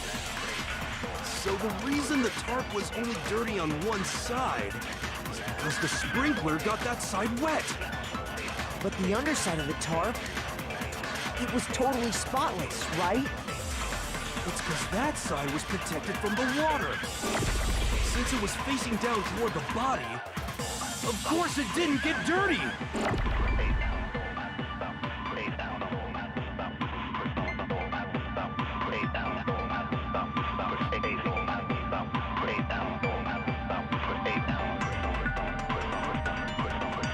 By covering the body with the tarp, the killer prevented it from getting wet. So the reason the tarp was only dirty on one side... Shoot! By covering the body with the tarp, the killer prevented it from... So the reason the tarp was only Dirty on one is because the spring, but the underside, it was totally... It's because that side, since it was facing... Of course it didn't get dirty! Shoot! By covering the body with the tarp, the killer prevented it from... So the reason the tarp was only dirty on one side... Shoot! By covering the body, the killer prevented... So the reason that... Because the spring, but the underside of the tarp, it was totally spotless. Because that side was protected from the water. Shoot! By covering the body, the killer prevented... So the reason that... Because the spring, but the underside, it was totally spotless. Because that side, since it was facing... Of course it didn't get dirty! No, that's wrong!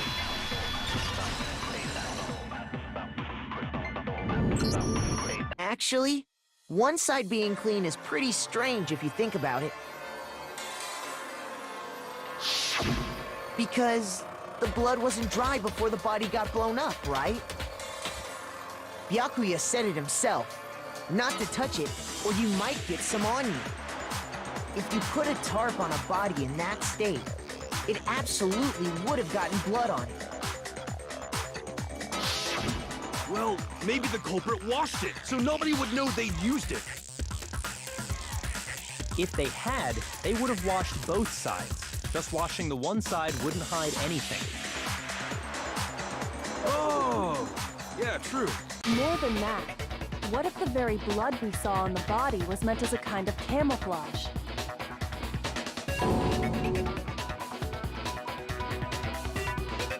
What if, after the killer used the tarp to avoid the sprinklers, they then covered the body in blood that didn't belong to the victim? You mean someone else's blood? Where would they get something like that? I know! They could have grabbed some of the blood packs from the nurse's office. That's what Hifumi did, right? When he pretended to be dead? No, that's not what happened this time. The killer got the blood from right there in the garden.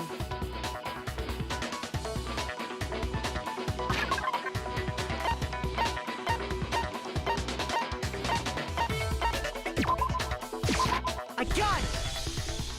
Could it have been chicken blood? What? Chicken blood? When I checked the chicken coop before the murder, there were 5 chickens. But after the murder, there were only 4. So, you're saying someone killed a chicken and then covered the body with its blood? Man, that's messed up. Killing a living thing just to do something like that is awful. They should have at least eaten it. I wonder if the killer had to get the blood from the scene so they wouldn't be spotted walking around. Anyway, there's no denying that a chicken went missing, which provides a basis for my theory. Perhaps, but even so, there's one thing that still doesn't make sense.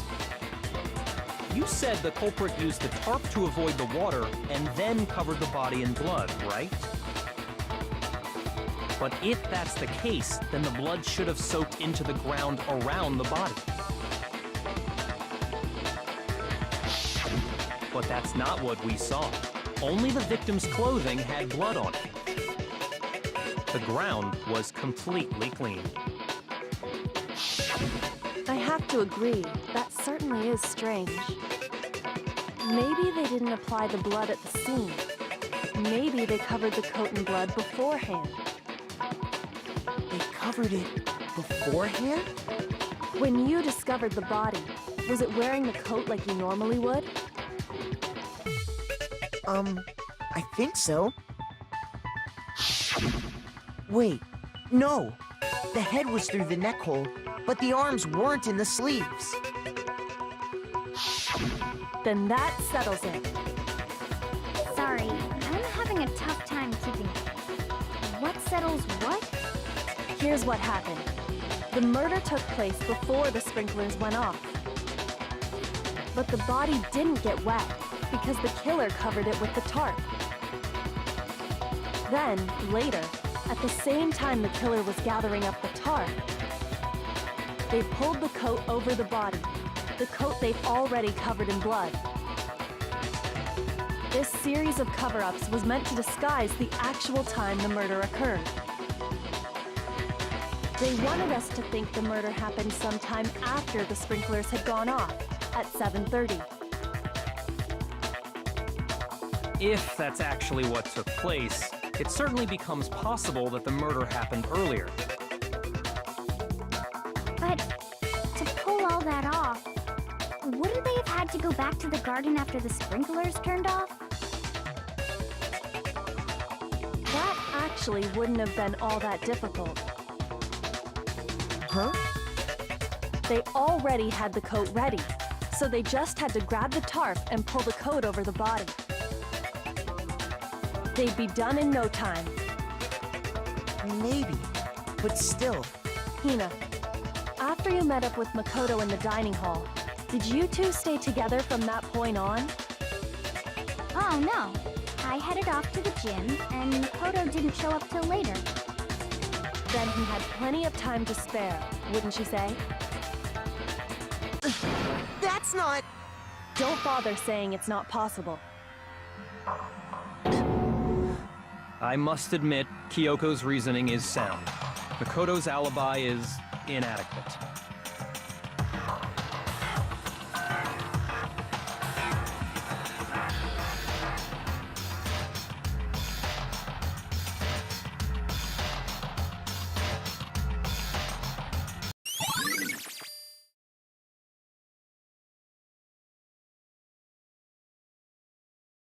Well then, it looks like we're back to square one. Makoto's alibi is no good, so once again, our suspects are him and Kyoko. For serious, man? Which one of them did it? Hey, why don't we let luck decide? Let's flip a coin. 50-50 odds. Oh! See? Pretty good idea, right? No, not that. I just remembered something super serious. Well, don't just stand there. Out with it! You know that knife we found all black and burnt? The one we found stuck in the body before it exploded, right? According to the Monokuma file, the knife went all the way through, from front to back. So, what about it? I'm pretty sure I'd seen that knife somewhere before. That's what I thought when I first saw it. I just remembered.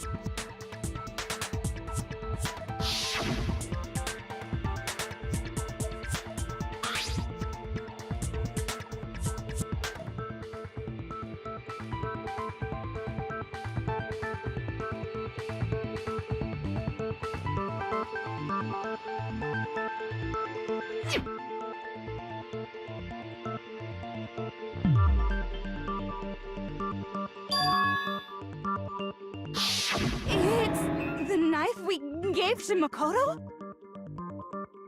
You don't seem surprised. You must have noticed earlier. Yeah, Then why did you hide that fact? it's not that I hid it. It's just...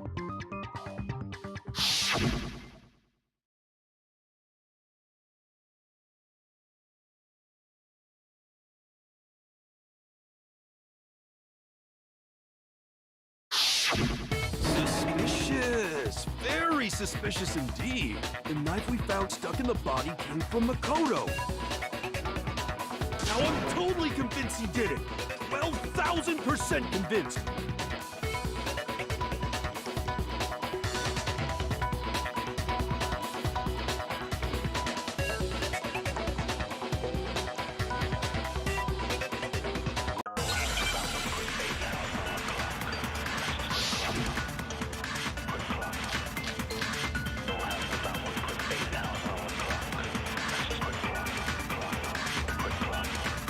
The knife we found lodged in the dead body. It's the same one we gave to Mukuro. It really is, isn't it? I was afraid of that. If he did have that knife before, then that seals it. Mukuro did it! Just because I had the knife once, that automatically makes me the killer? Well, getting stabbed is what killed her, right? So there's no question. You took that knife of yours and killed her with it. What a horrible man you are, Mukuro.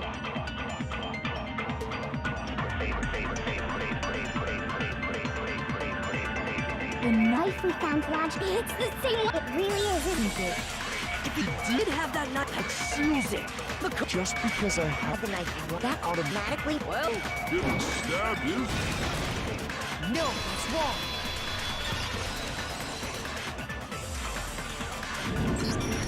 Wait, hold on. The stab wound isn't what killed Mukuro. That should be clear from the description of the cover-up we just heard. Lies! We never talked about what killed her! No, don't you remember? The killer covered the dead body with the tarp, and then put the bloody coat on it, right? In other words, the victim never wore that blood-stained coat until after they were dead. Okay, fine. So what? So, when we discovered the body, the knife had been thrust through the coat along with the body. Meaning, if she wasn't stabbed until the coat was put on, and she was already dead at that point, obviously the stab wound isn't what killed her. Maybe you stabbed her twice. Once to kill her and once to cover it up.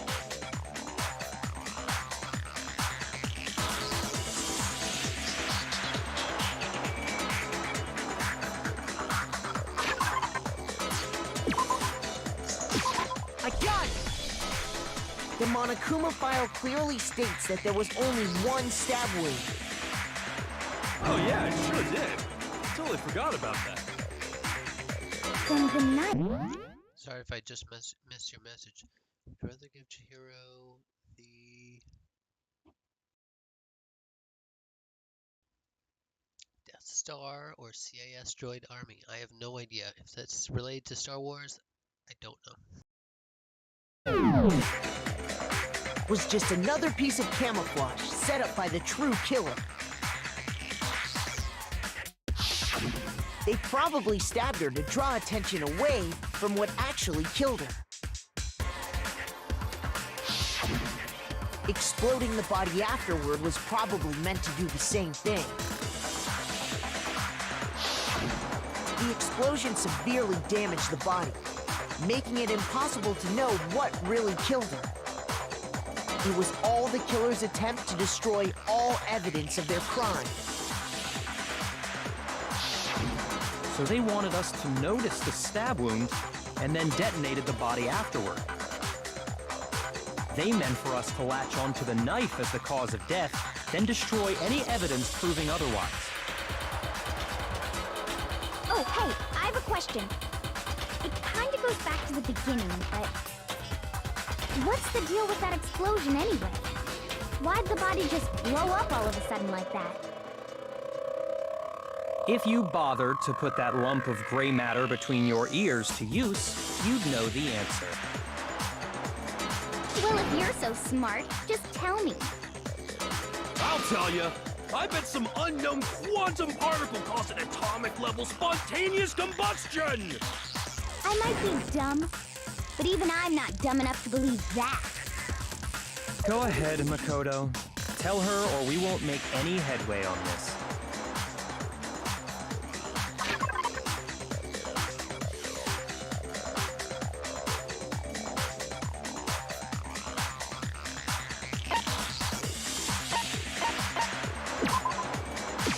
I got it!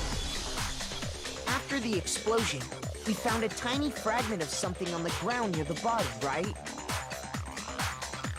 That fragment reveals the cause of the explosion. Huh? You know, I feel like I've seen something like it somewhere before. That's only natural. Because, of course, we saw the same thing when we dismantled Monokuma. It's part of a bomb. Oh! Then the explosion was because of the Monokuma bomb. Anyway, the culprit's motive is becoming more and more obvious by the minute. They wanted the knife wound to look like the fatal injury so that we'd suspect Mukuro.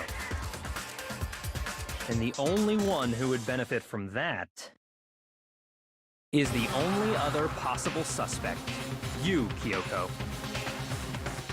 Hold on a second, Byakuya. What's the problem? Well, I just feel like we need to think this through. We still don't know what actually killed the victim. That's true. It's definitely bugging me. What really killed her? Fine. I have no problem with that. Let us continue the debate. It won't change the facts of the case regardless.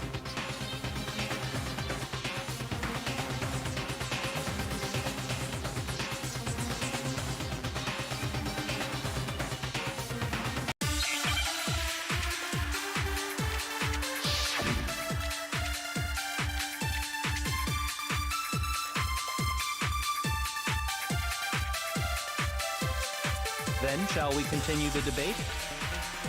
The victim's fatal injury has yet to be determined, correct? The explosion didn't kill her for sure. I guess. Well, yeah. She was already totally dead when that happened. And it wasn't you because of the knife, right? And then there's only one other thing. Oh, yeah. According to the Monokuma file, that's gotta be it.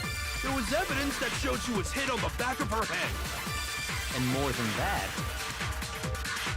the victim had suffered countless wounds across her entire body. Then shall we continue? The victim's fatal... The explosion didn't kill her. Well, yeah. And it wasn't you. Then there's only one other thing. Oh, yeah. That's gotta be it.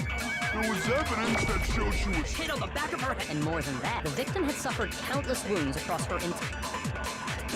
Then shall we continue the debate? The victim's fatal injury has... No, it's wrong.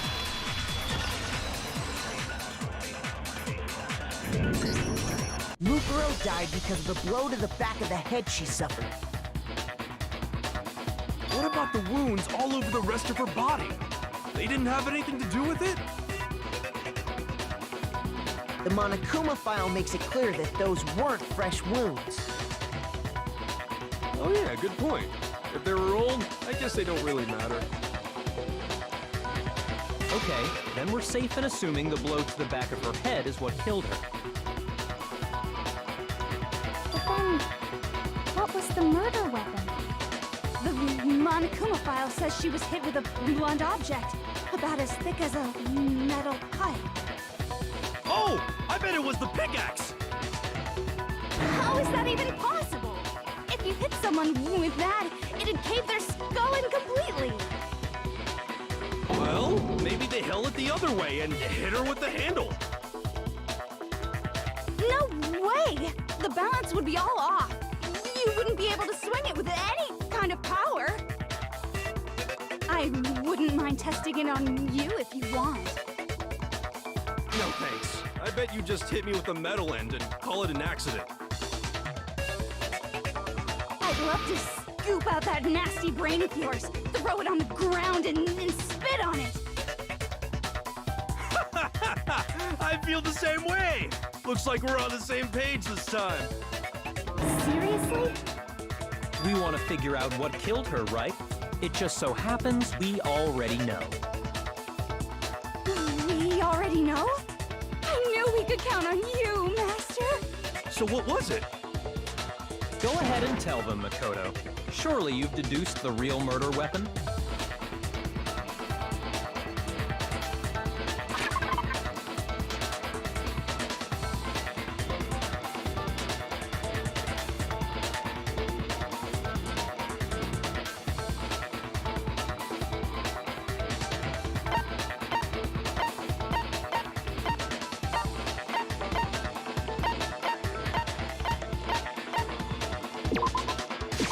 I got it! Mukuro was hit in the back of the head with something, and that's what killed her. And that something was the titanium arrow we found in the locker in the dojo. An arrow? That's what the culprit attacked Mukuro with? Indeed. There's no doubt about it. Are you sure? That sounds kinda weird. Hey! How dare you backtalk, Master? You have no right! I'm not back-talking anything. I'm just saying what I think.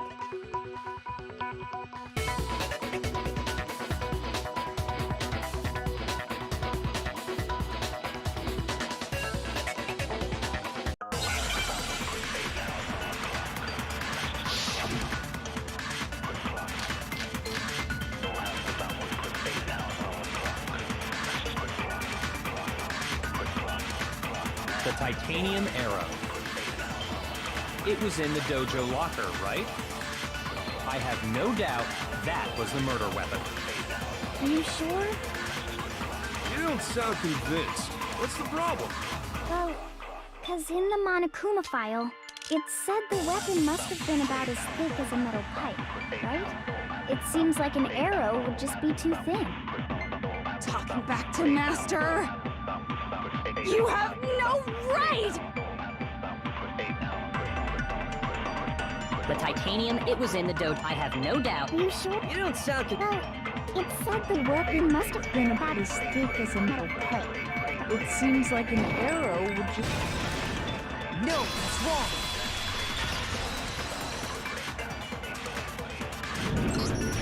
You're right. Just the one arrow would have been too weak. That's why the killer used another weapon. Another weapon? Inside the dojo locker, we also found a balled-up wad of duct tape. The killer probably used this duct tape to bind multiple arrows together. Bundling them together using the duct tape would easily create a single weapon as thick as a pipe. And that's exactly what the killer did. It's similar to Aesop's fable about the bundle of sticks. One stick is weak, but put them together, and they become strong. It's meant to teach cooperation. Damn, that's harsh. How is it harsh? Are you even listening? Anyway, that explains the murder weapon. As for who the culprit is that stashed the weapon in the dojo locker, it was you, Kyoko. I've never been to the dojo. Oh no, you absolutely have. How can you say that with such confidence? Because we have proof, of course. Don't we, Mukuro?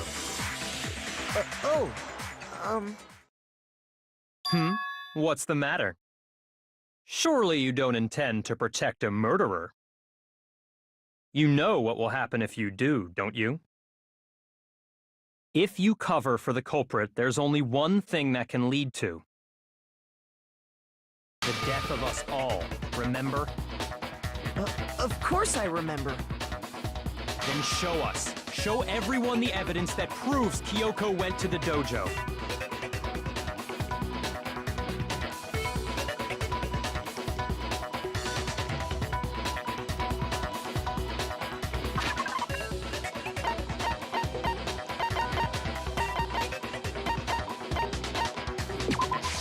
I got it! The one thing that proves Kyoko was in the dojo is... right here. The key to the dojo locker. And how does that prove anything? Because I found it in your room. It was... in my room? Don't bother trying to play dumb. That key is just the final piece of the puzzle. Your non-existent alibi, your clear motive, your attempts to frame Mukuro for the crime. This all proves that you are the true culprit. You can't explain this away, so just give up. Hold on a second. Not this again. You really are dead set on defending her, aren't you? No, it's not that I want to defend her. It's just... there's one more thing I need to ask her. Kyoko, I want you to tell me something. Last night, you were in my room, weren't you? Why? What were you doing there? That's what I need to know. I was just... protecting you. What?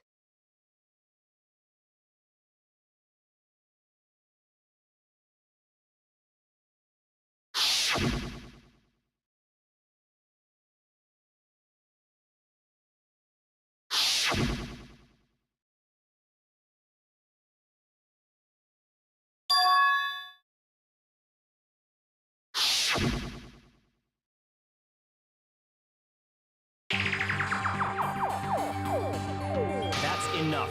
The time for idle chatter is over. A verdict is close at hand. Wait. I'm warning you. Don't make this mistake.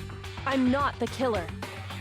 I knew you were stubborn, but this is just getting ridiculous. Really? But you should know better than anyone I didn't do it. Can you tell me I'm wrong? I should know?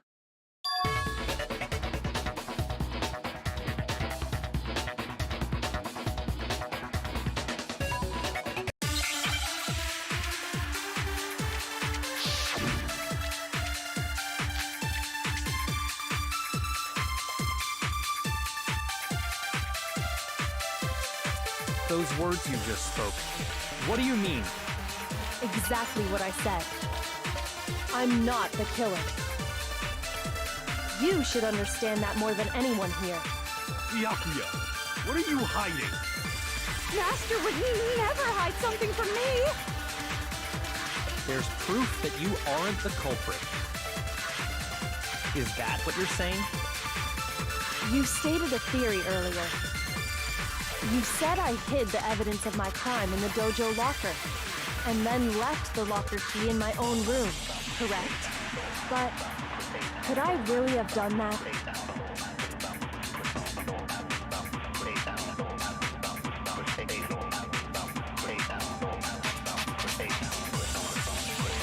Those words you just... Exactly. I'm not The killer. You should understand. Byakuya, Master would never. There's proof that you aren't the culprit. is that what you're... You stated a theory. You said I hid the evidence of my. And then left the locker key in my own room. Correct. But could I really have done that? Those words you just... Exactly What I said. I'm. not the killer. You should understand. Byakuya, Master would never hide something. There's proof that you aren't the culprit. No, that's wrong.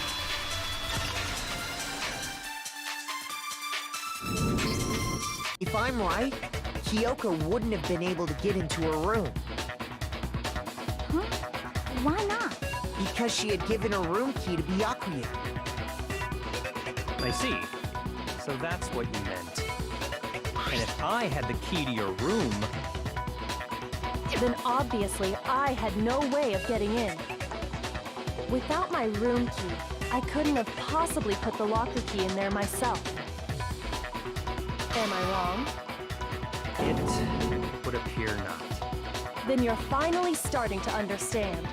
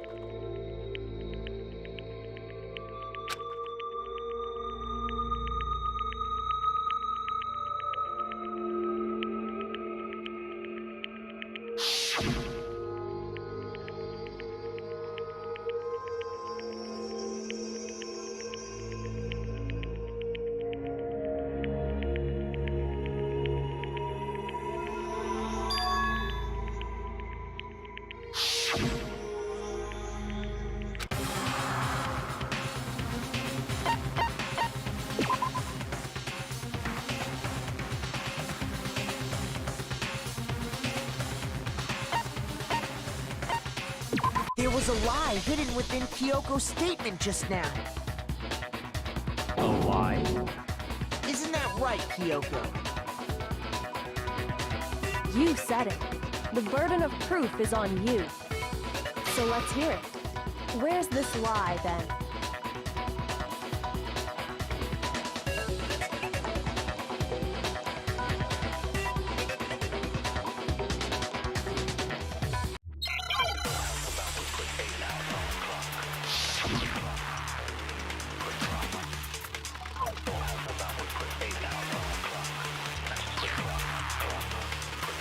I didn't have the key to my room because I'd given it to Byakuya. There's no doubt about that, right? You are correct. So I couldn't possibly have gotten into my room. Then, when we searched Kyoko's room, how else could the key have gotten there? Someone other than me must have put it there. That's the only explanation. I didn't have because I'd given it. There's no doubt. You are correct. So I couldn't possibly... No, that's wrong.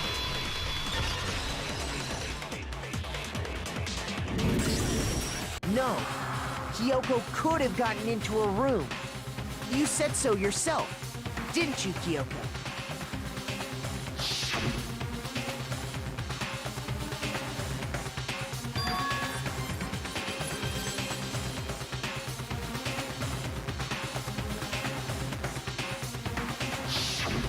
Monokuma's secret tool? Kyoko stole it from the headmaster's room. It lets you get into any room in the school. Which means she could have used it to get into her own room. Then I guess that's it. You're giving up just like that? You admit to killing... No, I'm simply recognizing that I lost. What are you talking about? Like I said, this was a trap, and I wasn't able to escape it. So I lost. That's all this means. Then, are you saying you really didn't... Kyoko, you really aren't the killer? Okay, time's up! Huh? I'm sorry to say, but your time is up! All done, all finished. The class trial is all over. But that's ridiculous! Since when is there any... It's because you were late, so the trial started late and time ran out. So then, it's time for voting time, okay? Everyone, please vote using the lever in front of you. But I guess we already know who the blackened is, don't we?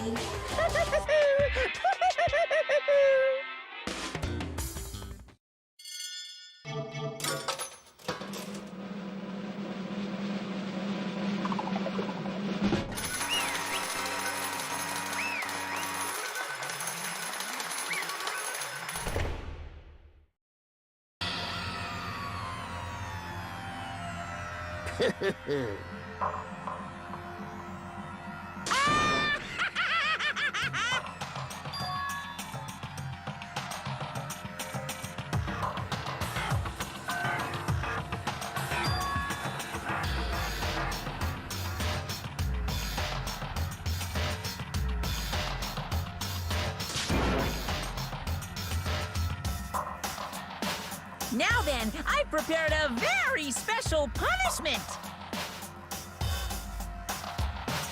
Let's give it everything we've got. It's punishment time!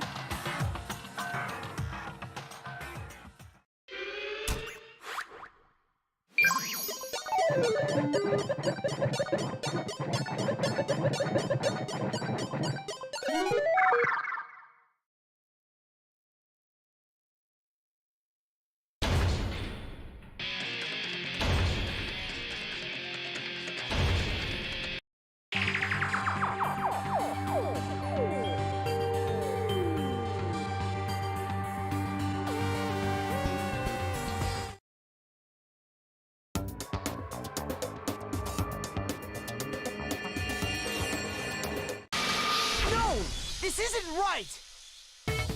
Mukuro, why are you staring off into space? Don't you have a rebuttal for Kyoko's claim?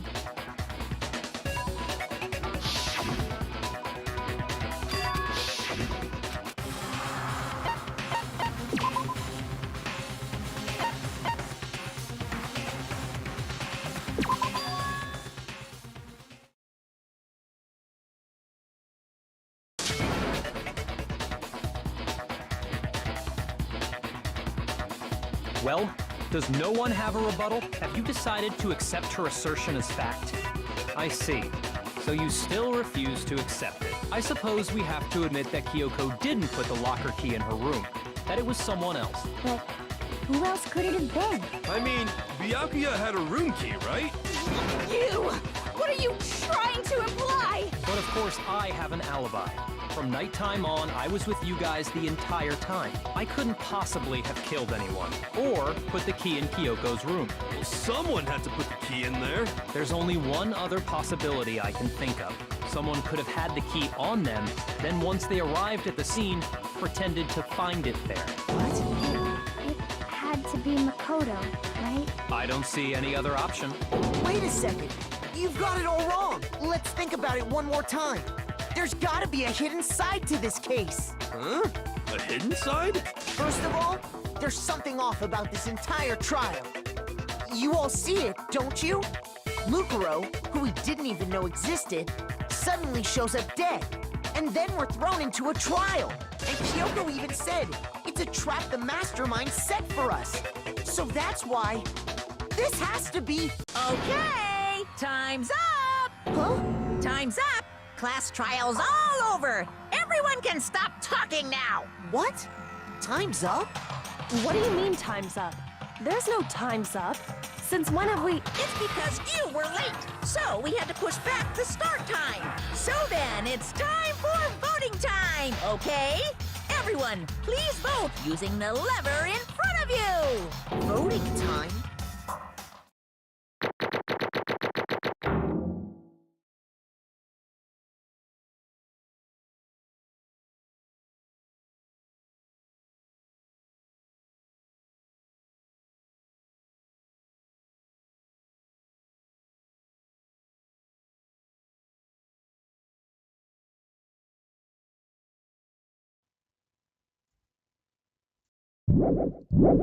Now, who will be chosen as the blackened? Will you make the right choice or the dreadfully wrong one? Hey, hold on! What's it gonna be? What's it gonna be?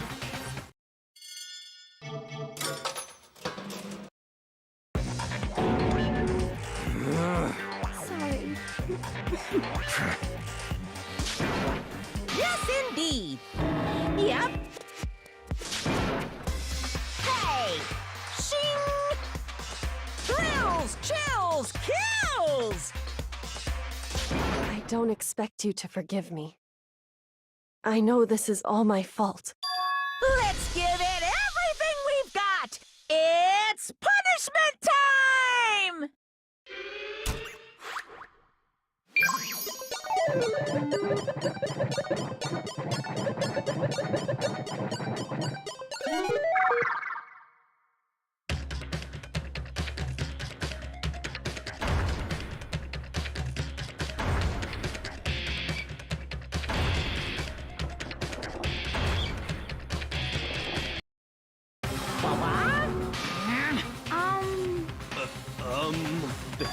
This is...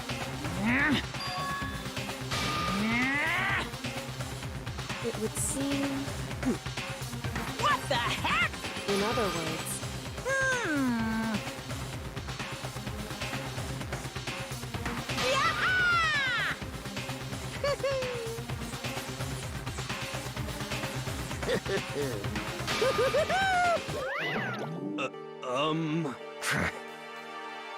Calm down. In other words... What did you say? So...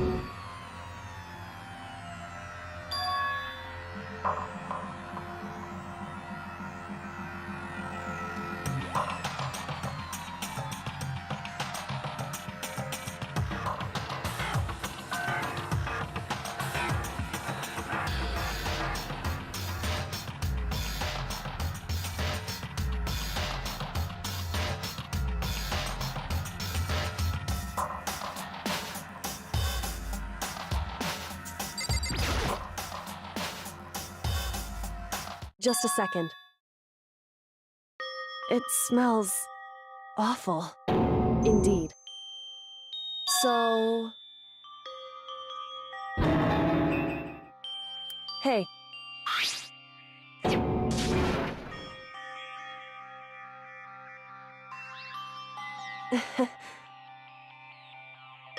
Hmm?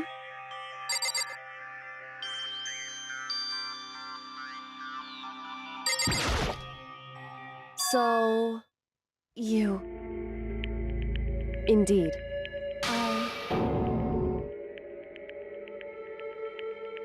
However...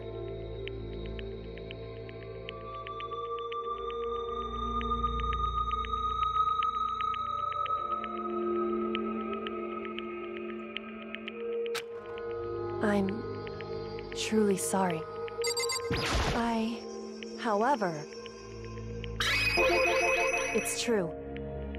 In other words,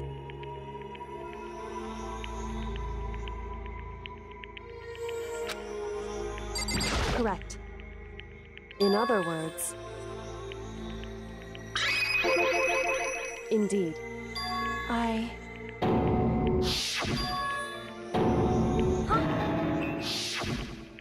Makoto. That's right. It would seem... Hey.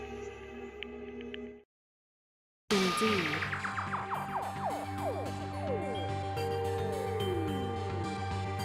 However...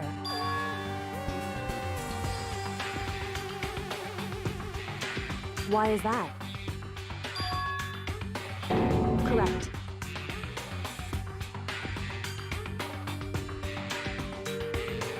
However...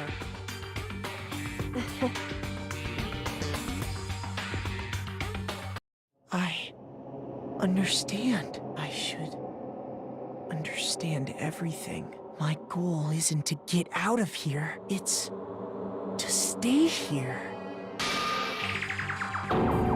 Listen. Hey. Correct.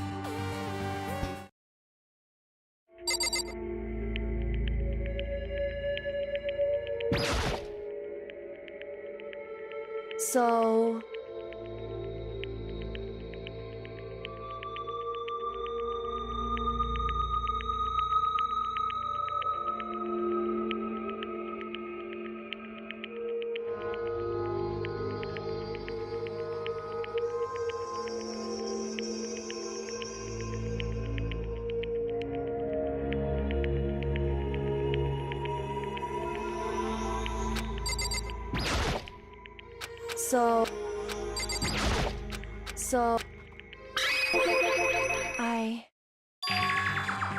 Correct.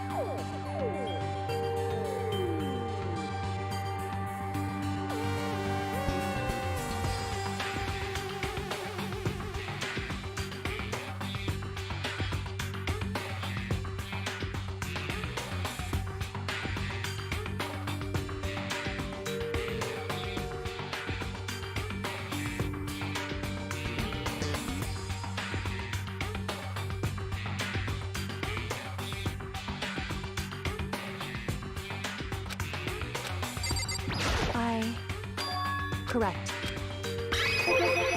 So...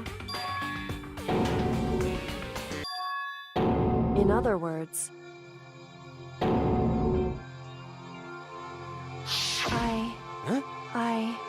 No matter what... So,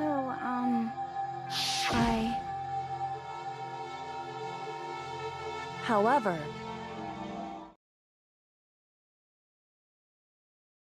So... It's true. Indeed.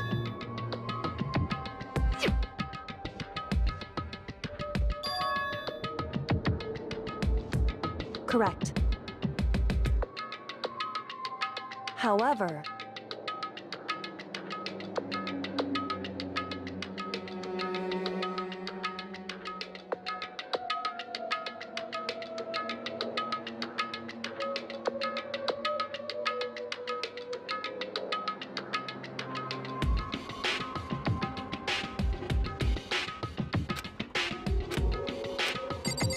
However...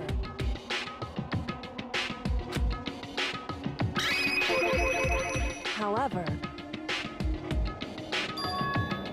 Anyway... Indeed. Correct. That's right. In other words...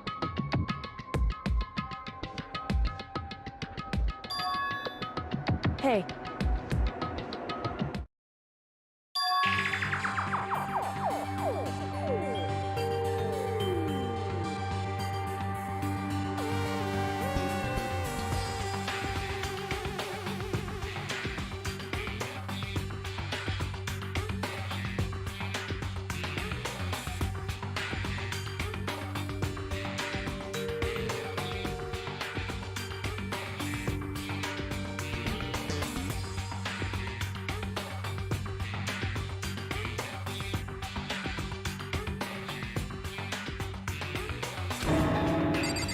Indeed.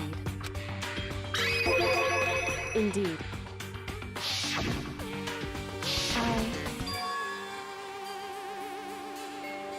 Anyway...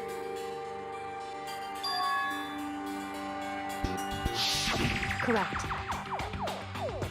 However... Correct.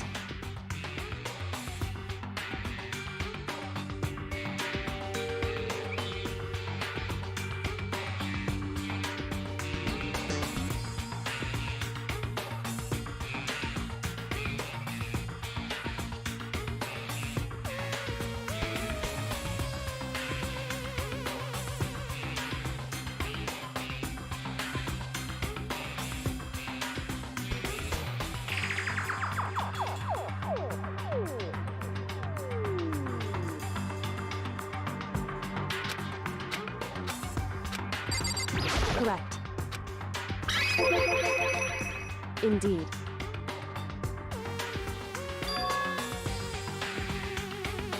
Correct. In other words, Makoto.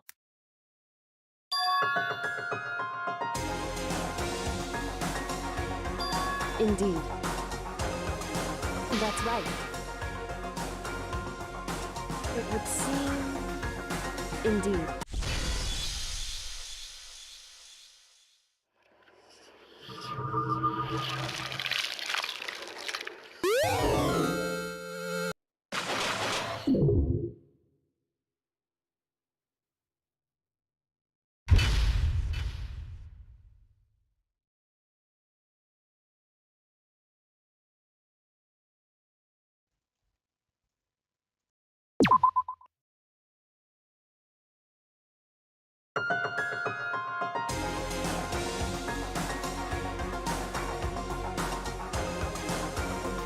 Anyway...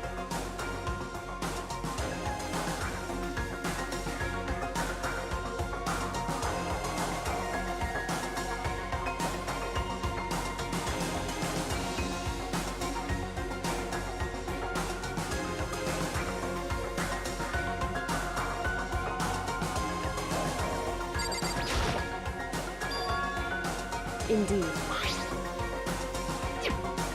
That's right. It's true. Indeed.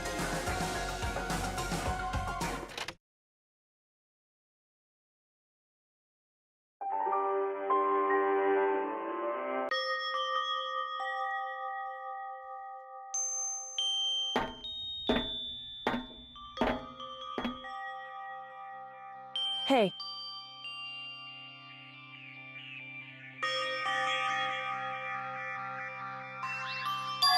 So... Wrong. Right. Indeed.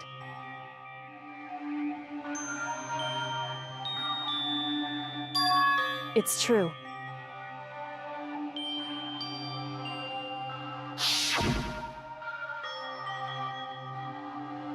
However,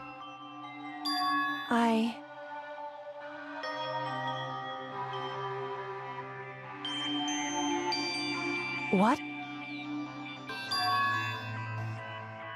Wrong.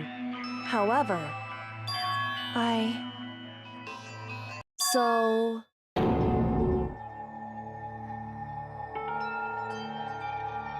However...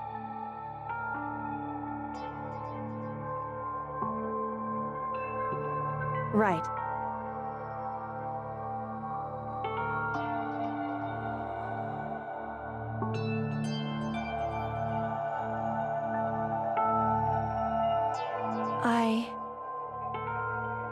However...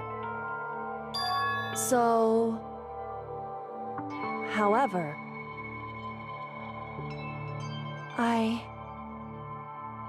Correct.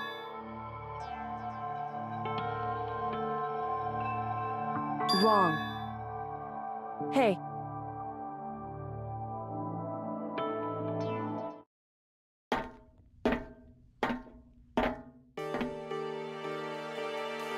Indeed.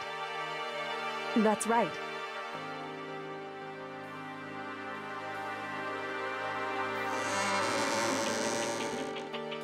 Whew.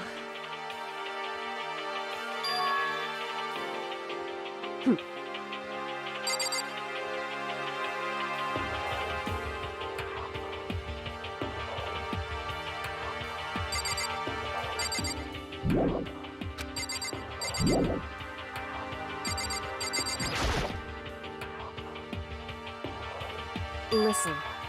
So then, in other words, however,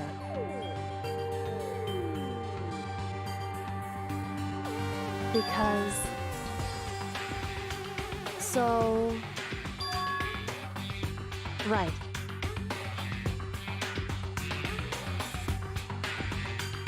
Indeed. Shall we go?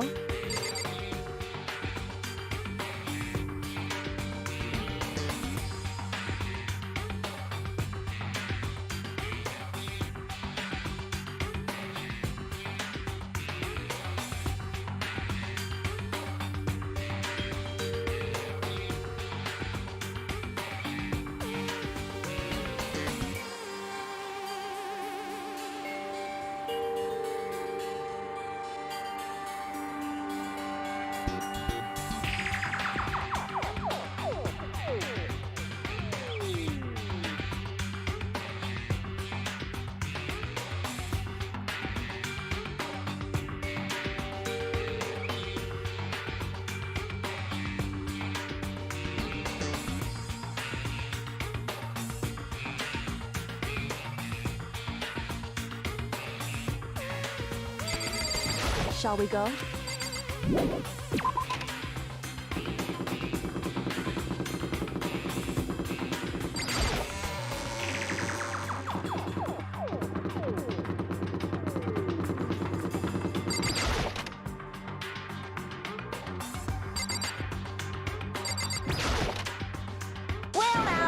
Well now. I don't believe it! What? Shing! You're making me angry! Right. However, now, if... Huh? Hey! Because... In other words, however... Right. Indeed. However... Am I wrong? Listen to me.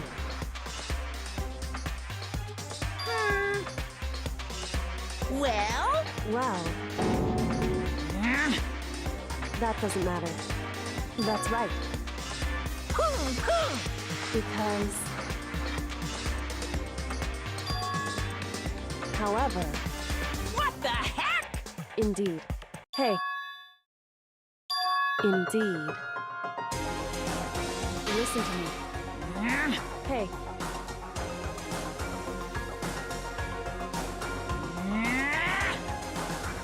That's what we have to do. It's true. It's time for one last showdown. One final battle between hope and despair. Hey.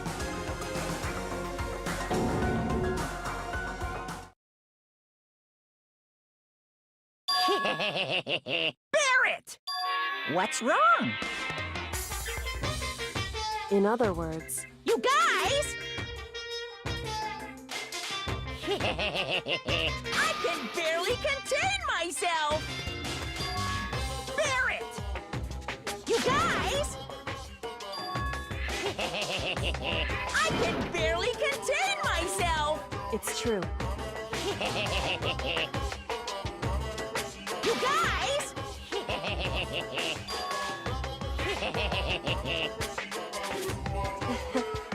Listen to me.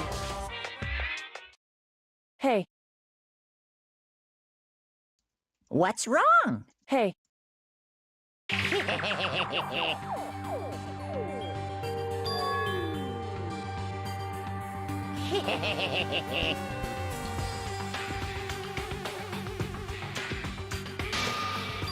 Listen. Now I'm really angry! Whew. Hey!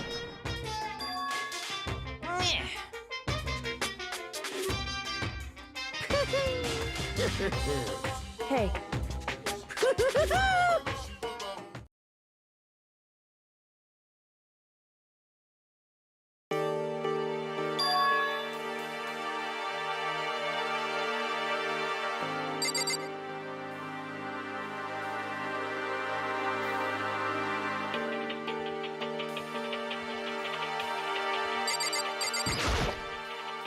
However, whew. So, because... However, whew. So, because... So... Listen. Indeed. However, in other words, so it would seem, in other words, correct. Hey, that's right.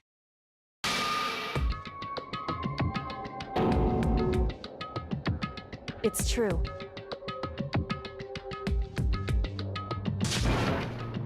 Mukuro. In other words, at the very least, indeed. Right. It's true.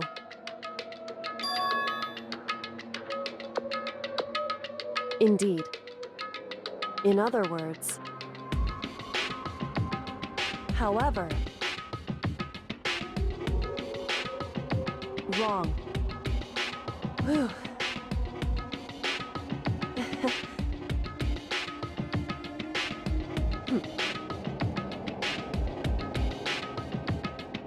However, correct. Hey. However, anyway, shall we go?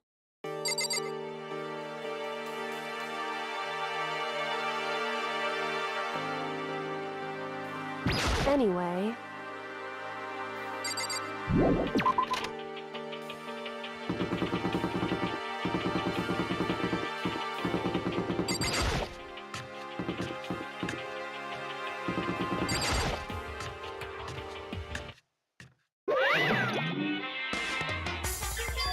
Whew.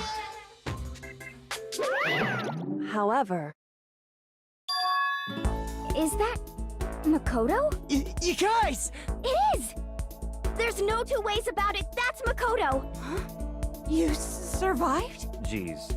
You're like a stubborn little cockroach, you know that? I'm just asking to make sure, but you're not a ghost, right? What? What the heck?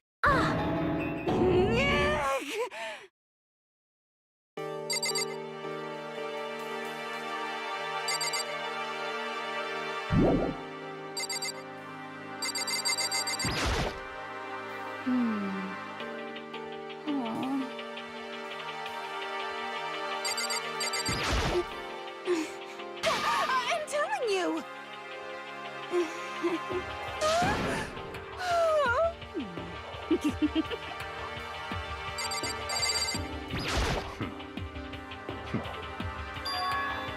That's right. Yo! You know?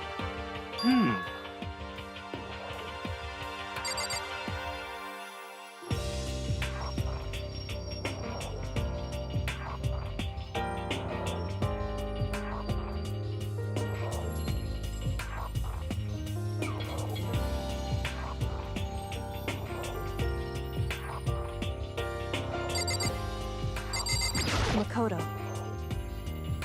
Yes. It's true.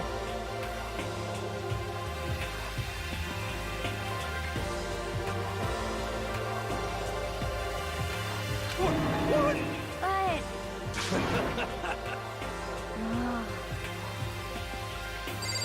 Makoto, Yes. it's true. Huh? In other words, Huh? How about that? wrong. Huh? I see. Huh? That's right. However, What did you say? however, Huh? correct. Naturally. Don't be mean! About that. Huh? But... Anyway, Oh no! I hate you! anyway, Interesting. But...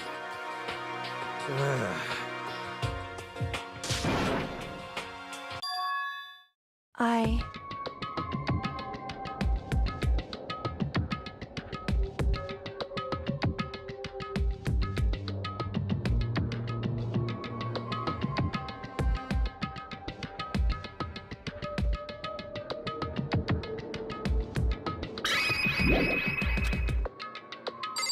Anyway...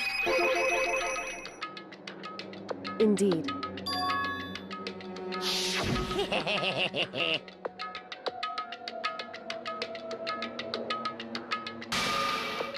I see.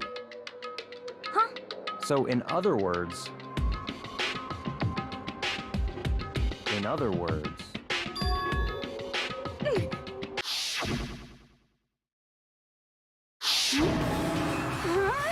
That's right. What? No way! Indeed.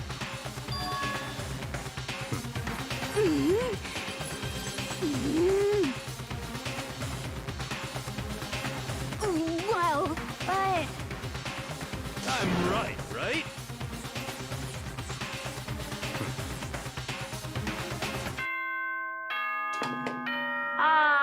This is a school announcement. You've all probably figured this out by now, but at this point, the killing game has now entered true ending mode. So, in the name of fairness, I will unlock every room in the school. Look wherever you want. Solve the mystery in whatever way you see fit. Then we can all meet up at the class trial, okay?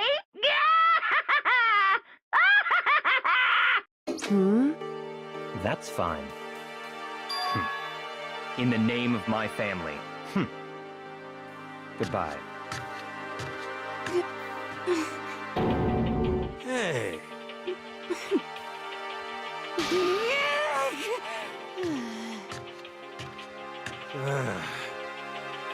Indeed. You know? Just a second. How about that?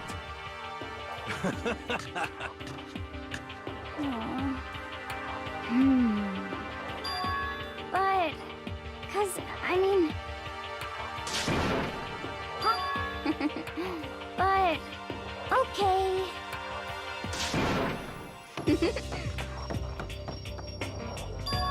Indeed.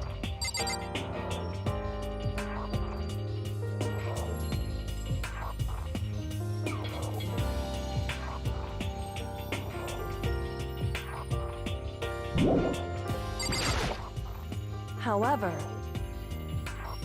so...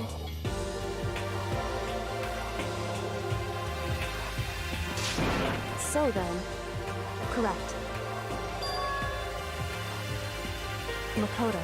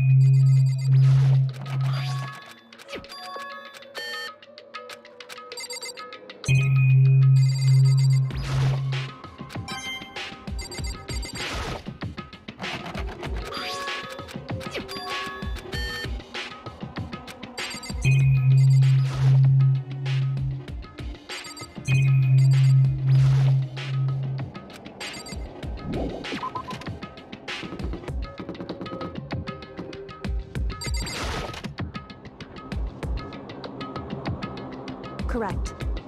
Indeed.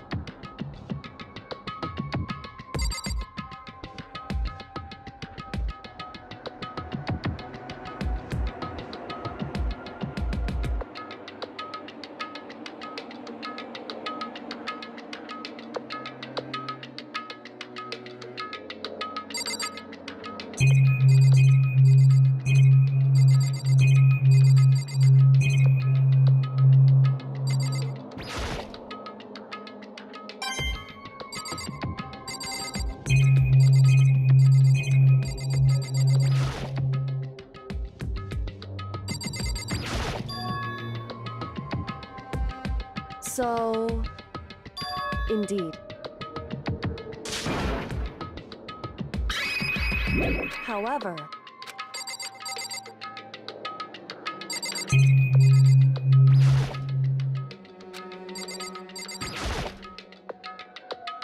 it would seem.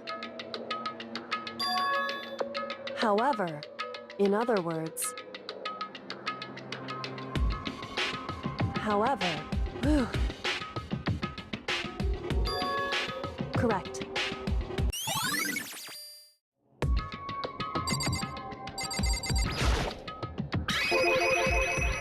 Indeed. However, it's true. Whew.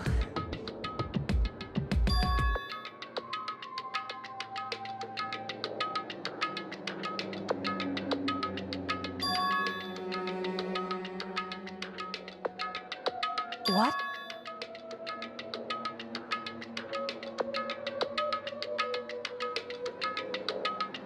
Well?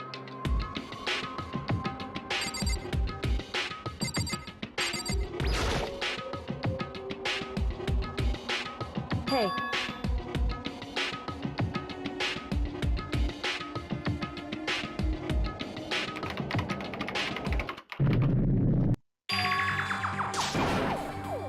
Why?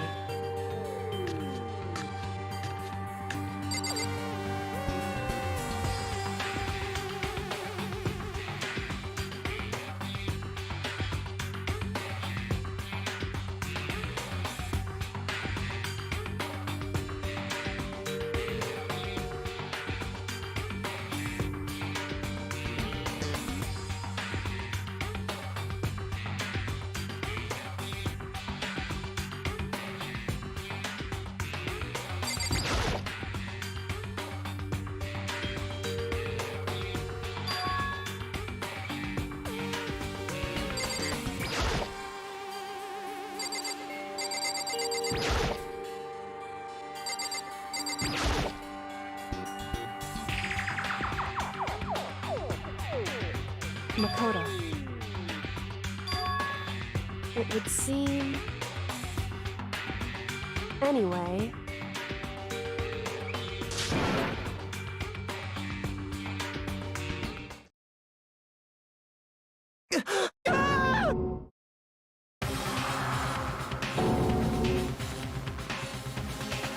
I see.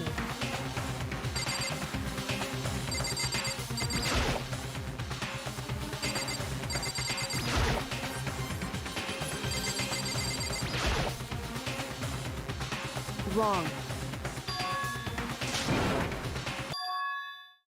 Correct.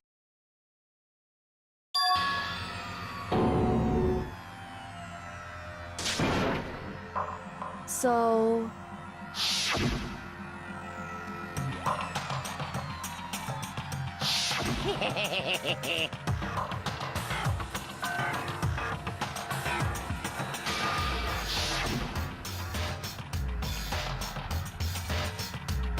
In other words...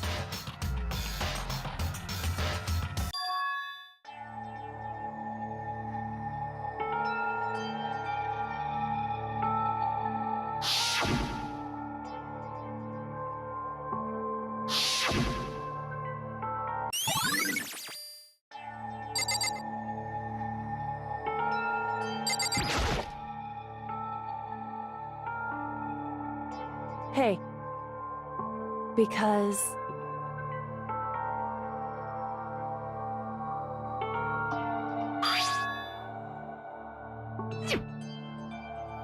In other words...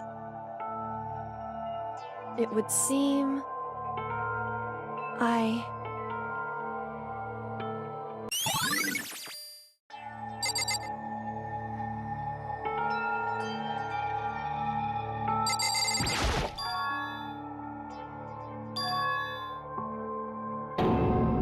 Why would you...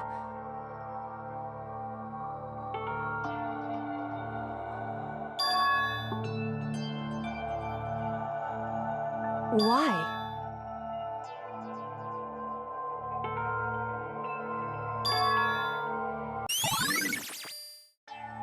Hey.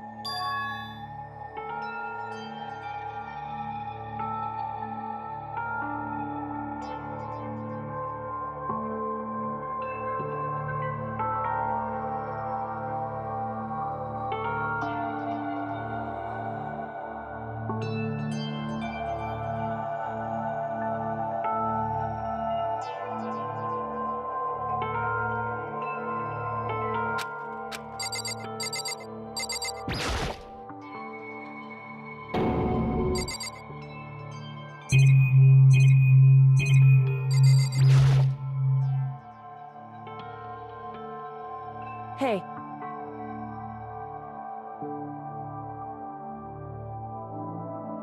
Well, now, if...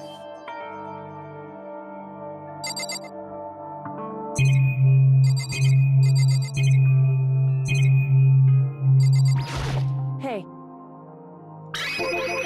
So... Hey. Correct. Just a second.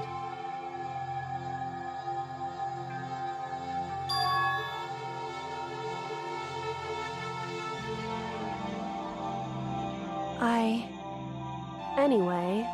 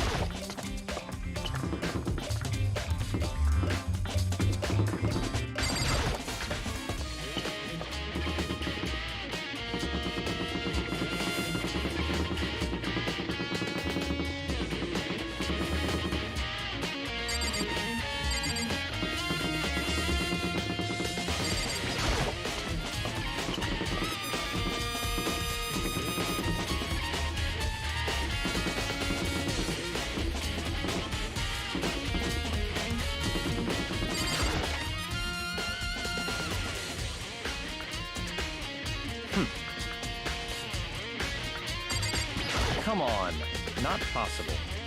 Such ignorance.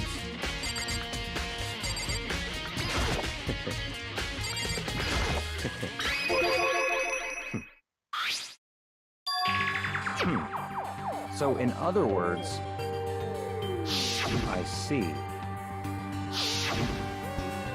In other words,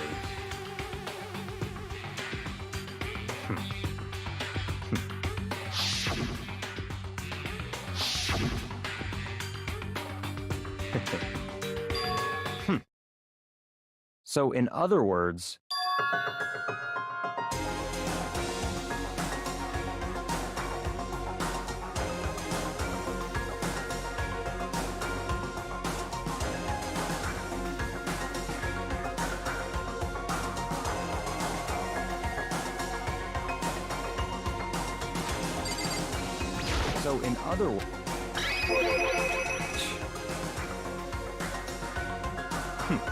Interesting.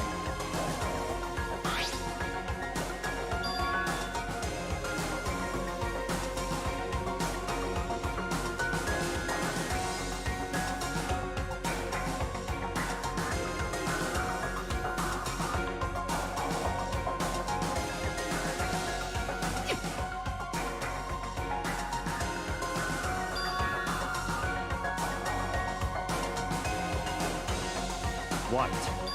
That's fine.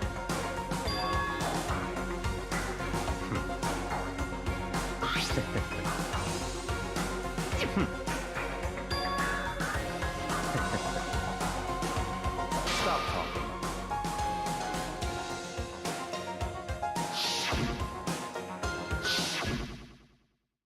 It's all clear now.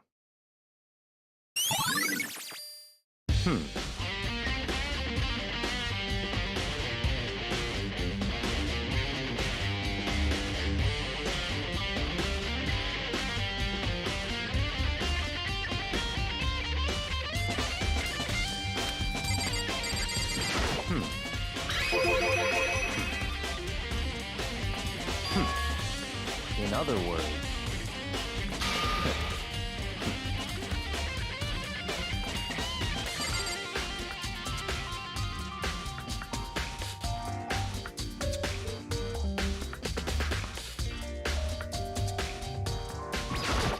I don't have time to play with you.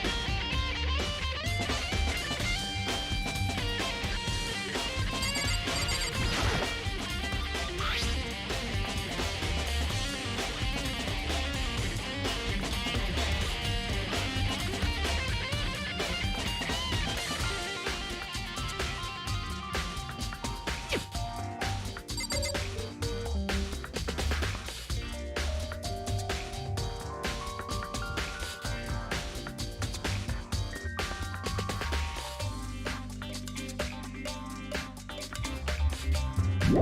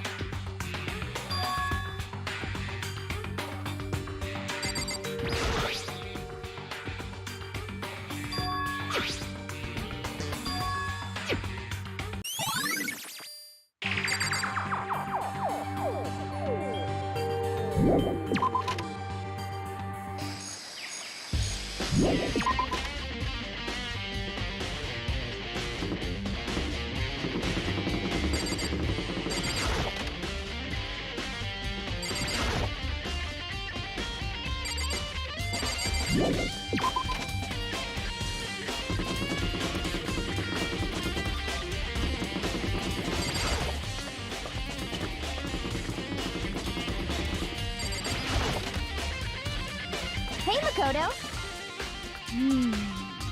Yeah. But, I mean...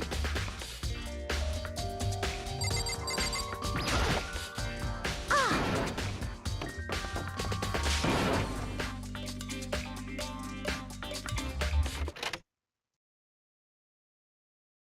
Huh?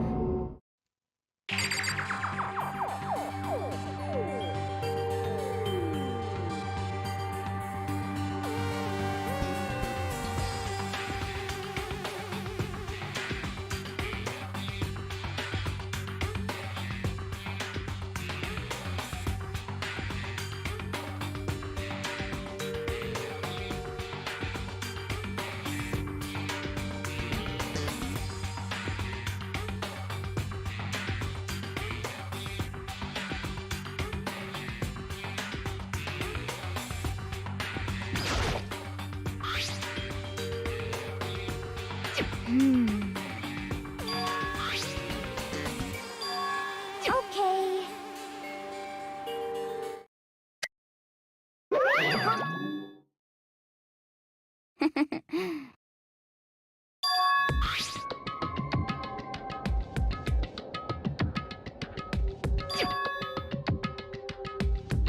Yeah.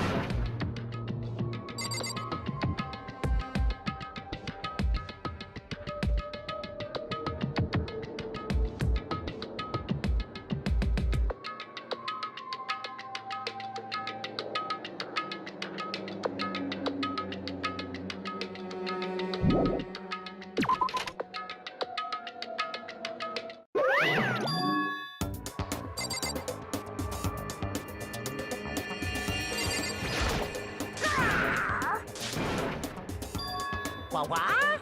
Say what? Hello. Found it! Too bad.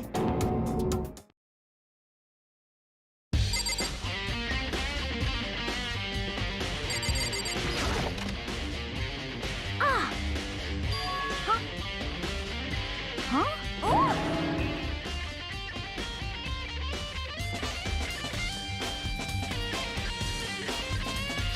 Hey, But...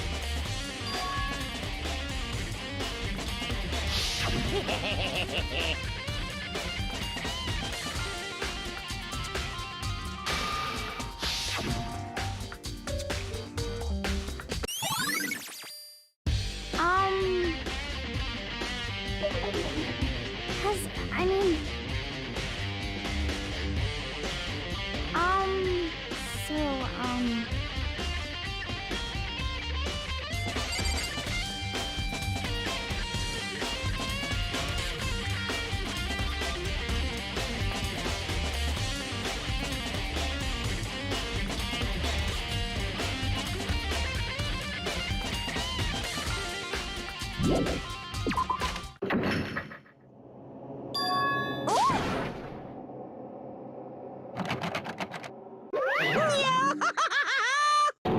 just a second! Hey, Yep. Yes, indeed. You're a liar!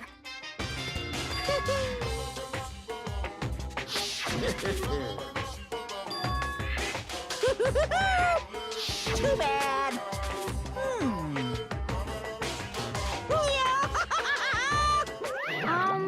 So, huh? Sorry. Okay. You got it!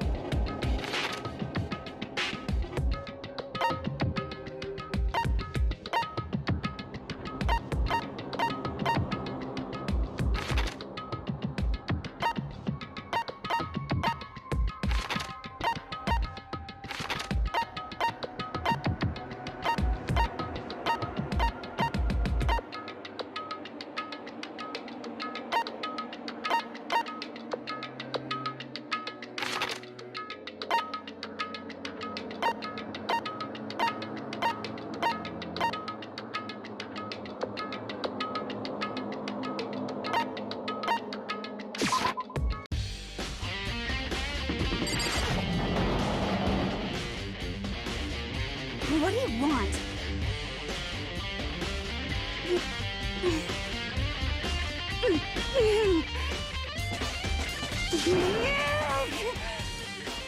What's your problem?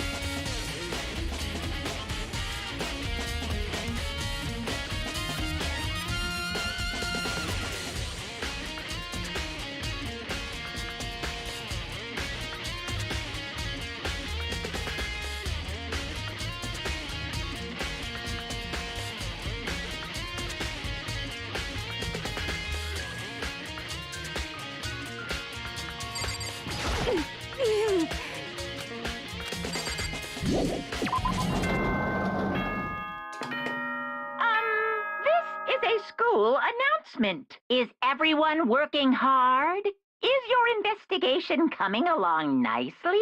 Well then, since you're all giving it your best, your generous headmaster will give you a little hint.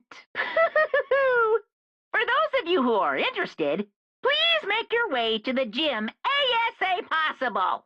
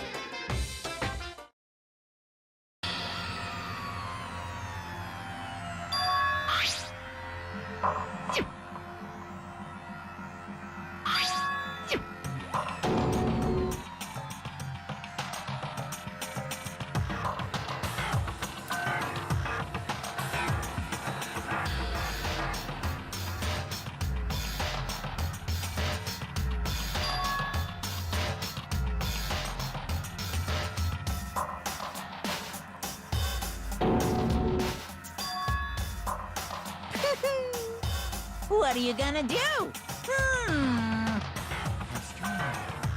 Unbelievable.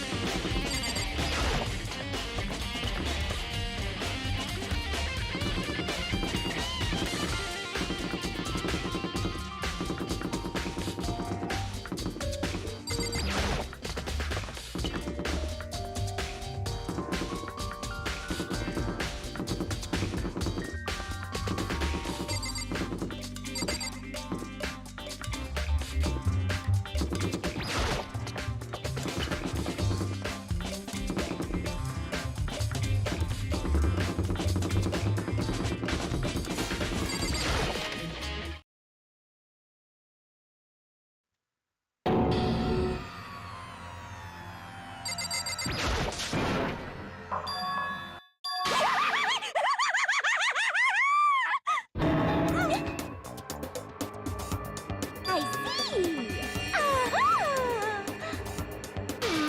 Have you reached that certain age?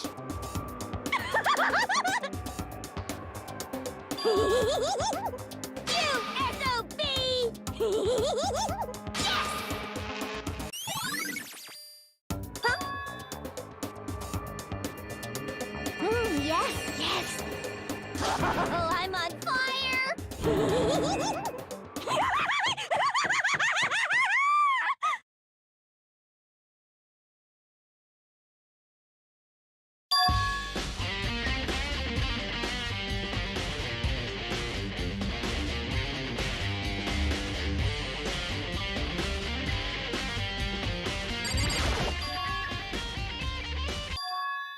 Right.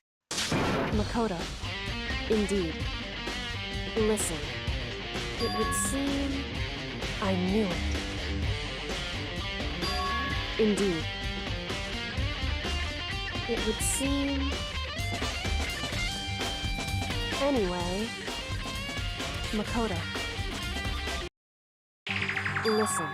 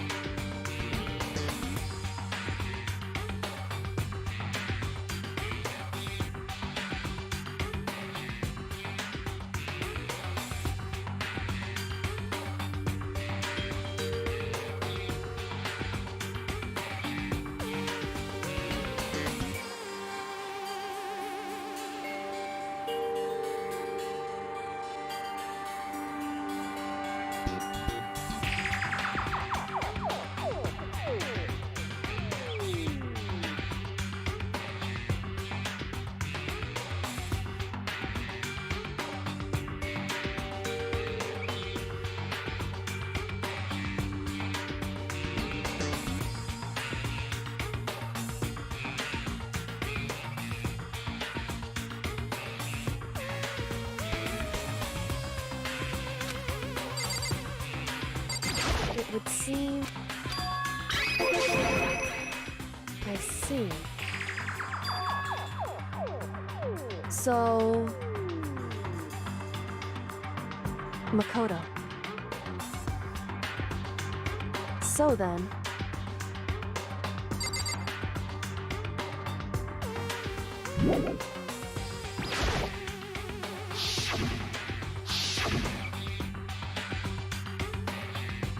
Whew.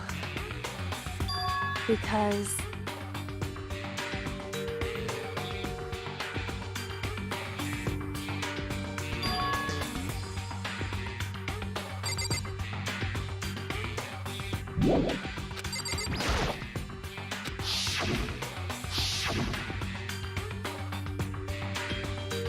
Whew. Because...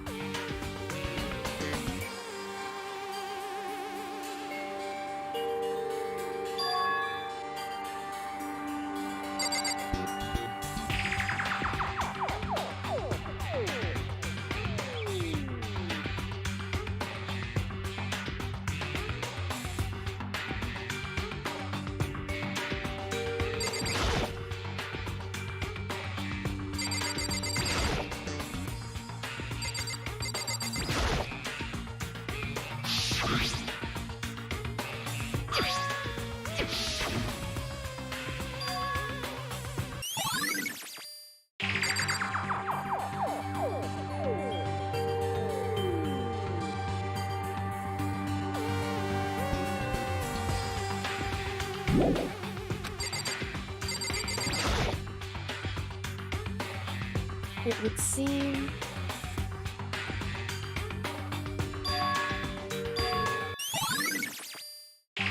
Whew. Indeed.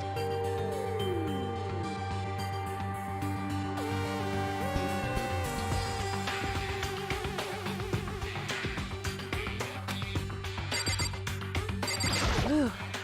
Indeed. Indeed.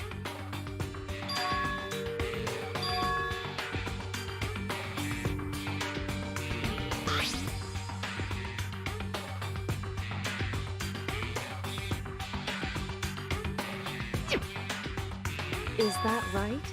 Because... Wrong. Listen. However...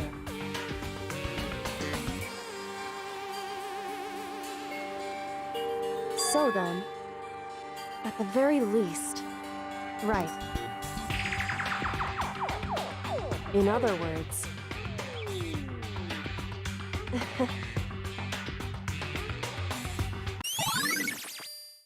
Hey.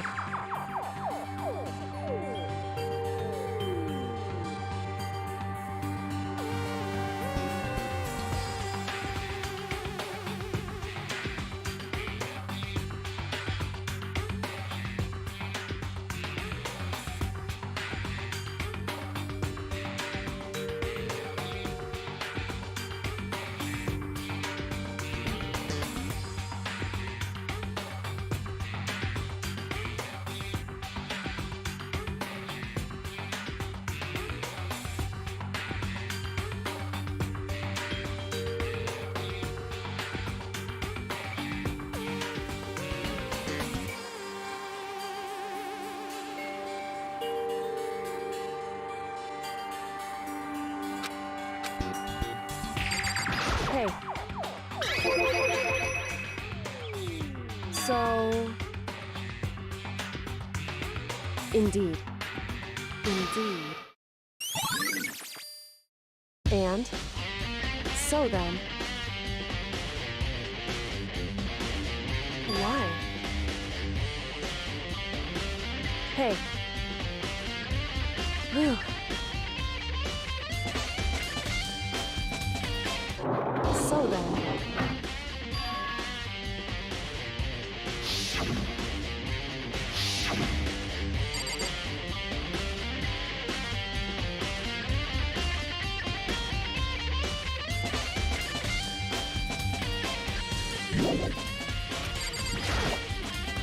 What? What? So... Indeed. I see.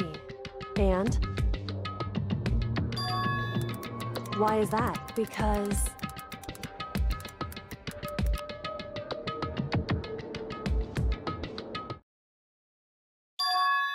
What if that's true? Makoto.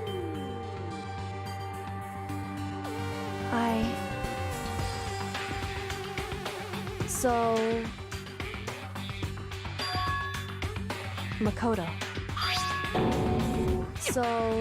Anyway...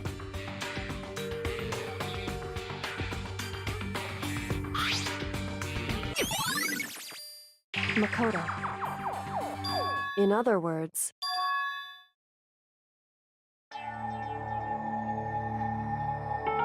However,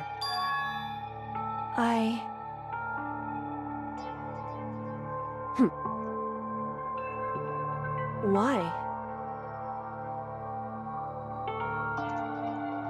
Whew. Hey. Makoto.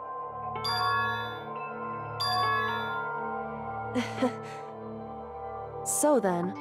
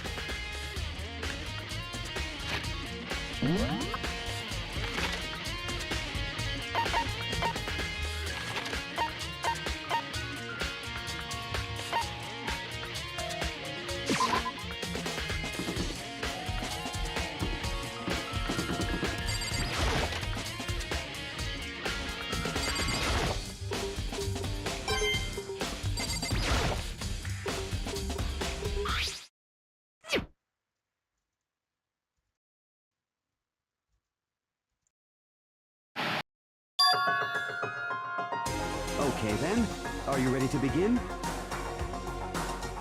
I do apologize, but I hope you don't mind if I record our conversation. I'm a little slow, you know. I never really got the hang of taking notes while having a conversation.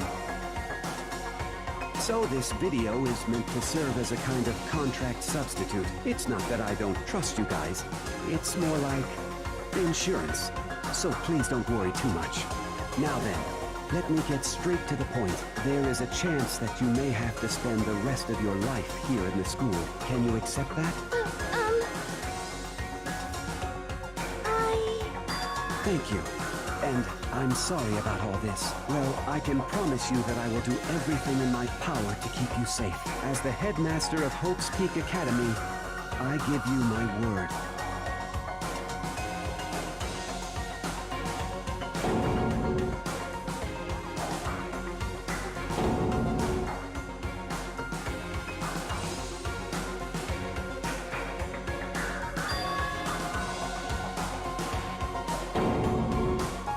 So, Makoto, before we begin, I should let you know that I'll be recording our conversation. Yes.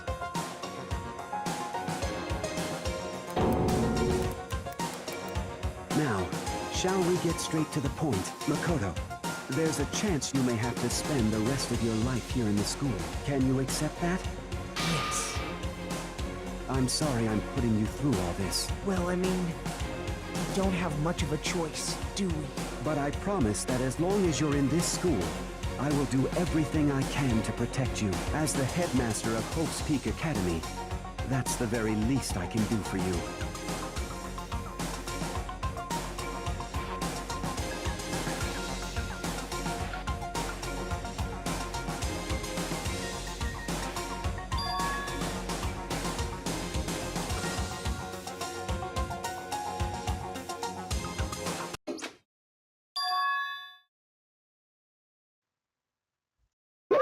What? Too bad.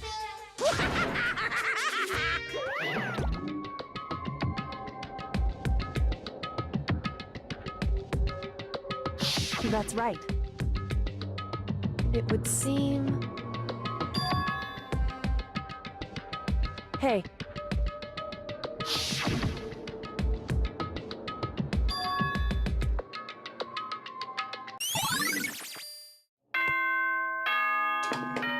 For anything that has a start, there has to be an end. And if the end comes, then that means it's time for a fresh start. There is no night that doesn't have a dawn. Although that dawn is totally pitch black, there is no storm that won't eventually end. Of course, then that leads to drought. But as I said, every end is the promise of a new beginning. Which is why I'm sure we'll get to meet again. Because the end is only the beginning. Anyway, let's get started. The beginning of the end of the class trial. Everyone gather once again at you know where.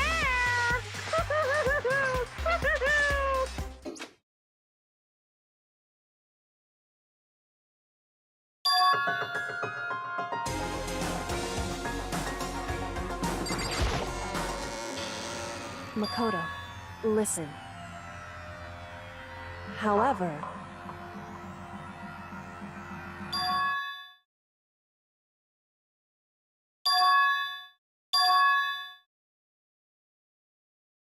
You called for me and so I appear.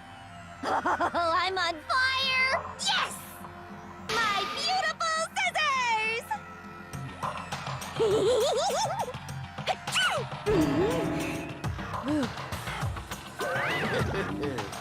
Well now, thrills, chills, kills! That's fine. Unbelievable. Today, I'm feeling white. Stop talking. You guys. In the name of my family.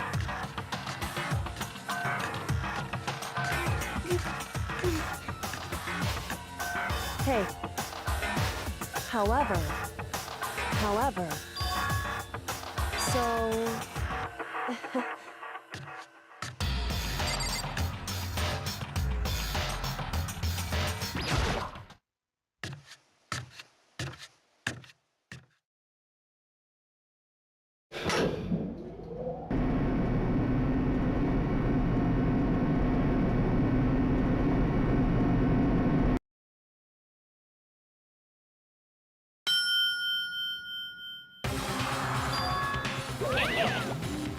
Yoo-hoo! Thrills, chills, kills!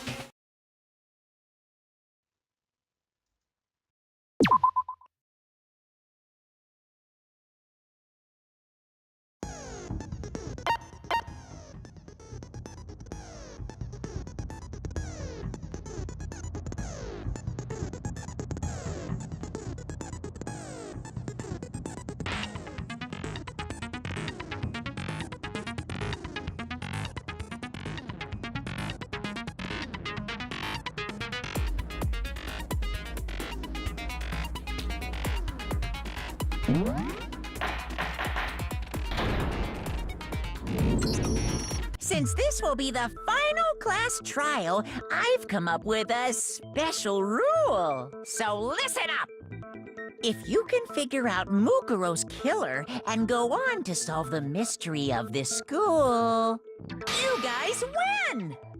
But if you can't, then I win! And of course, waiting for the loser is the super exciting, super heart-pounding punishment! Are you saying that if you lose, you'll execute yourself?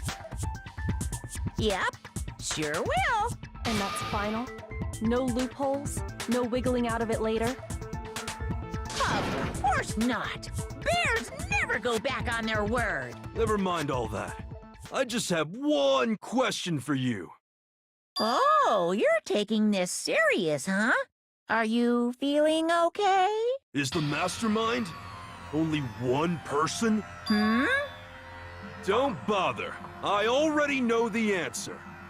You're all the mastermind, aren't you? You're all out to get me! I'm right, aren't I? I knew it!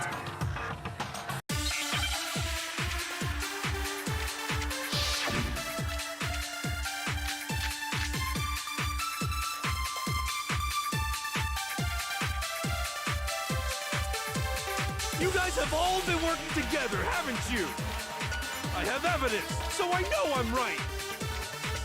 Hey, you stole my line. You're all out to get me. I'm sure of it. I have evidence of my own. What a coincidence. I too have evidence to present. Evidence that proves everyone other than me has been working together. What? Wait, hold on. This doesn't make any sense. How can the three of us each have that Kind of evidence.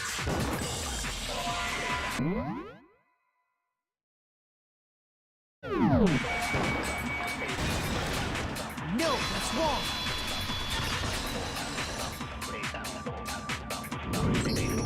It's not just you three. I have evidence too. What? You too?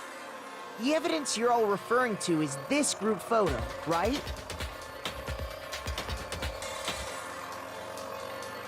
Well, yeah. Huh? Wait, but mine's different. With the picture you have, I'm in it. But that can't be right. Because in my picture... See? I'm the only one not in it.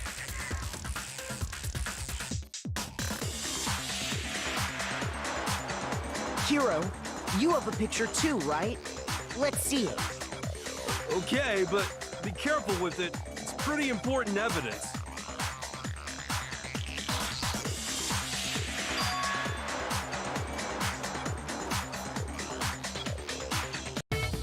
So the secret in these pictures has been revealed. Secret or whatever, I don't care!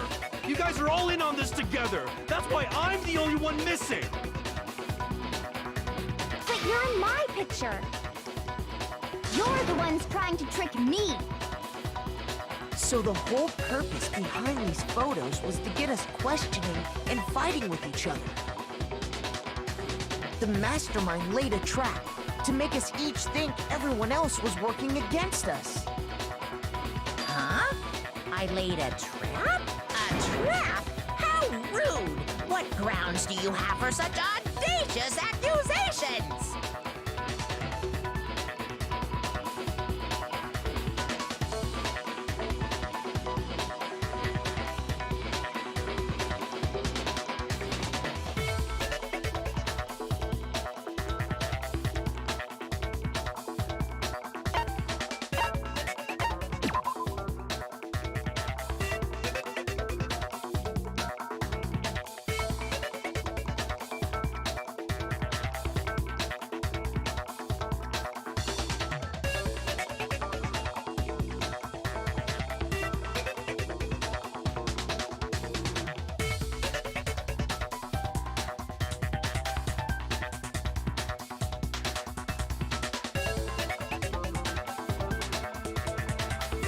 Shoot!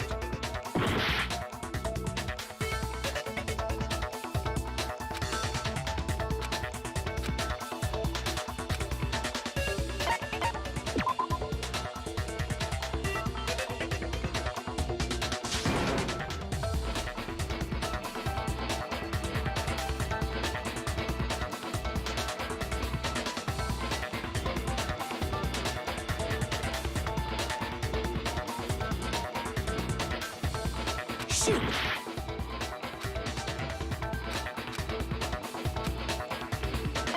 I got it! In each case, the only one not in the picture is the person who received it. So, in the picture I got, I'm the only one missing. In the picture Hina got, she's the only one missing. And in the picture Hiro got, he's the only one missing. As long as we're talking about it, I suppose I should show you my photo as well.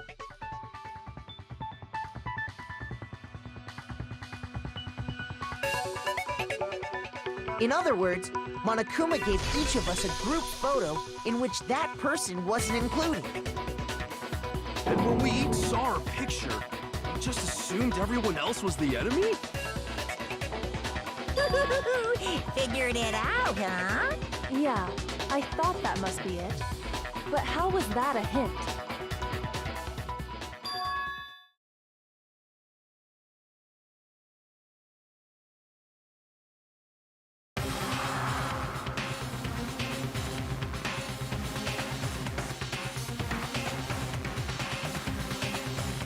Listen, can I see everyone's group photo one more time? It's not directly connected to what we're talking about, but I'd like to double check something. Sure, no problem. Yeah, I don't mind.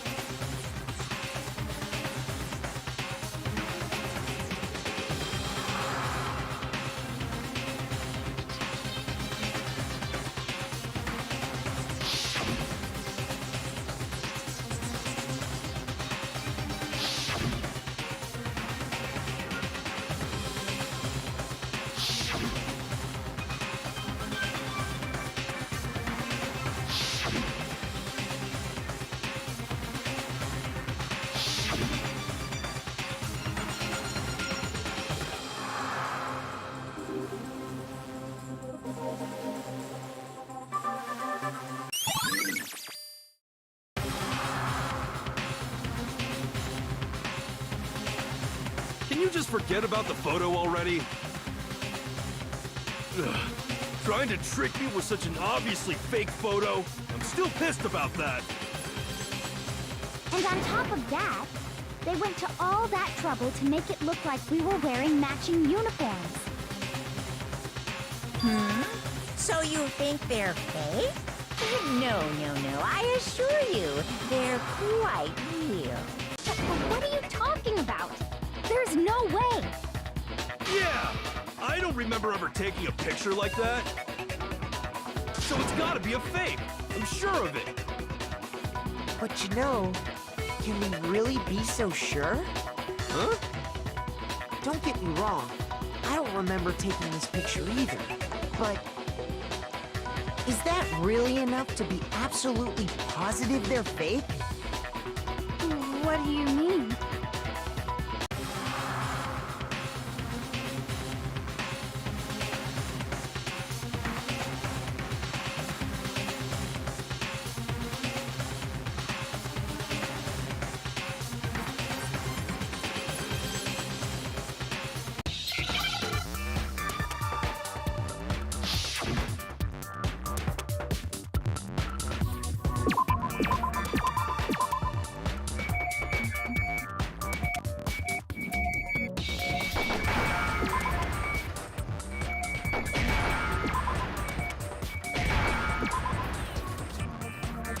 Now I understand. Let's say that somehow we'd all lost our memories. That could explain it, couldn't it? Oh, I get it. So we all just lost our memories at the same time and forgot about the photo. Makes sense. As if. You expect me to believe such an unbelievable occult-type story? Yeah! We all lost our memories? That's just crazy!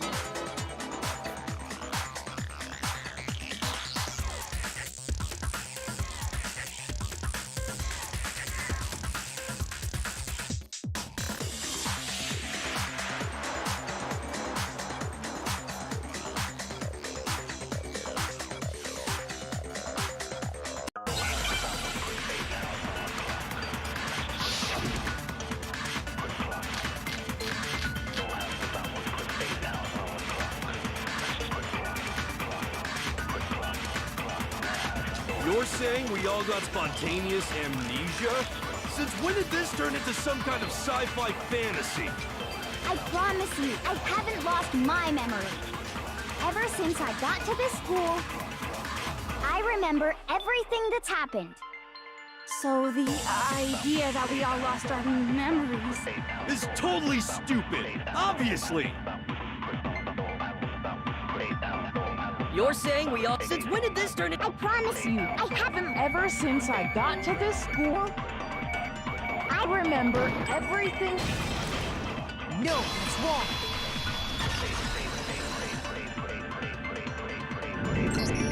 Those photos aren't the only things that point to the possibility of memory loss. This DVD does the same thing. You're not gonna show us something indecent, are you? No, it's nothing like that. It's a video of all of us being interviewed by the Hope's Peak Academy headmaster. When you say all of us, you mean... I mean all of us, including you. You lie! I never did any kind of interview. No, it's not a lie. Just watch the DVD and you'll see for yourself. The headmaster did, in fact, interview you. What are you saying? I didn't imagine you would remember. It's not about whether or not I remember. You expect me to believe all this? That I lost my memory somehow?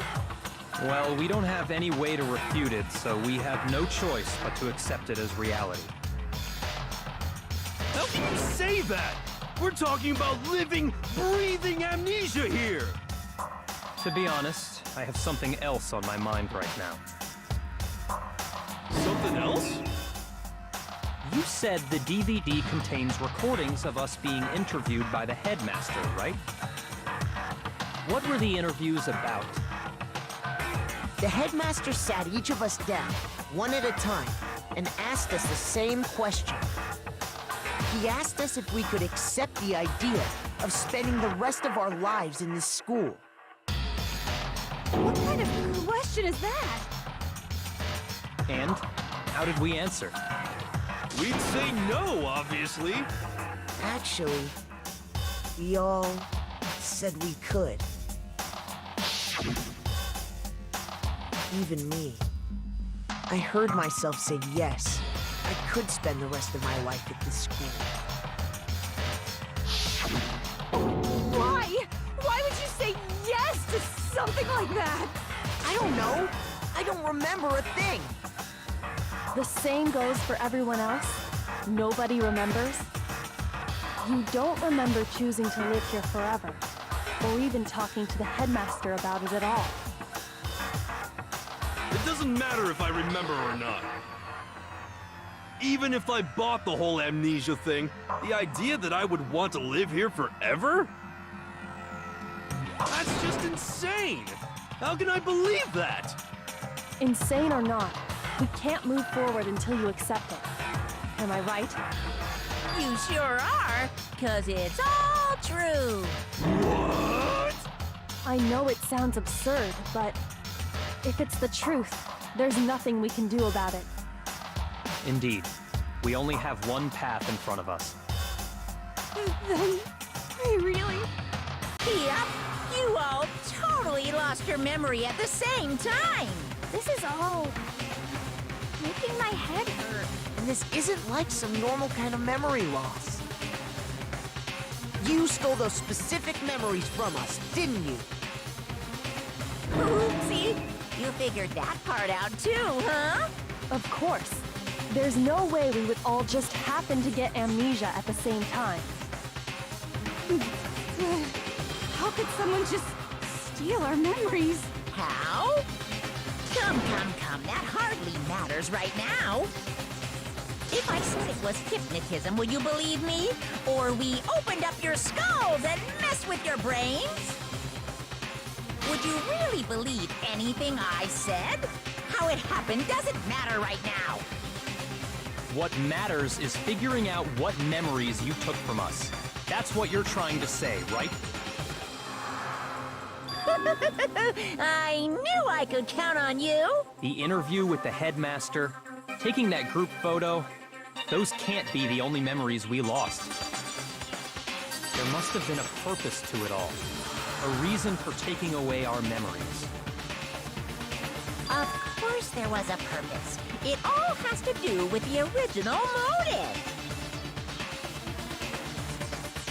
You mean the motive you came up with? To try and get us to all kill each other? That has something to do with the memories you stole from us? It sure does. But that part's still a secret. Anyway, I'm sure it's not easy, but let's all focus on the class trial for the murder of Mukuro Ikusaba. Okay, so you want us to figure out who killed her before we do anything else.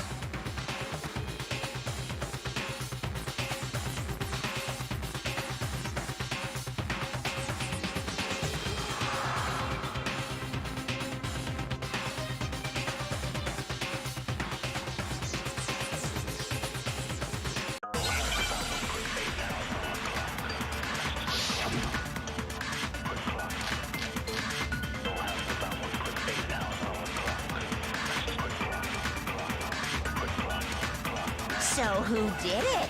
Who killed her? Whoever did it is the same one who's behind everything. That much I'm sure of. But when you think about it, is the mastermind really here in the school? Of course! They have to be here somewhere. What makes you so sure?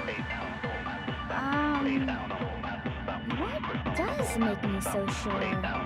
Exactly. You're just making stuff up. There's no way the mastermind is here. The mastermind is probably a million miles away. Because masterminds always lurk off in the background, right?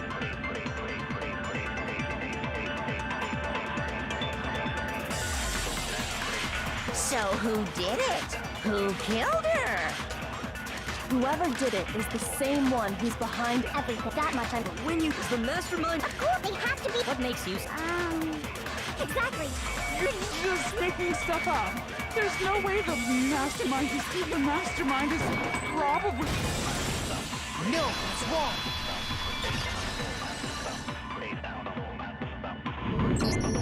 There's no question that the mastermind is somewhere within the school.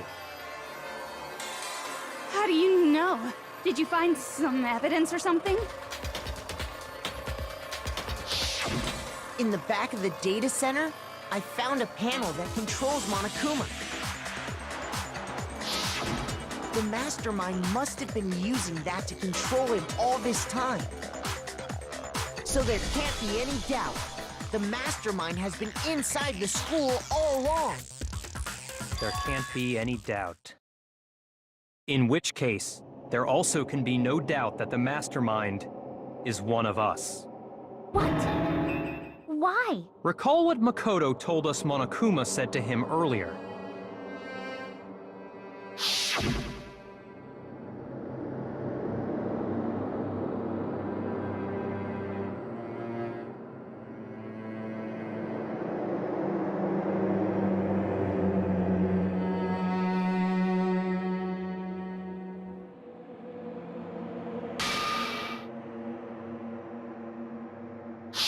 So if the mastermind is in the school, we have to assume it can only be that 16th student. But how'd they manage to survive all of this? So we're the only ones here? It's not me! I'm not the mastermind! Well, it's not me! I blame Makoto! What? Why me? 'Cause! It's super weird how you're the only one who survived being executed! Oh, I get it! The only way he could have survived is if he was actually the mastermind himself, right? Aw, nuts! Ya got me! Wait! What are you trying to say? Everyone, calm down. There's no reason to panic. The mastermind's true identity will become clear soon enough. Just as soon as we find out who killed Mukuro. That's a good point. Rather than wasting time bickering, we should put our minds to work solving this mystery. Yeah, well, how much time have we already spent talking about the murder? He's right. What more is there to talk about? If you want something to talk about, I think there might be one thing. We haven't fully established what Mukuro's fatal injury was. Huh? But I thought we figured that out. She died when she got hit in the back of the head. No, that isn't actually what killed her. It was something entirely different. Wouldn't you agree, Makoto?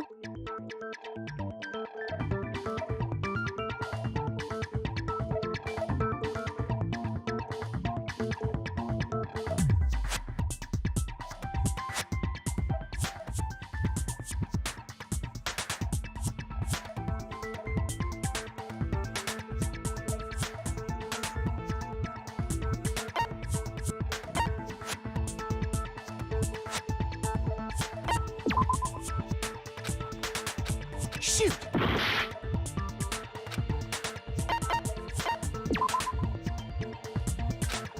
Shoot! I got it! All of the wounds covering her body. That's what really killed her. Hey, now hold on a second. You did read the Monokuma file, right?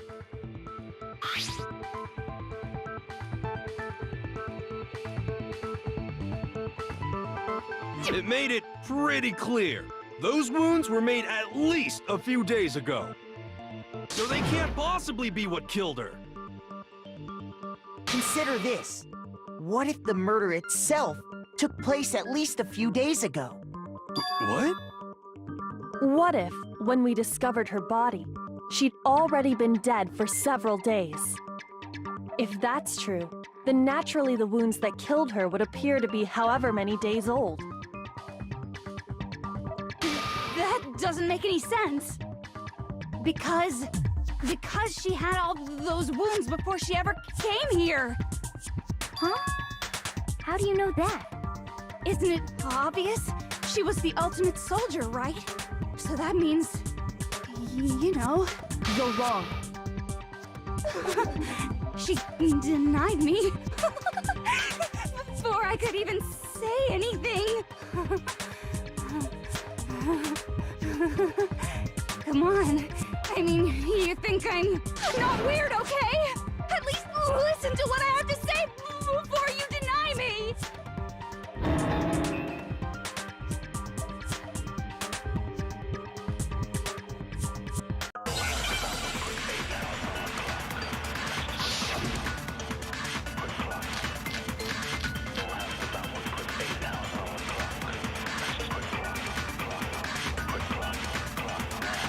Mukuro was the ultimate soldier. She must have been in 100 different battles. So, when you think about it, obviously, she got all those wounds in battle. Are you finished? You didn't deny me this time. What? You made me go all cutesy. Don't worry, there wasn't anything cute about it.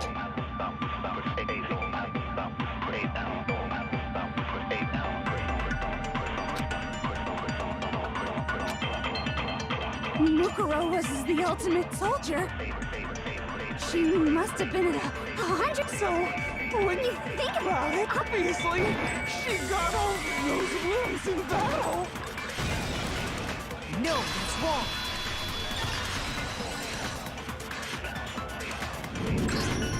No, Mukuro didn't suffer those wounds in battle. The file we found in the headmaster's room said as much. Despite the time she spent in battle after battle as a member of Fenrir, when she entered the school, she hadn't sustained a single injury. To be denied so completely. Actually, it's kind of refreshing. Maybe it's because of all of Master's training. Anyway, so we can be sure that Mukuro suffered all those wounds after coming to this school. In which case, they could be the very thing that killed her. As a matter of fact, it's hard to imagine any other possibility. When examining her body, I found that her stomach and head wounds came after she was already dead. Unless anyone has any better suggestions, I think we can say this with confidence. The wounds Mukuro sustained all over her body are what ultimately killed her.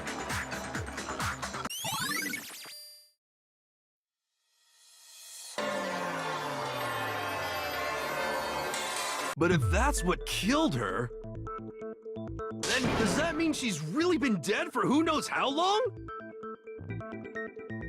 That's exactly what it means. When we found her body in the garden, she'd already been dead for several days. So then, what about the little matter of what happened last night?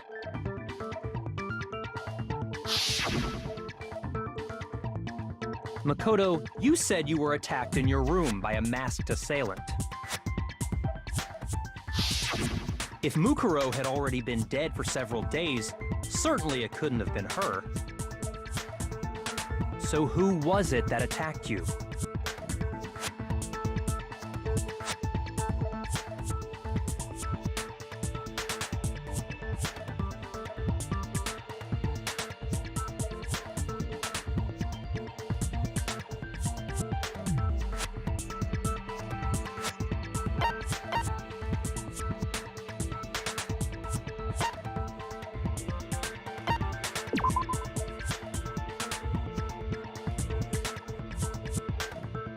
Shoot!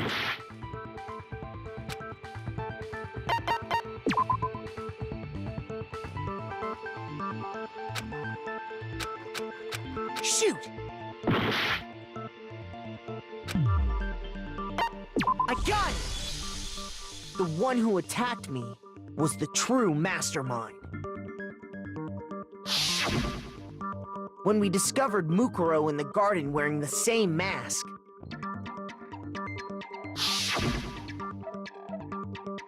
I naturally assumed she must have been the one who attacked me.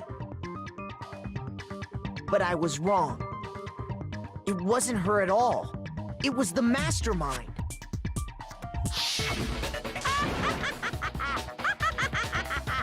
What are you laughing at? Oh, don't mind me. I'm just getting a little impatient sitting here listening. I think I'm gonna jump in. Let's start off with a nice, easy question.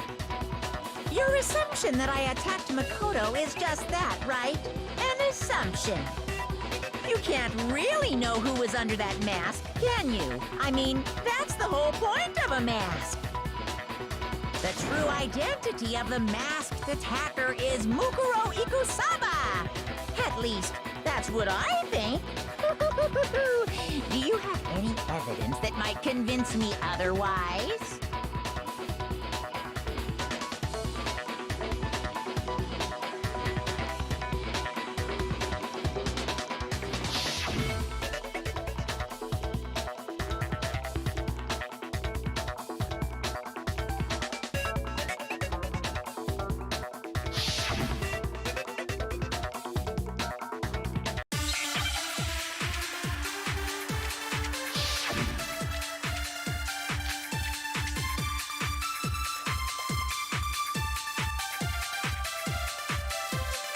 You never saw their face, right?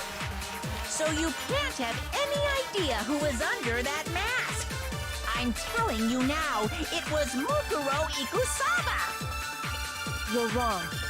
Even without seeing their face, there's another part of the attacker we can use to prove it wasn't her. Oh? And what is this other part? Is it the right hand? Or the left hand? Maybe the right foot. Or perhaps the left foot. Or could it be the hips?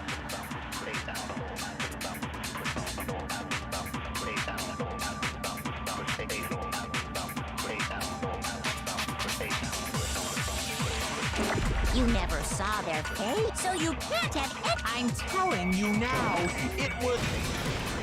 No, it's wrong.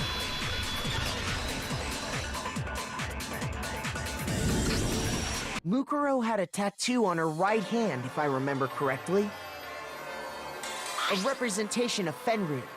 In other words, a wolf tattoo. But I saw the right hand of the person who attacked me.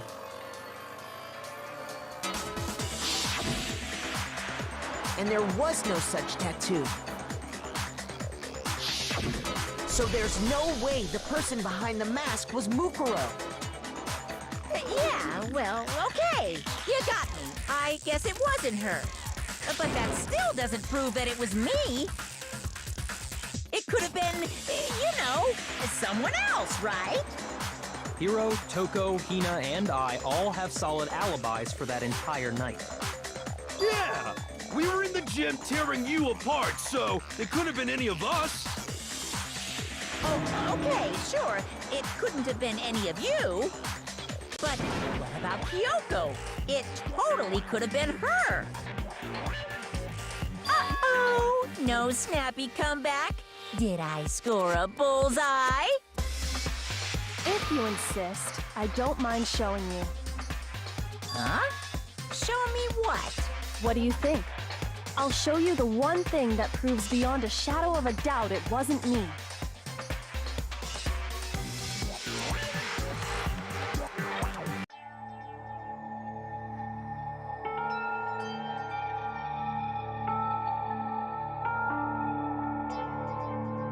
Your hands!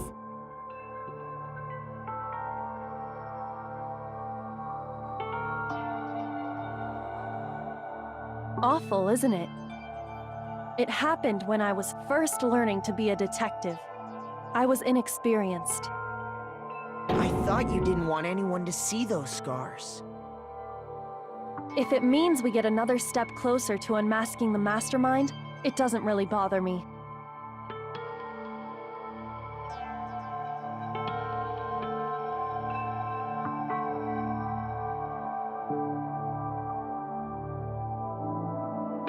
My scars should suffice as proof. Makoto, did the person who attacked you have scars like mine? No, not at all. I'm positive. Then this much has been made clear. There can be no doubt that the one who attacked Makoto is the true mastermind. This is just awful! On top of my secret being revealed, I had to look at those positively grotesque scars of yours. Sorry, did I say that out loud? I do hope I didn't hurt your feelings.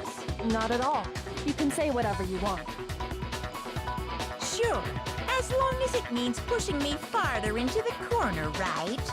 But I'm not cornered just yet, because if you haven't noticed, the circumstances surrounding Mukuro's death are totally unknown. That's true. All we know right now is she was killed a good while before this morning. On the contrary, we don't know anything other than that. You're not going to tell us she was already dead before we arrived here or something, are you? In that regard, you have nothing to worry about. I promise you, without a doubt, she died after our little killing game began here. Then somehow she was killed in secret without any of us knowing. And after she died, who knows how much time went by before we found her, right? Did the culprit stash her somewhere? She couldn't have been in the garden the whole time, could she?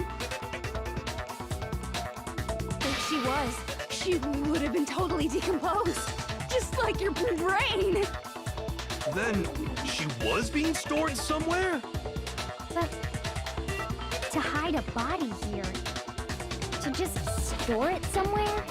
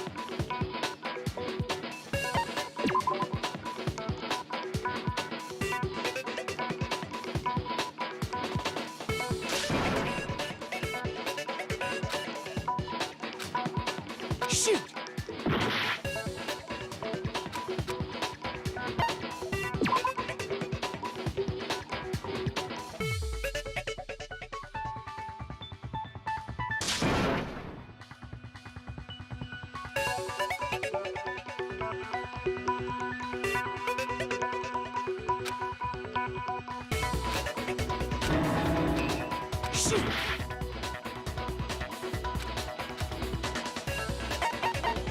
I got it! Mukuro's body was probably kept hidden in the biolab. Biolab? You mean on the 5th floor? That's right. It's actually set up for use as a morgue. So it's the perfect place to hide a body, and it'd keep the body preserved at the same time. Then you're also saying the body was moved from the biolab to the garden. And I have no doubt that that's exactly what happened. In fact, I have proof.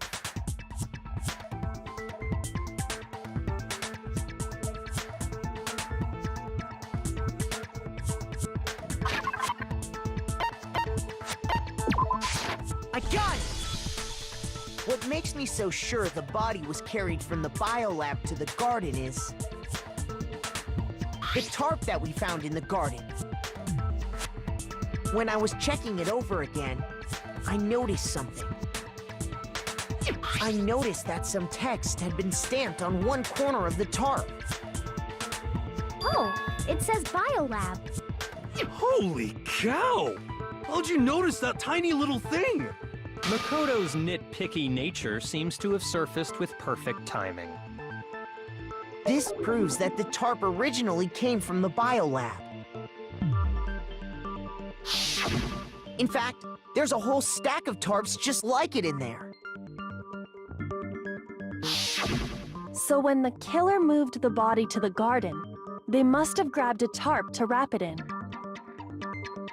Then they simply left it as it was to protect against the sprinklers, and put the coat on it afterwards. You made everything sound so amazingly consistent. That's just a wild guess! Where's your evidence? Prove that the body was wrapped in a tarp and moved! There is no evidence.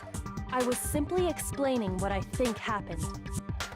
But you seem to be getting pretty worked up about it, wouldn't you say? Worked up? Now that the conversation has turned to the topic of the biolab, you must be getting pretty nervous. Because the key to uncovering your secret identity is hidden within that room, isn't it? You talking about unmasking the mastermind? You see, the biolab contained an inconsistency, one so major it can't be overlooked.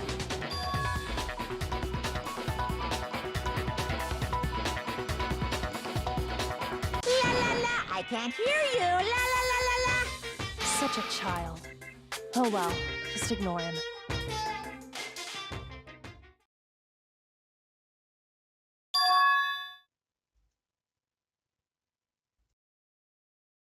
Hey, by the way, Mukoto, what about that one thing? What one thing? What do you think? I'm talking about your family.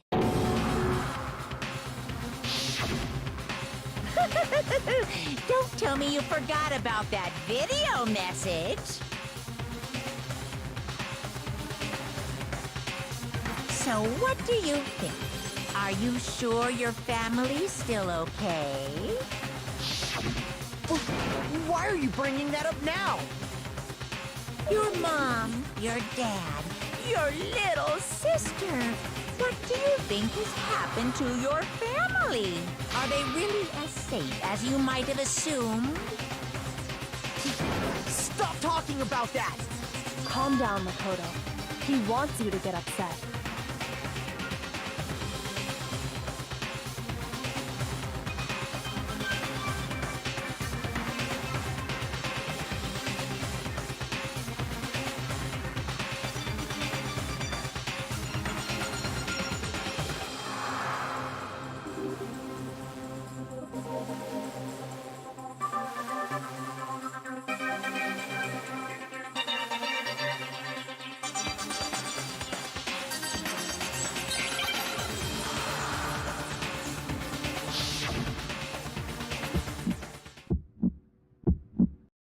Are you sure about this?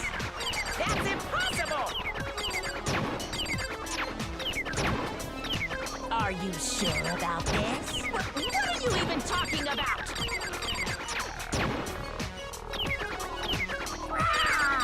Better luck next time. Punishment is waiting for you. Are you sure about this? What are you even talking about? Are you sure about this? That's impossible! I'm not listening! This should prove it.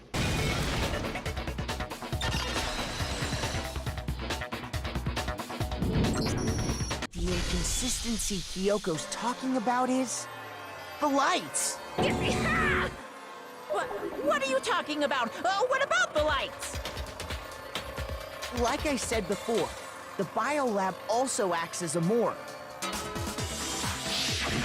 And as part of that, a giant refrigerator was installed in there. That's where everyone who's died is stored. And it was set up so that when a slot had a body in it, a blue light would turn on. In other words, if the blue light is on, that means there's a body in that slot. But I counted up the number of blue lights that were on, including the one Mukuro was in. And there were only 9. Why does that matter? You gotta give me the bite-sized version here, man.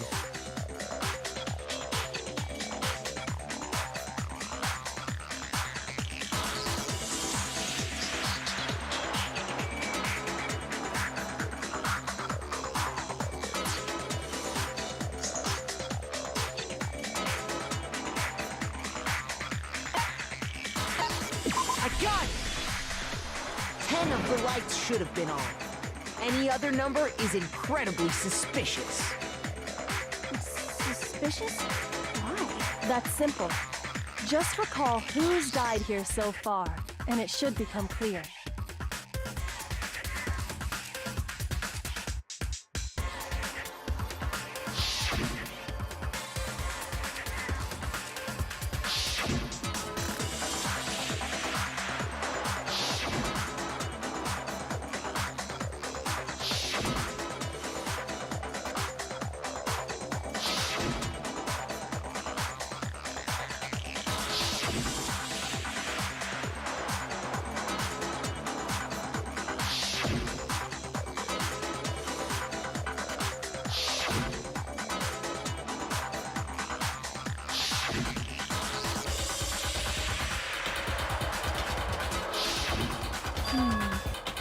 So 10 people in all? That's right. Any other number should make you immediately suspicious. But according to the lights in the biolab, only 9 people were being stored there.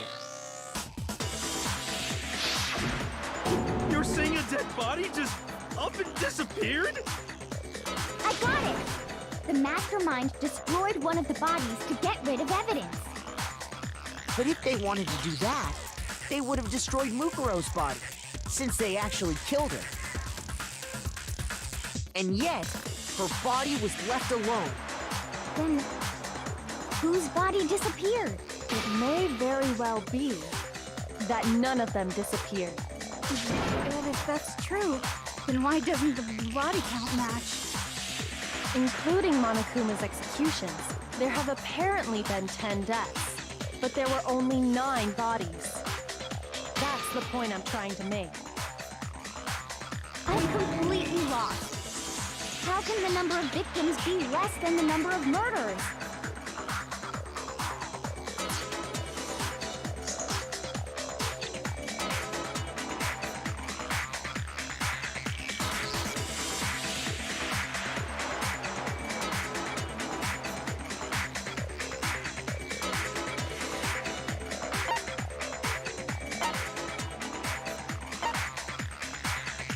I got it!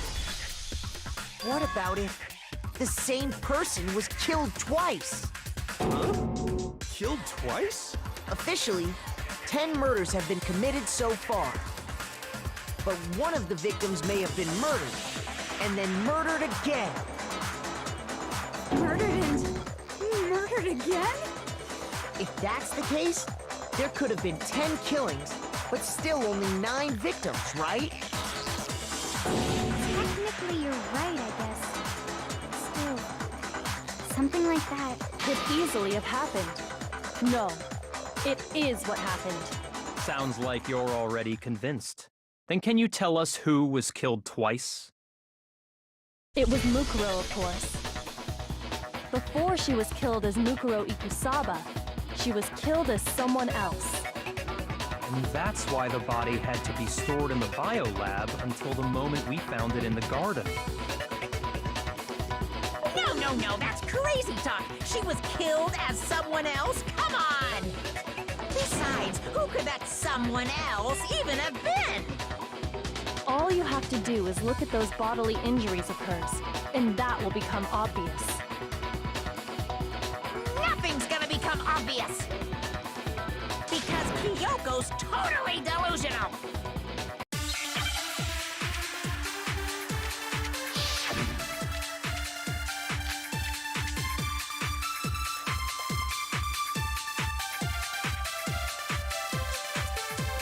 Is this someone else that Mukuro was killed as? Was it Sayaka Maizono? Junko Enoshima? Leon Kuwata? Chihiro Fujisaki? Mando Owada? Kiyotaka Ishimaru? Hifumi Yamada? Celestia Lu... whatever? Or maybe Sakura Ogami? No. There's no way anyone was murdered twice! Who is this sub? Was it Junko Enoshima? Leon, Chihiro, Mando, Kiyotaki, Fumi, Celestial, or maybe... No, there's No way anyone... No, it's wrong.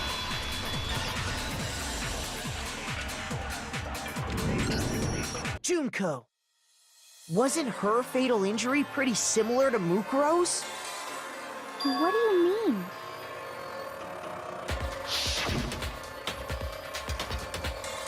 Well, remember what happened to her?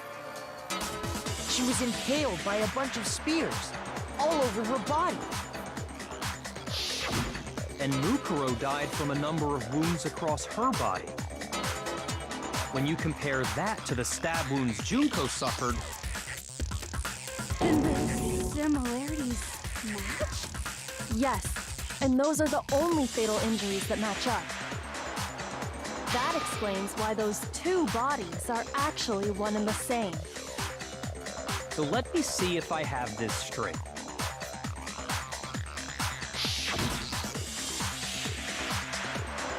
Junko, or someone going by that name, was stabbed to death with multiple spears. Then her body was kept in the biolab for however long before being dragged out again. Only this time, it was presented as the corpse of one Mukuro Ikusaba. It all matches up, right? Those wounds Junko suffered could easily be these same injuries. It's really true? Mukuro and Junko are the same person? Wait, so then... What does it all mean? It means that there haven't been 10 victims, but 9. Which also means that among the people we thought were dead, one is still alive. And that's the true identity of the mastermind? Who is it? Who's behind all this? We already know the answer to that. It's Mukuro. She's still alive. She took Junko's body and made it look like she was the one who died. So Mukuro is still alive. She's gotta be. Total silence? Then I must be right. I'm right, aren't I?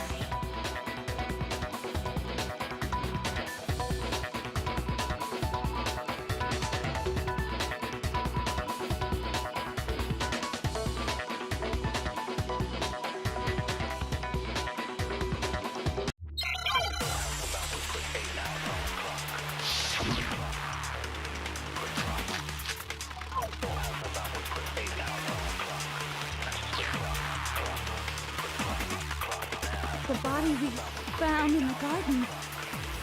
It wasn't Mukuro. Then she's still alive? That's right. She made it look like Junko's body was her. So the mastermind's true identity is Mukuro.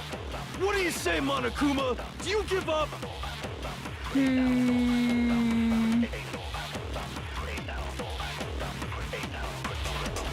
The body we found in the garden. It wasn't Mukuro.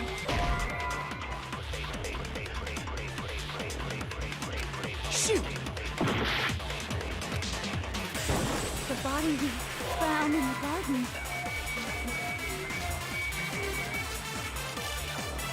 It wasn't Mukuro. No, it's wrong.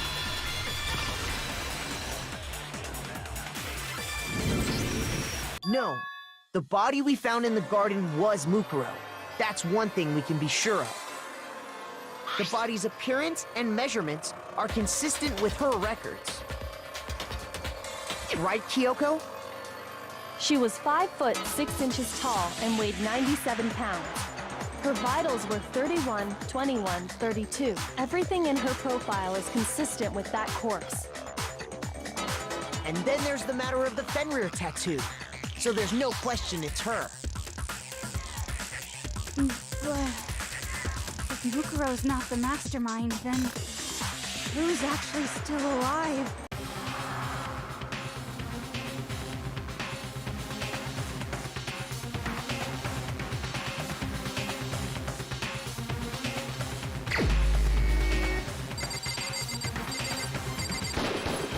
Here's my answer. Junko is still alive. It's the only possibility. Are you sure about that? Huh? I admit, since Mukuro is undoubtedly dead, Junko does seem to be the only other explanation.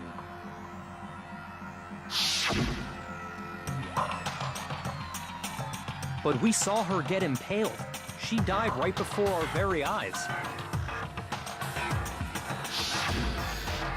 If Junko were still alive, the death we saw would had to have been some kind of charade.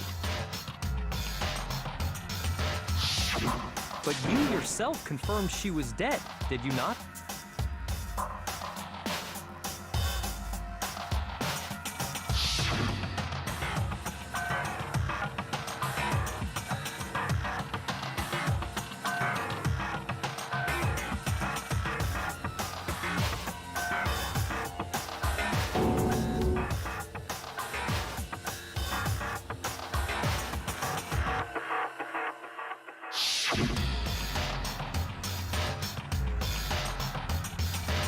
She was dead. There's no question. Junko was dead. So, the idea that she's still alive... It must be wrong. Then you're withdrawing your previous statement? I know you gave it your best shot, but too bad. I guess your conclusion was a dud. Too bad, too bad. This case hasn't been decided just yet. Oh? You haven't given up already, have you, Makoto? No, of course not. There's no way I'd give up that easy. That's all well and good, but how do you intend to solve the problem standing in your way? Junko absolutely died. Mukuro absolutely died. Then both of them are dead, right? There can't be any kind of survivor story. I think we need to look at this from the opposite direction. Huh? The opposite direction? Let's assume Junko is still alive. If so, how could she have survived?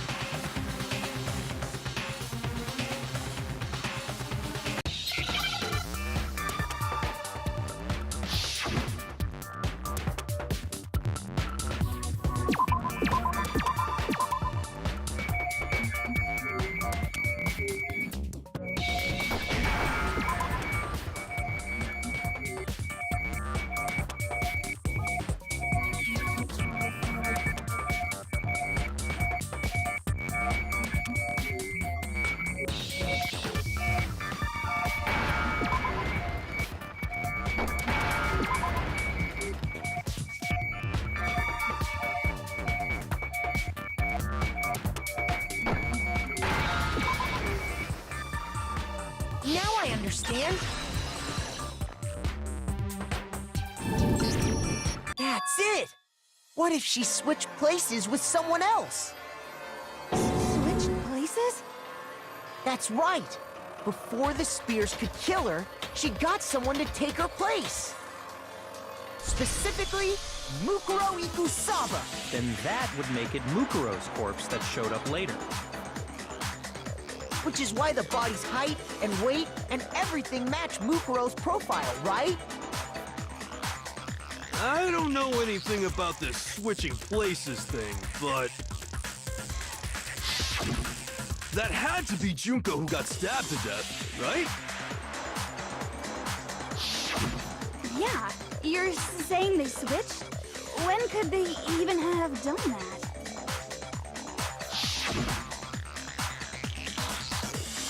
Right when she was about to die? Like she used some kind of ninja replacement technique? Good point. There's just no way they could have switched like that. So maybe the whole idea is wrong.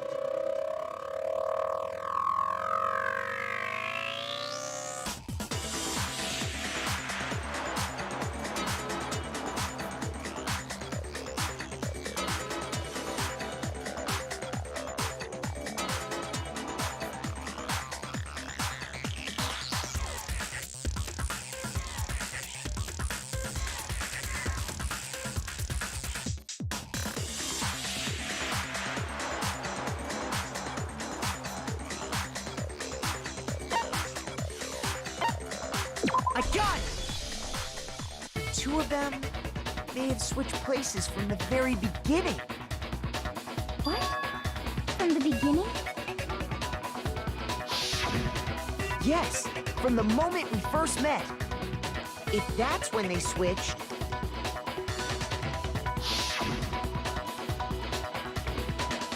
then they wouldn't have had to switch at the moment of death, right?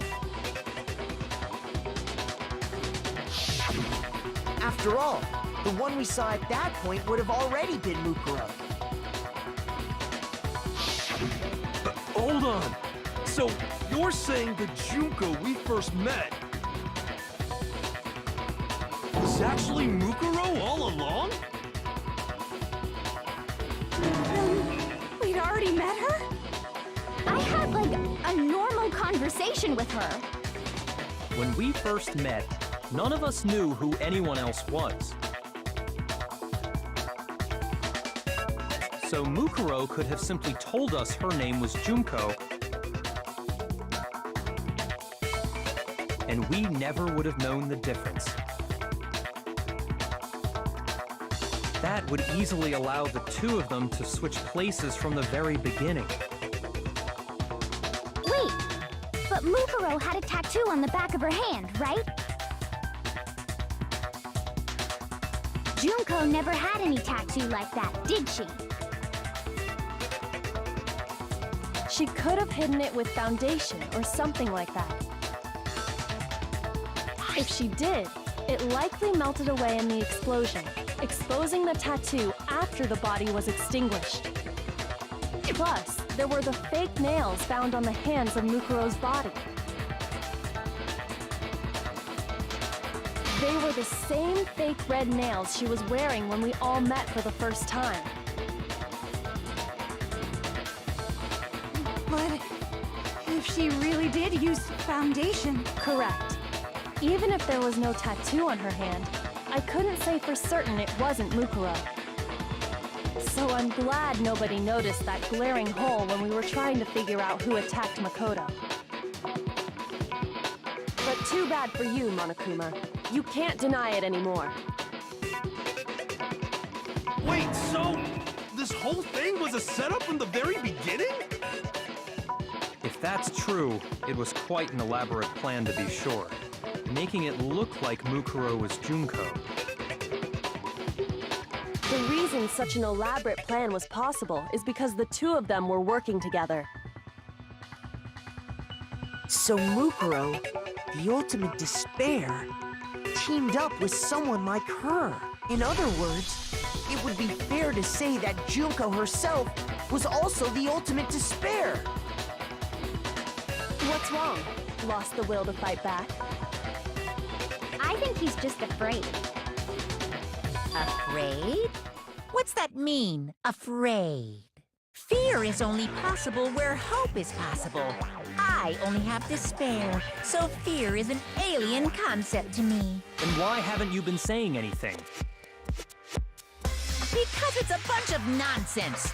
Junko's my secret identity. As if. Then why did you try and protect Junko's real identity? I tried to protect her identity. When did I do that?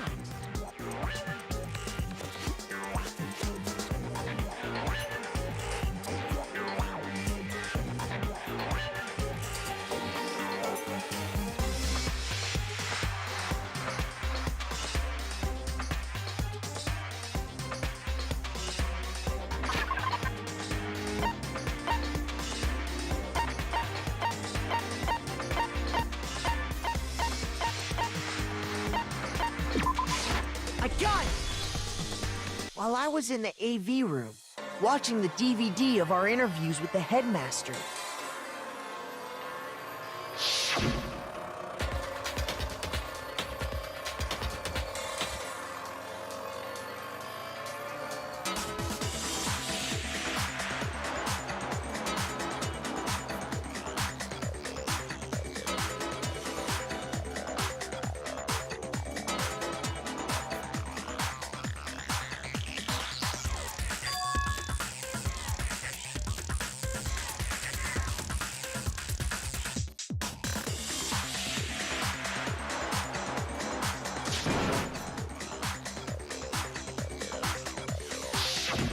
You made sure I couldn't finish watching the video. And the reason you did that is because you didn't want me to see the real Junko, did you? Oh, yeah! If everyone was in that video, of course Junko would have had to show up. And if Mukuro saw the real Junko, it would have been totally obvious that the Junko we met was an imposter. That whole power outage thing was just a fluke!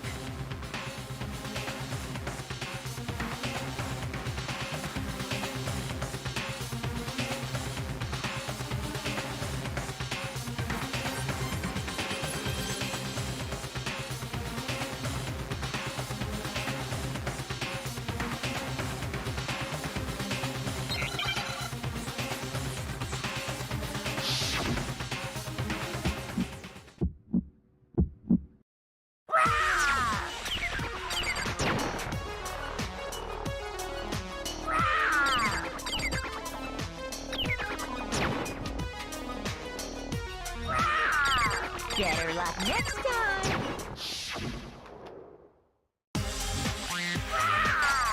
Better luck next time!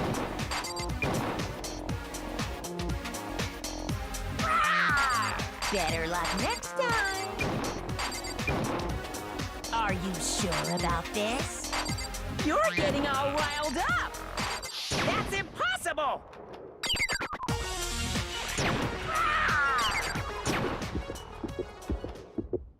That's impossible! This should prove it.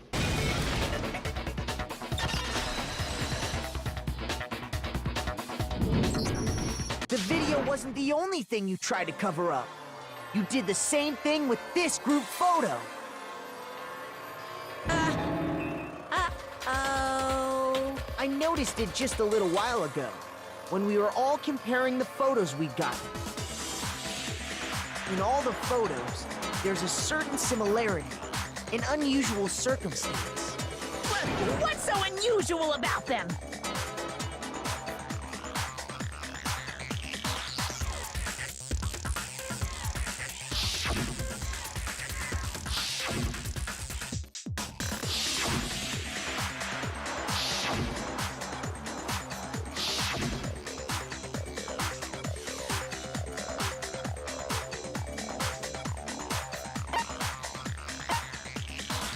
I got it!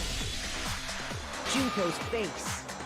The one thing common to every single photo is that you can't see her face.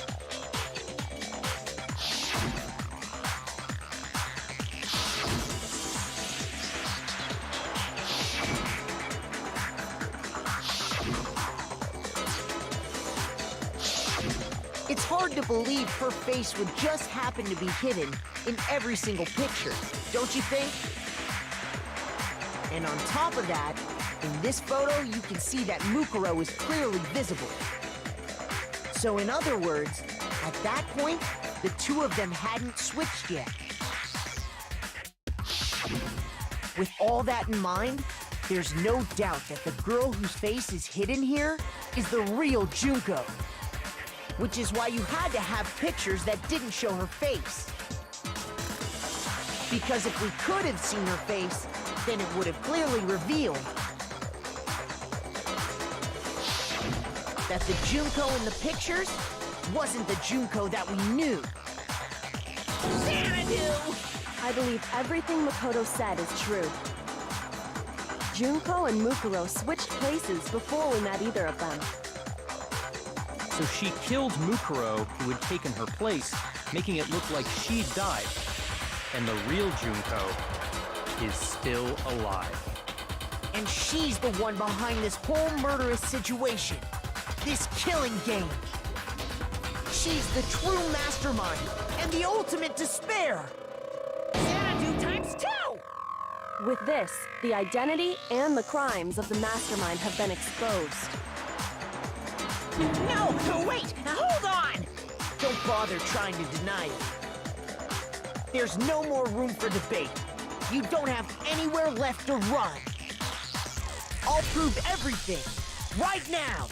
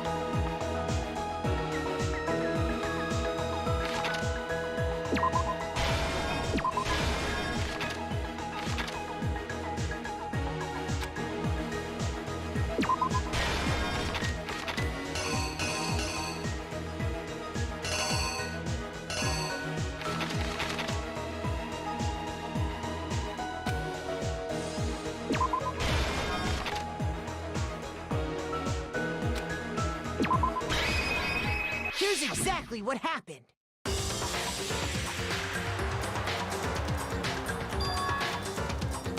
We met the ultimate fashionista, Junko and Oshima, right after we all arrived here. But that wasn't the real Junko.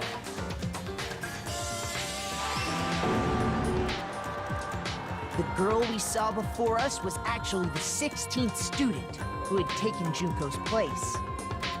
And that girl's name was Mukuro Ikusaba.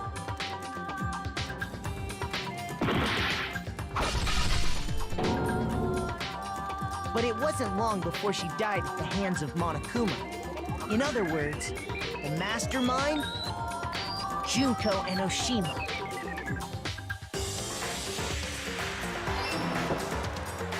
Her body was kept in a biolab, which had been converted into a morgue. Until Junko decided to put her body to use.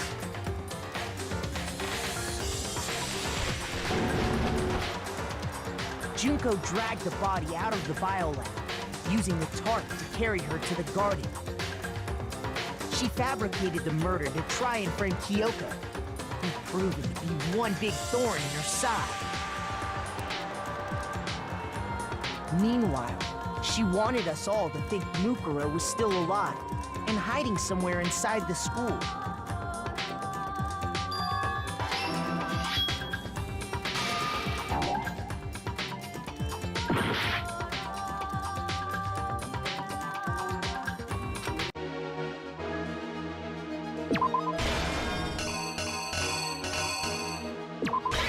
The killer is you! Meanwhile, she wanted us all to think Mukuro was still alive and hiding somewhere inside the school.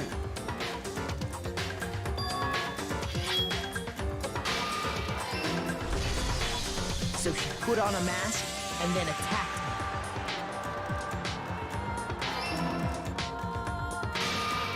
me. After making sure I'd gotten a good look at the mask, she left the room.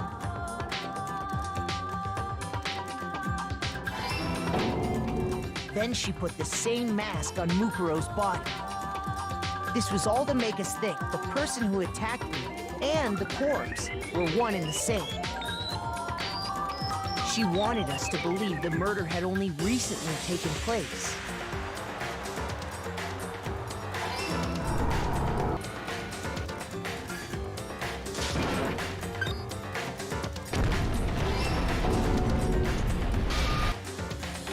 Finally, by strapping a bomb to the body, she was able to destroy any remaining evidence.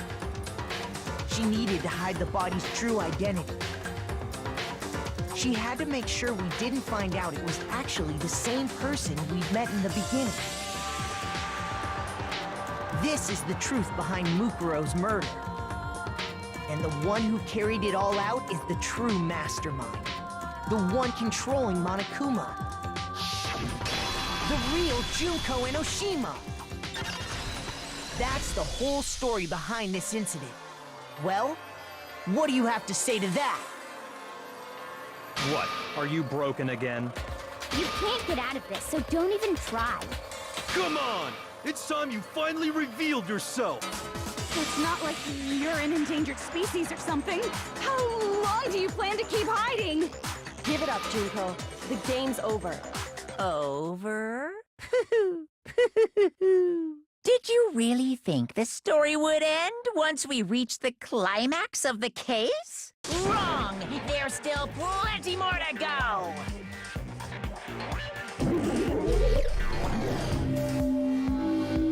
We have been waiting so very long for peasants like you to appear.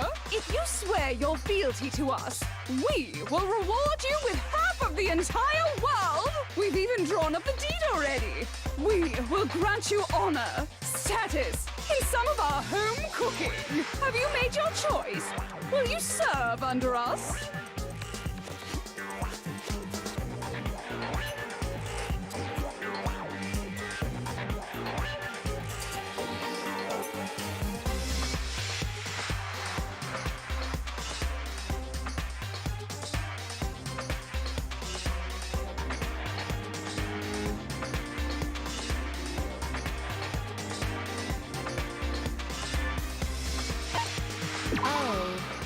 Did you think I was being serious? Sorry, I was just messing with you. It's been so long since I've had an audience. Even I'm not sure what kind of role I'm supposed to play. Anyway, looks like I've finally been set free. Having to play Monokuma all the time, day after day. It was like I was stuck in purgatory. Or like a slow suicide. I get bored so easy, you know? Your face! Huh? What about my face? What's wrong with my beautiful face? People have told me I'm cuter than 100 chihuahuas combined. I feel like this isn't the first time I've seen you.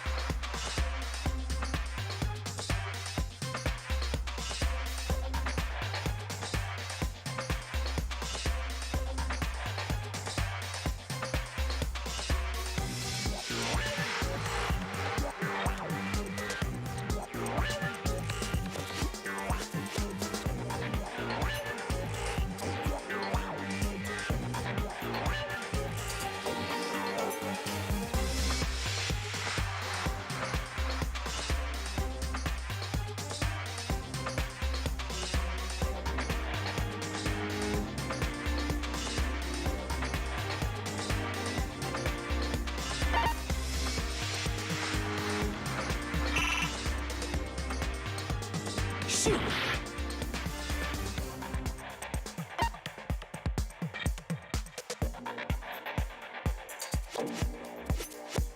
I got it! That's right! It was before I ever came to this school. I remember seeing a magazine cover. And you were on it. Wow, you have a pretty good memory. I guess that's why you've made it this far, huh? So I was right. Then what you told me in the main hall when this all began...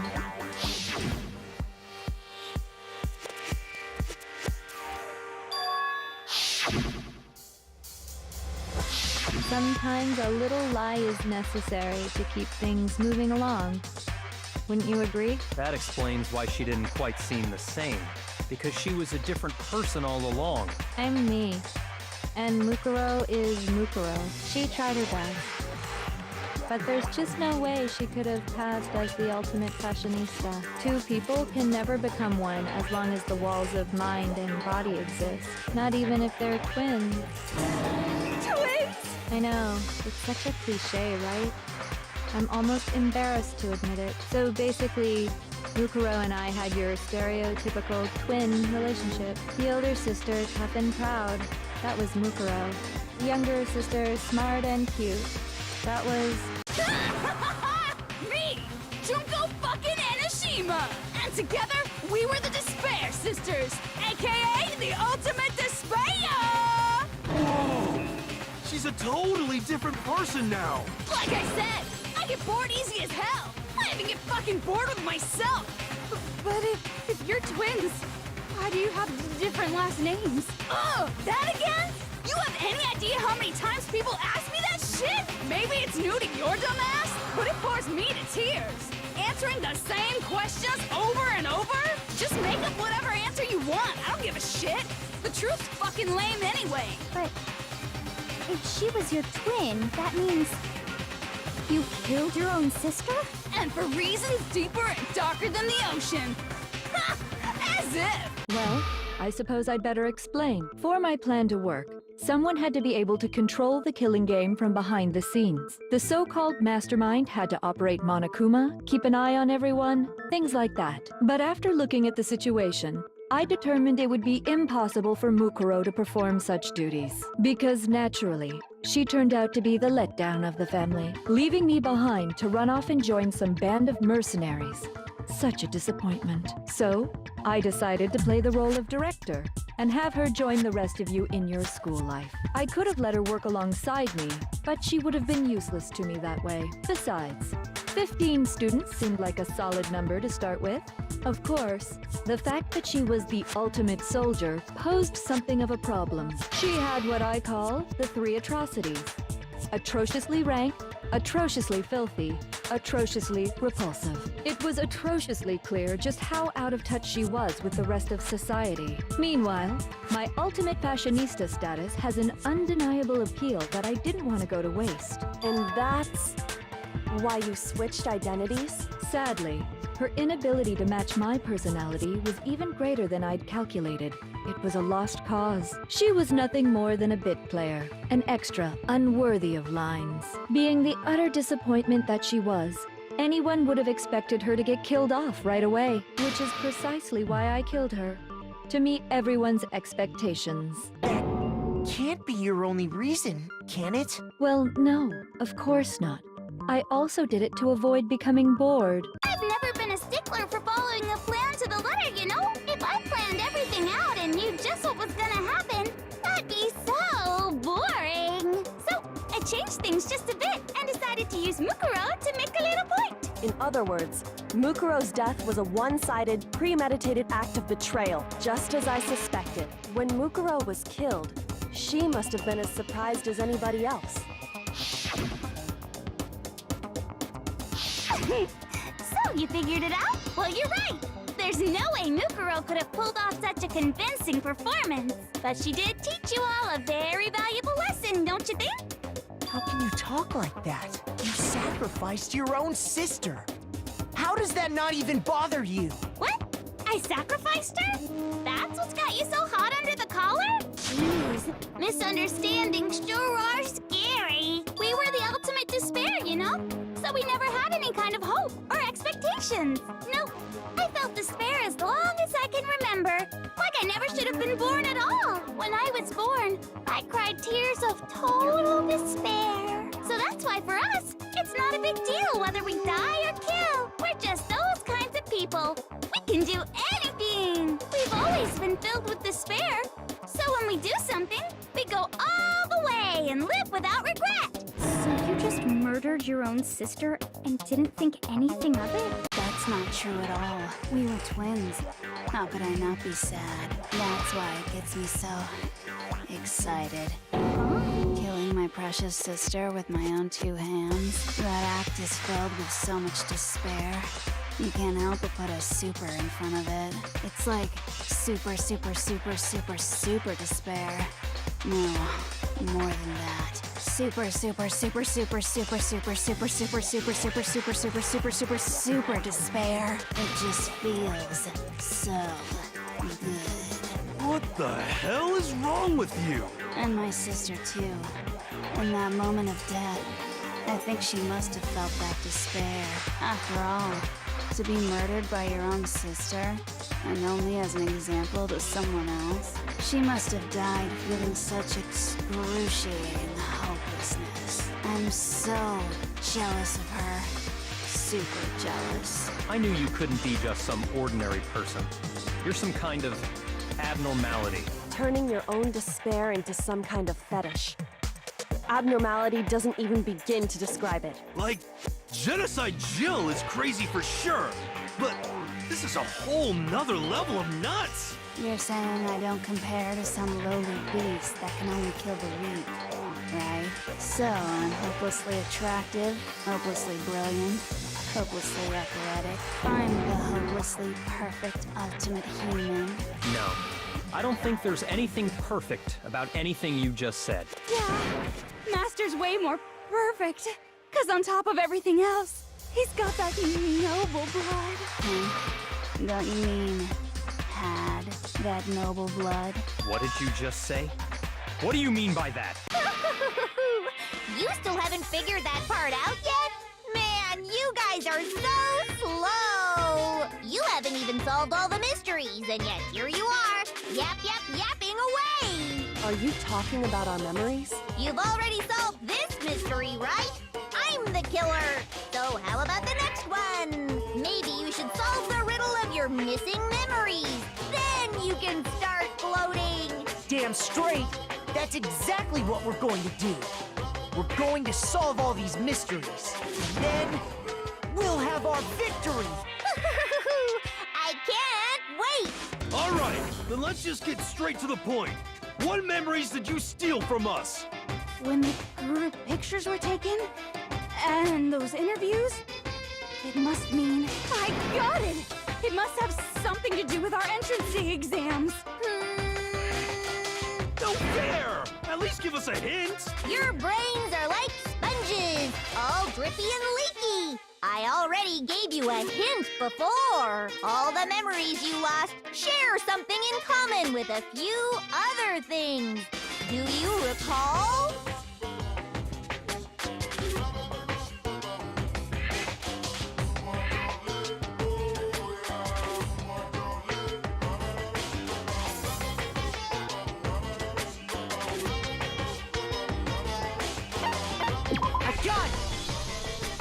You're talking about the motives you provided to try and get us to kill each other, right?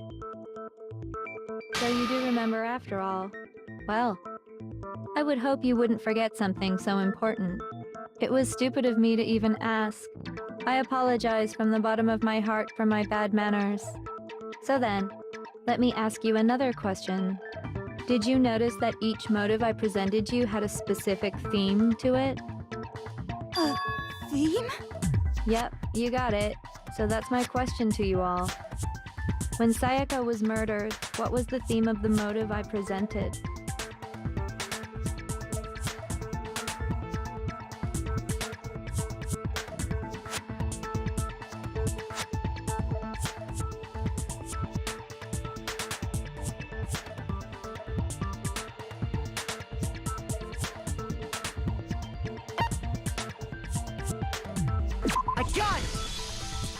The driving force behind the motive you presented us with at that point was human connections.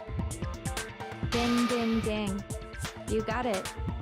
Remember those DVDs I gave you guys? Each video showed the total destruction of your most important relationships.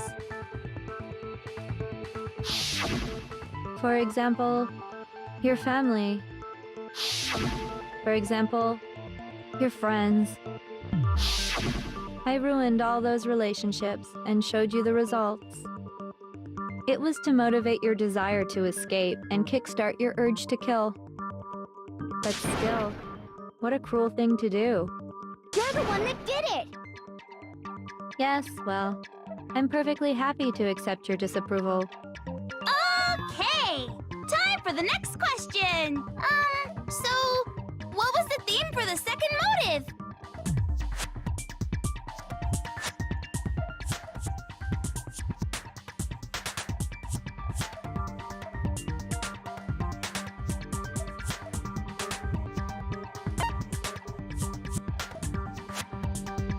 I got it! It was our past, right? Yay! Mukuro got it right again! That time, the theme was... embarrassing memories and secrets! Yeah! And the whole reason Mondo did what he did was to protect his secret. So, how long do you plan on dragging this out? Relax, relax. Okay, on to the next question. So, what was the motive for the third murder?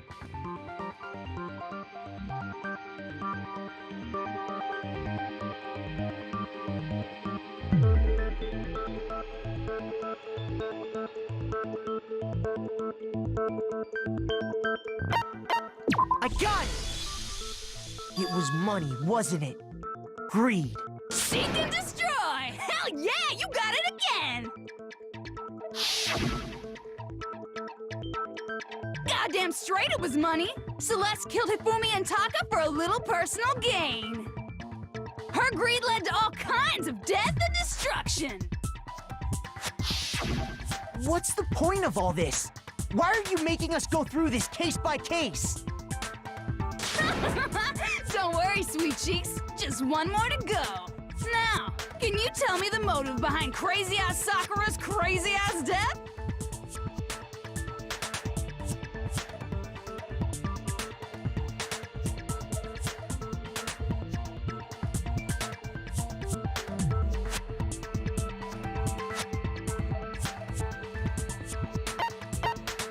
I got it! In her case, it was betrayal.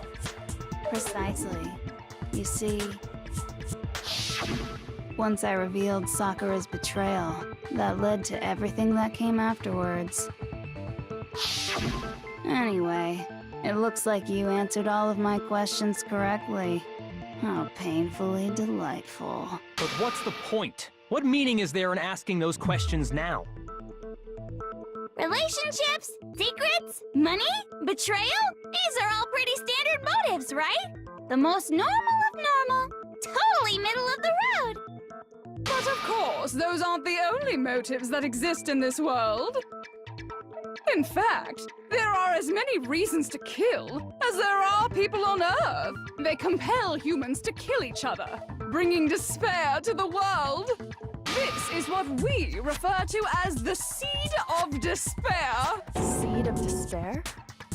Just as water, air, and food promote growth in living things, the seed of despair also needs nourishment, and that nourishment is hope. Despair can grow only in the presence of hope. Two sides of the same coin, divided by a razor-thin line. Such is hope and despair. How much longer is this stupid speech of yours? Weren't we discussing our missing memories? Why are you trying to change the subject? If you would listen, you would see I'm not changing the subject. We are discussing your memories. What I'm trying to say is, the seed of despair is closely tied to your own memories. How so? You see, by taking away your memories, I gave you hope. Of course, that hope merely existed to be consumed by despair. How could taking away someone's memories give them hope? And plus, you haven't given us any hope anyway! Is that so? All you've been able to think about during your time here is how to escape, right? The mere fact that that's what you want proves I gave you hope. What are you talking about? If none of you wanted to escape this school, the killings never would have taken place. That is why we took your memories, so that you would have the desire to leave. The only reason we want to leave is because you took our memories. Is that what you're saying? Correctamundo! Which means if we did have our memories, then we wouldn't want to leave. Do I understand that right? What? Why the hell would having our memories make us not want to leave? A most troubling thought, isn't it? But it's not enough.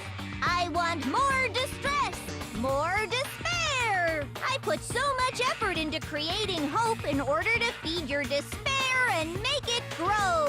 So, just like Crazy Eddie slashing his prices and passing the savings on to you, let me give you a hint. Huh? Really? Then hurry up and tell us. Okie dokie. Like they say, seeing is believing. I'd like for you to see the outside world. You mean the world beyond the school walls? So something really did happen out there.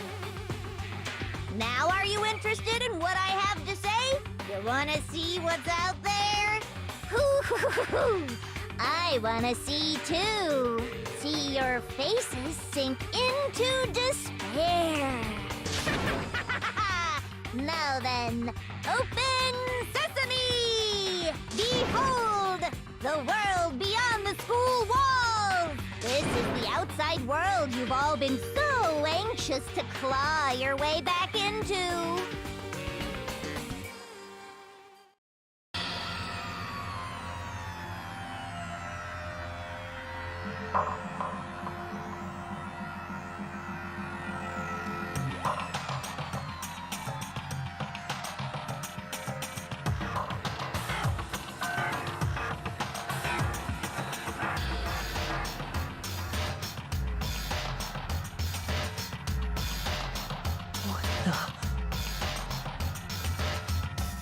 Dangerous. The world has grown so very dangerous. That's what this means. What are you talking about? None of this makes any sense! What am I looking at? This is a scene from a movie or something, right? What you just saw, all of you should recognize it.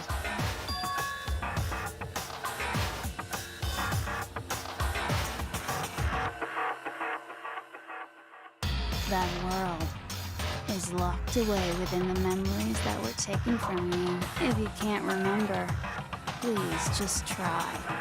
Do your best to try and recall. Better kick your brain in the ass, cause it's up to that gray lump whether you live or die. I don't remember ain't a fucking excuse no more, cause now it's time for the final class trial!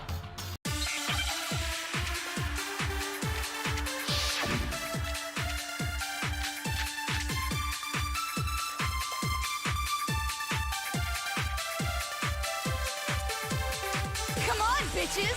Remember or die! What the fuck happened outside? You want us to remember or whatever, but when it comes to that crazy, confusing video you showed us, I don't understand a damn thing! What's the meaning of the footage we saw?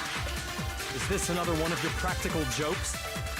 I mean, you're telling us to remember, but what am I supposed to be remembering? If nobody can remember anything, this is the end for all of us. What other choice do we have? Come on, bitches! What the fuck You want us to when it comes to that crazy... I don't understand. What's the meaning of... Is this another one of... I mean, what am I supposed to be remembering? Nobody can remember anything. No, it's wrong.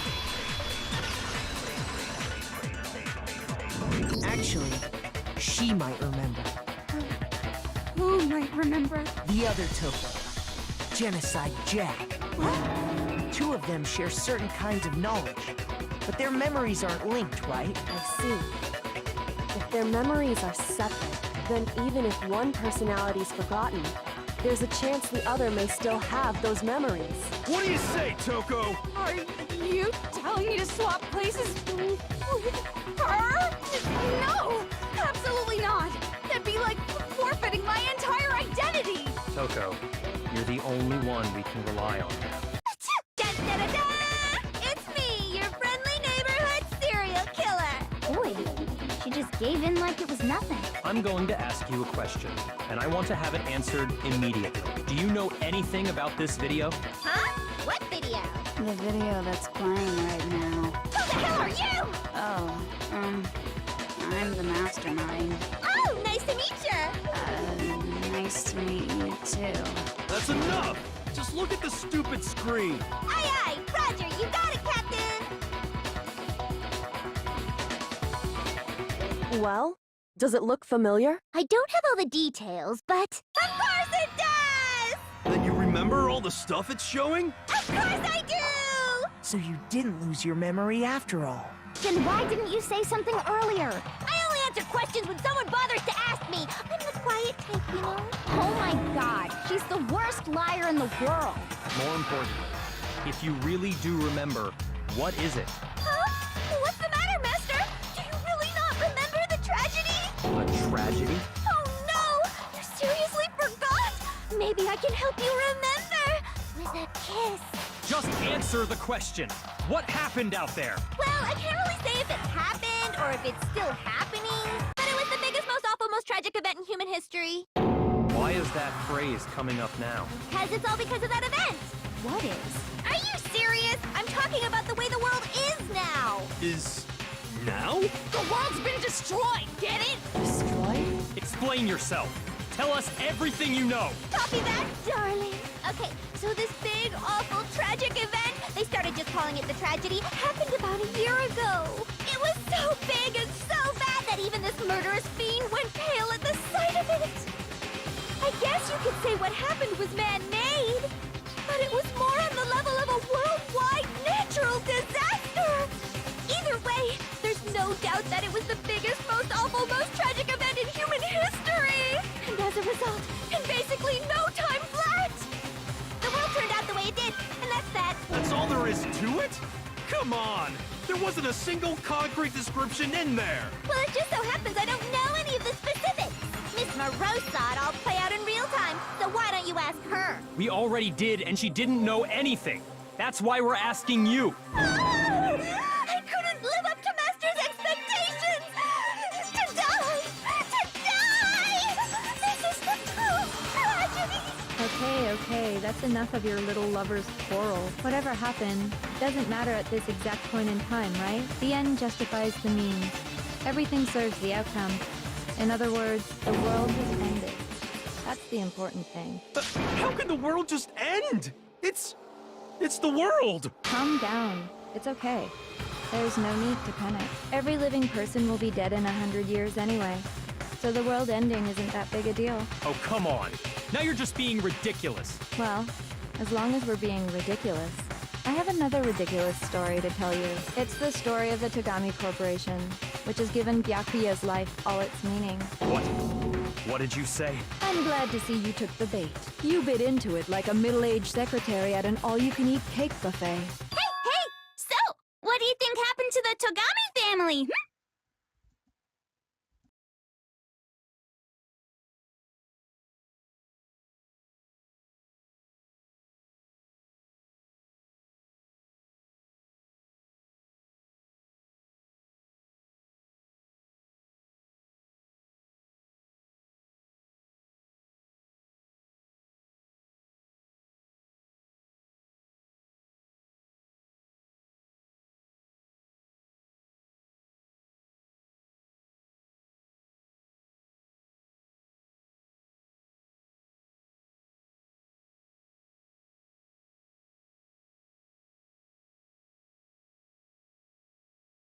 Correct!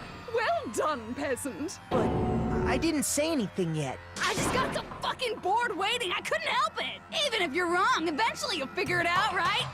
Till then, you're just going in circles. So, no matter what you pick, you get the right answer. Pretty innovative, don't you think? But do you think it might be a disease? Getting bored so easy, I mean. Do you think I might be sick? Anyway, like I was saying, Byakuya's entire lineage has been totally annihilated! What? What the hell are you talking about? I can confirm that his entire family has died. Even the distant relatives. The Togami name has perished. Stop with these idiotic jokes! Stop! And said with such authority. A peasant would dare challenge us? The avatar of divine punishment? You must learn your place, peasant. You are no longer the ultimate affluent progeny. They couldn't possibly be gone. The Togami family is destined to guide the world. Hell, there is no world anymore, remember? It got fucked a full year ago. But hold on. That doesn't make any sense. Huh? I don't make sense. There's no way that happened a year ago. I mean, we only came to this school a few weeks ago. If some kind of world-ending event happened a year ago, then how do you explain the totally normal world we were living in up till then? Have you considered the possibility that you're mistaken about that? Mistaken? Well, if I'm understanding you right, it sounds like you think the tragedy happened a year before you arrived here. Well, yeah. I mean, like he said, we just got here a few weeks ago. A few weeks ago? Ooh, I get it.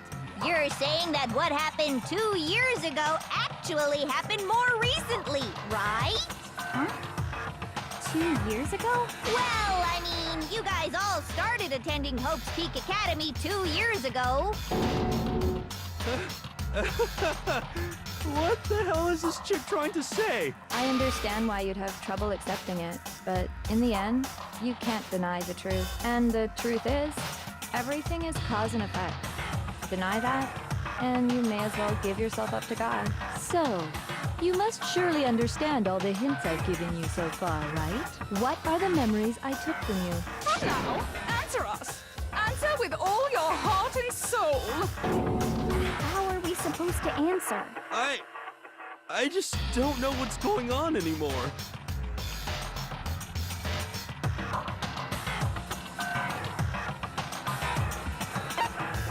I got if we accept that what you say is true, then we've all lost our memories of the last 2 years after coming to this school. Nope.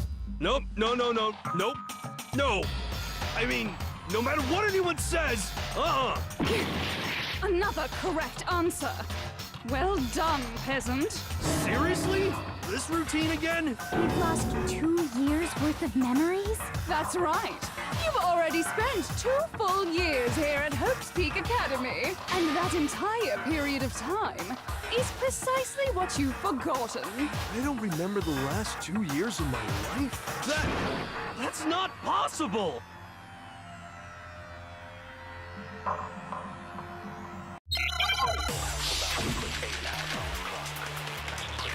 I could never... You've been living here? Hell no! I mean, I've never... This is all just us. How freaking... Everyone's so conflicted! 2 years worth of memories.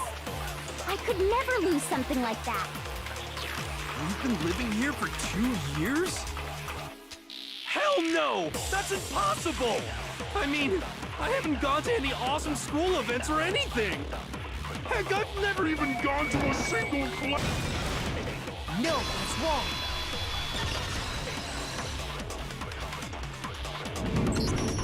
Hero, there's something I'd like you to take a look at.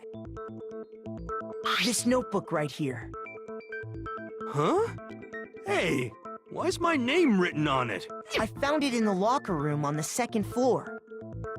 If you don't mind, could you take a look inside? Sure, whatever you want. But I've never seen this notebook before in my life. Wuzza, is something wrong? It's kinda similar. No, even more than that. This is absolutely my handwriting, without a doubt! But how is this... I don't remember ever writing in this thing!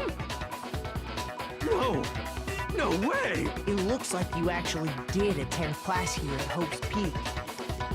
But somehow, you forgot all about it. Lies! It's all one big lie! I don't want to believe it either. But there's also no explanation for this pocketbook. And whose pocketbook is that? It's mine. And the handwriting inside is also mine. There's no doubt about it. But just like Hiro, I have no memory of ever writing in it. And the reason for that is the 2 years of missing memories? After seeing all the evidence, do you have any choice but to acknowledge the truth? Isn't it just so desperately dark? The mystery's solved, but it's like a goddamn funeral in here! Shit, man! I've never been to a funeral! Hell yes! 2 years of school life. How many moments of blossoming youth have you missed out on? How many fun classes? How many school events? This was your chance to build lasting friendships, right? And on top of that, something tragically sad happened 1 year ago. The biggest, most awful, most tragic event in human history. Right before everyone's eyes, the world came crashing down. You absorbed all that despair, but then you forgot it all. And once you'd forgotten, you made the choice to subject yourselves to this killing game. Oh, and there's one other thing. To be even more precise, the memories you all lost were... Actually, never mind. I'm bored. Explaining stuff is boring. What? We are bored of this world. Everyone always talks big, declaring all the great things they'll do. But then they always fizzle out. This world is just so desperately fucking boring!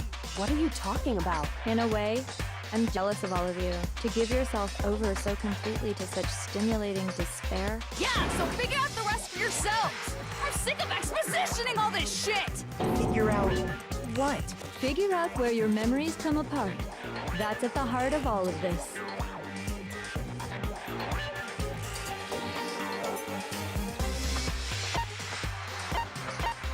I got it! The moment I lost my memories.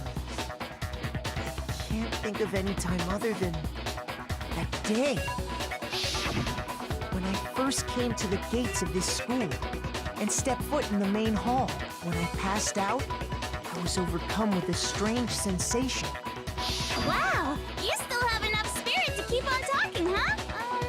So I don't know much about the details, but it seems like everyone remembers passing out, right? And your sense of time got all messed up because of the memory loss after that? I guess it must have been something like that. After I passed out, I woke up in a classroom, with my head on the desk.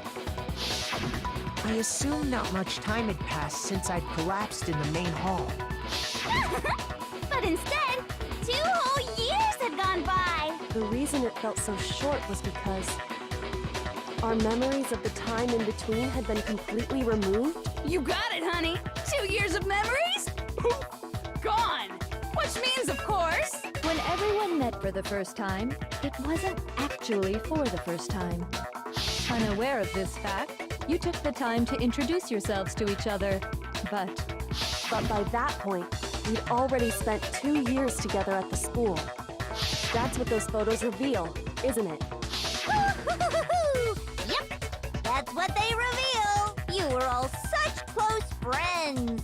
You spent 2 years together, and then you started killing each other. And it was all so you could escape into a world that's already been annihilated. What a terribly tragic tale.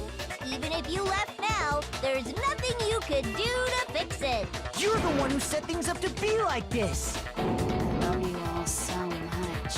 What? Once your school life here began, I thought about you constantly. It's only natural that I would fall in love. So, since I love you guys so much, I'll tell you all about it! All about the idea we came up with as the ultimate despair! Our plan to bring despair to all mankind! Let's go back in time 2 years, okay? Back to when everyone first came to this school. School life during that first year overflowed with hope and happiness. Oh boy, it was just the worst! Everyone was enjoying themselves so much! You were all having the time of your lives! But that couldn't last forever, of course. The peacefulness only made it through that first year. Because after that, an event unfolded that hammered a soul-crushing despair into all of humanity. The biggest, most awful, most tragic event in human history. The tragedy. All too soon, the world's days of peace came to a bloody end. And as you can imagine, the school was no exception. The tragedy even made its way here, leading to the extermination of most of the students. What are you? What do you mean? The most tragic event in human history. And the ultimate despair that caused it. I can't believe it's all because of just you and Mukuro. Was it some kind of organization? An angry mob? An incredibly motivated family? You have a point. If I had to describe it, I'd say it was none of those. How can I put it? It was more of an ideological thing. Despair is contagious, you know. It's almost like a natural phenomenon. Everyone is capable of it, and now the entire world has fallen into despair. In other words, if you see despair as the enemy, then your enemy is the world itself. I just don't understand why. We didn't ask you to try to understand. This was a tangent anyway, unrelated to the matter at hand. Okay, so let's get back to the story. Hope's Peak had taken so much damage. You guys were the only survivors. The members of the 78th class of Hope's Peak Academy were the only ones left. And then, something super neat happened! Now pay attention, because this is important, and I'm only gonna say it once! So guess what? To protect everyone who had survived, Hope's Peak was transformed into a shelter! That's right! It was transformed into a shelter! Ah, I said it twice! Now, someone was responsible for that transformation, for creating what would eventually become your prison. Do any of you know who that might have been?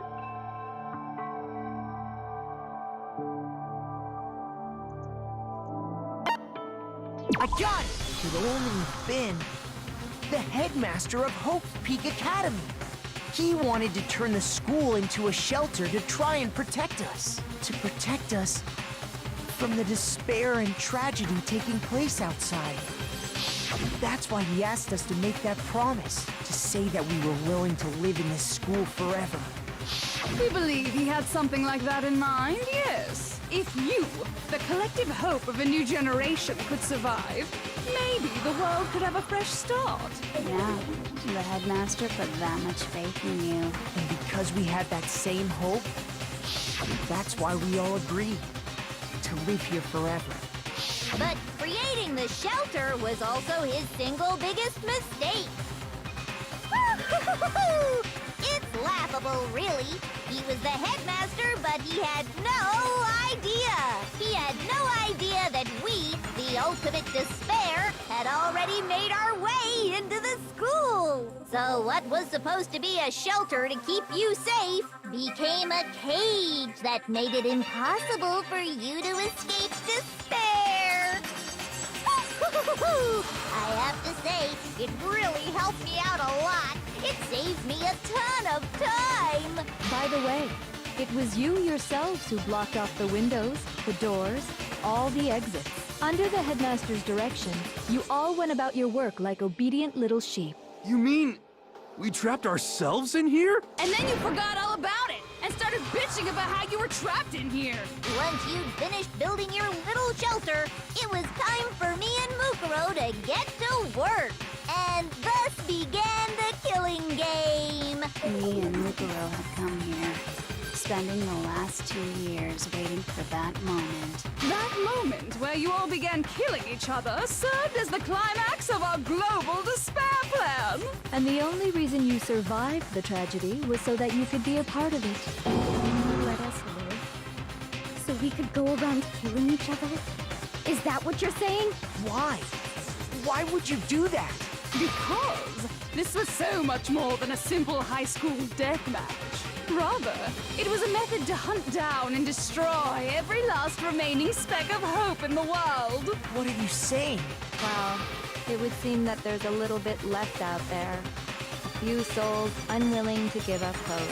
So I thought I should show them, which is why I... Well, why don't you tell me?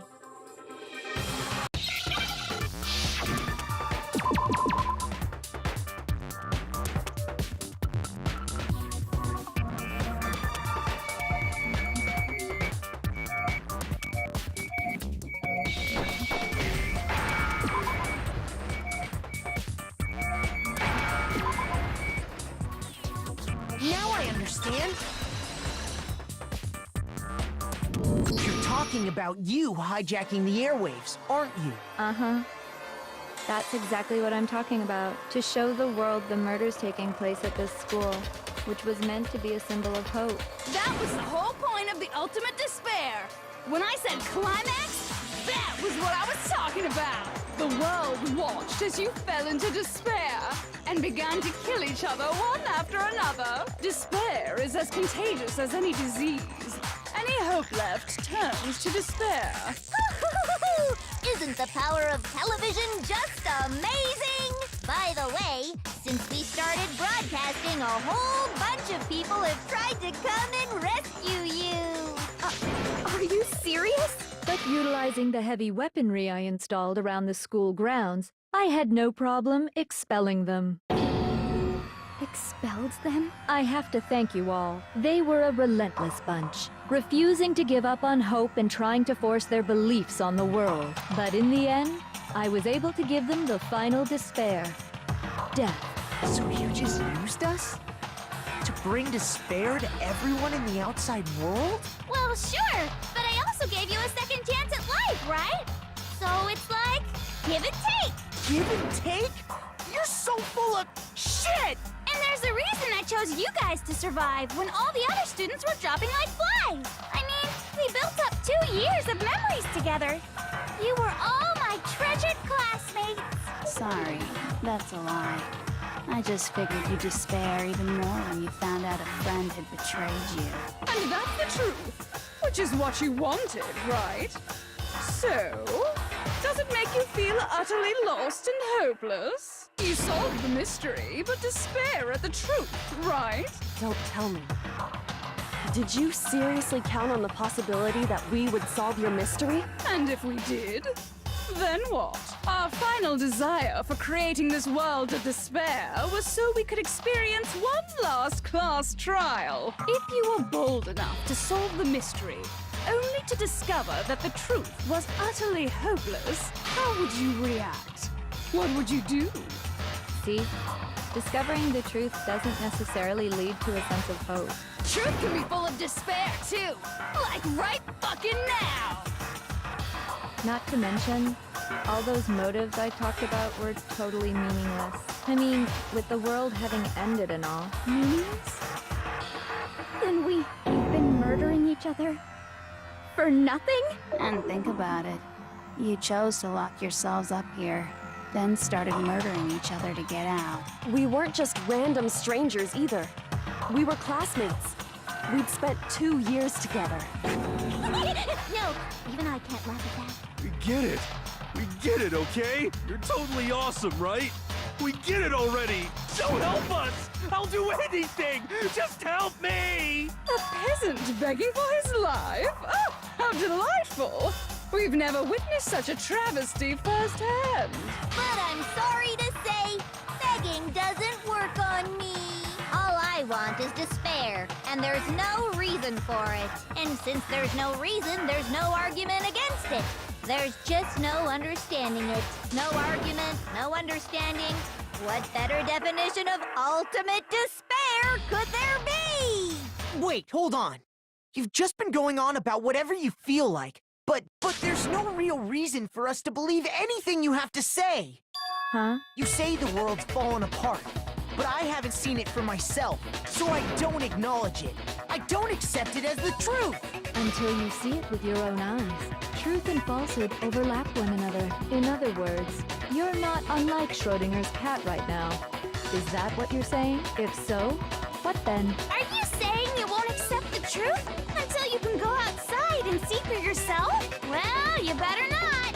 You go out into that world and you're all goners for sure. Trust me, I'm not lying about any of this. Well, even if it's all true, I refuse to give in. I refuse to lose to you, for the sake of everyone you've killed. Huh? Everyone I've killed? What are you talking about? You're the ones who killed them! I didn't kill anyone. I simply gave you a little nudge in the right direction. And that's all it took for you to start killing each other. You're nothing but bloodthirsty animals. That's why anyone was murdered here, peasant. Say what you want about hope, but we're all creatures of instinct, right? Despair comes naturally. Hell yes! That's funny as shit! No! This isn't just some game to us. It's murder! Plain and simple. You stole our memories. Invented reasons for us to do it.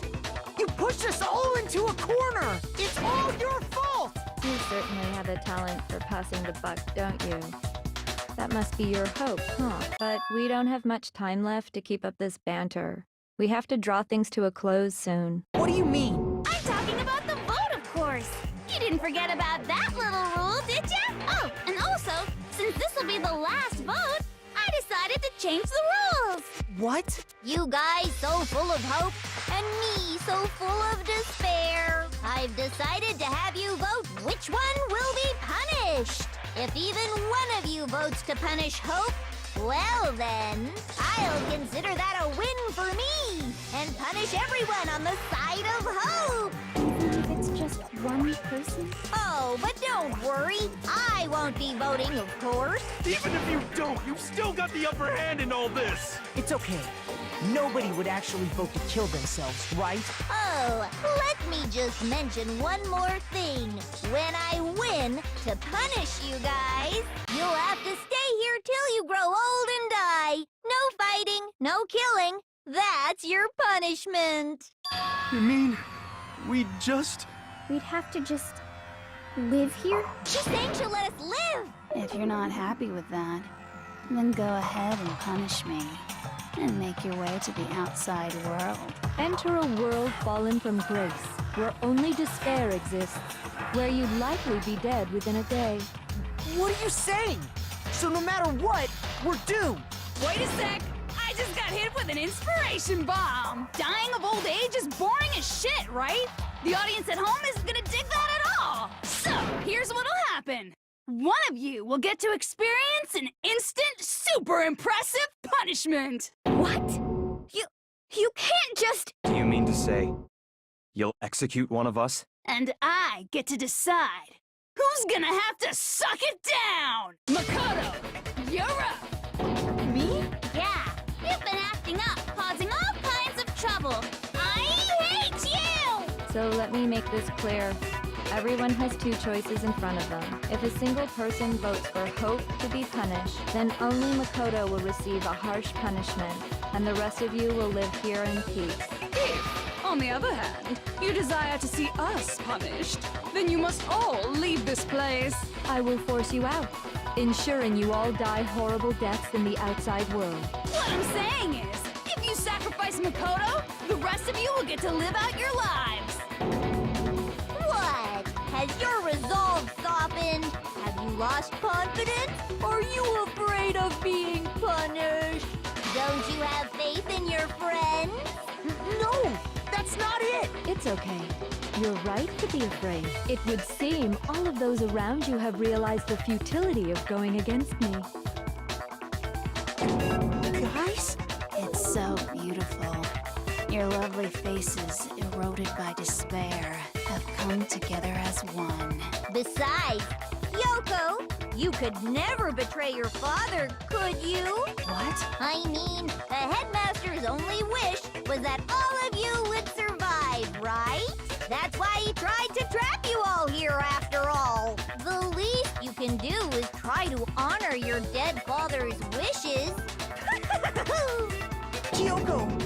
One person's despair is enough to seal your fate. Isn't that just the most hopeless outcome ever? So, who do you think's gonna give in? Whose despair is gonna sign your death warrant? No one.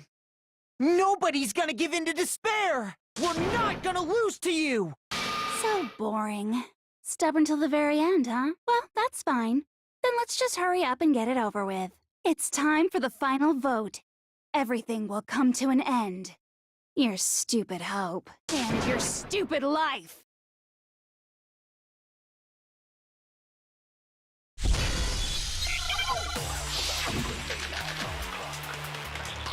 We won't get as long as there's... If I were to, that would be the end of Hope's Peak Academy. By the way, the only reason is thanks to the air. If I die, in other words, the communal life you will... Meh. All of you will have to... You'll have to go into the world outside. So, will you just die?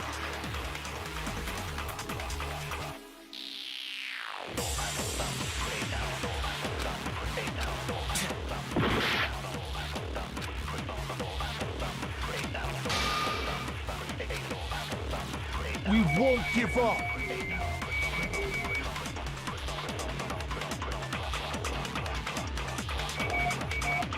As long as there's hope, we'll never give up.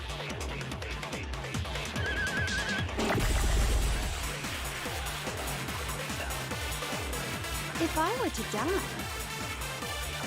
that would be the end of Hope's Peak Academy. Don't lose hope now! All my fortune-telling senses are telling me not to leave this place.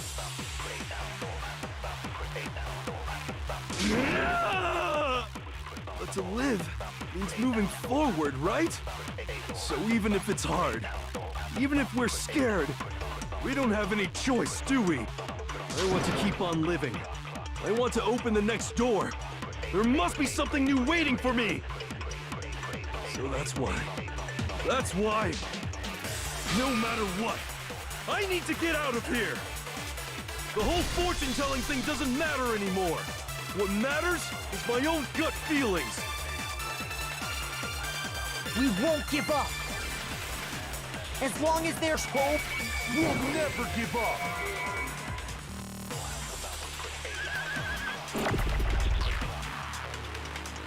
If I were to die, that would be the end of...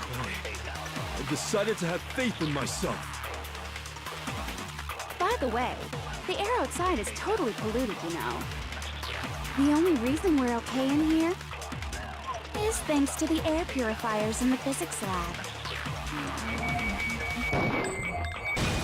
don't lose hope now! I've been thinking about all this. And I was thinking, at a time like this, what would Sakura do? You only get stronger by taking adversity by the horns. Confront that thorny path with enthusiasm. That sounds like something she'd say, right? No. I think that's definitely what she'd say. Which is why yeah! I've made up my mind! We won't give up! As long as there's hope, we'll never give up! If I were to die, that would be the end. By the way, the only reason is thanks to the air purifiers. Say whatever you want. I've made my decision.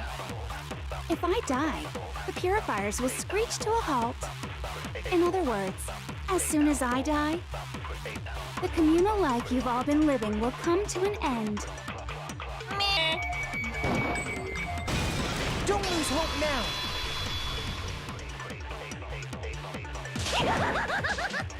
I don't care either way. I'm fine with whichever one is more interesting.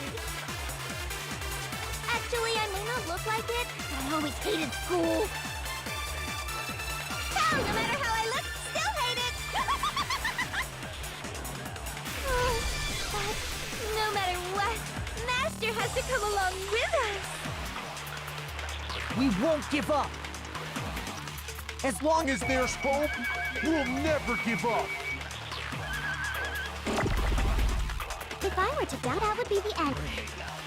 By the way, the only reason is thanks to the air. Say whatever you want. If I die, in other words, As the communal life you've all been living will come to an end. I can keep on living as long as I have my master's love! All of you will have to leave. You'll have to go into the world outside, where only death and despair are waiting. Don't lose hope now! What's the matter? You're not actually trying to encourage me, are you? Ridiculous. It never even crossed my mind that I might give in to despair. But don't misunderstand me. I couldn't care in the slightest what happens to you. I just have to keep my word. I swore I would end the life of the Mastermind. Besides, the Togami family isn't dead, because I'm still alive. So until I can restore the Togami family and bring it greater glory than it's ever known, we won't give up! As long as there's hope, we'll never give up! If I were to die, that would be the end. By the way, the only reason is thanks to the air. Say whatever you want. If I die, in other words, the communal life you've all... I can keep on living! All of you will have to go into the world outside. We're only... I already said I would claim the Mastermind's life, by whatever means necessary. So, what are you gonna do? Will you just die? Is that what you want? don't lose hope now! I didn't really know my father, so I can't pretend to know what he was thinking. But even if we're just connected by blood, there's one thing I am sure of. He would never want us to abandon Mukuro and choose to stay here. I can't explain why exactly. But if I'm sure of anything, I'm sure of that. Just because we don't actually know anything. Does that mean we can't understand? Could it be that... No, never mind. So, Mukuro, I don't think you wound up at this school because you had good luck or bad luck. I think you came here for a different reason entirely. You came here to bring down the ultimate despair. You came here to confront despair without ever giving up. And if that's true, I think we could call you the ultimate hope. What do you think? What the hell are you? So uncool.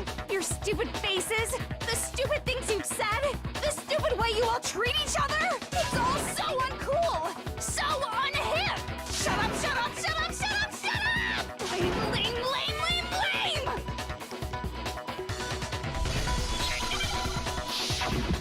You suck.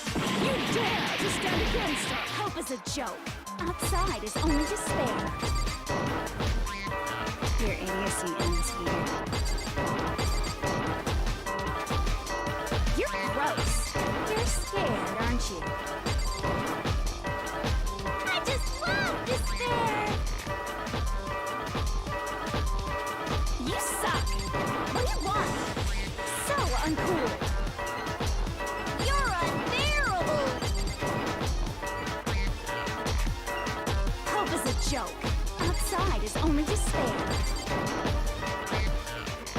like to die? You're gross. You're scared, aren't you? Despair into tomorrow. Hope keeps on going.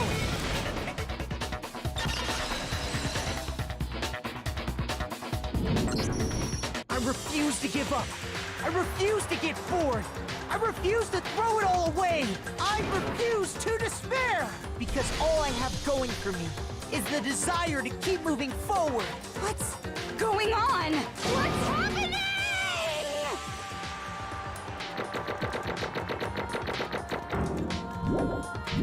It looks like we've reached the end. I think it may be time to vote. We just gotta pull the lever, right? Good. I'm ready to go. Let's put an end to these trials. Put an end to the killing with our own hands.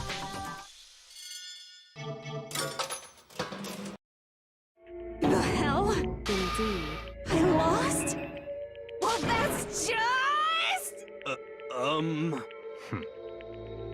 What the heck? Well, that's just... totally the best! So this is despair. And now true despair. And now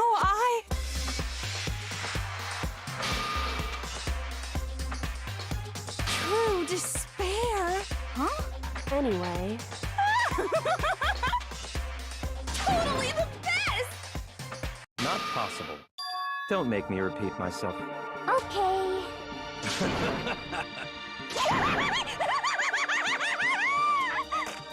Hey. However... No. There's one last thing.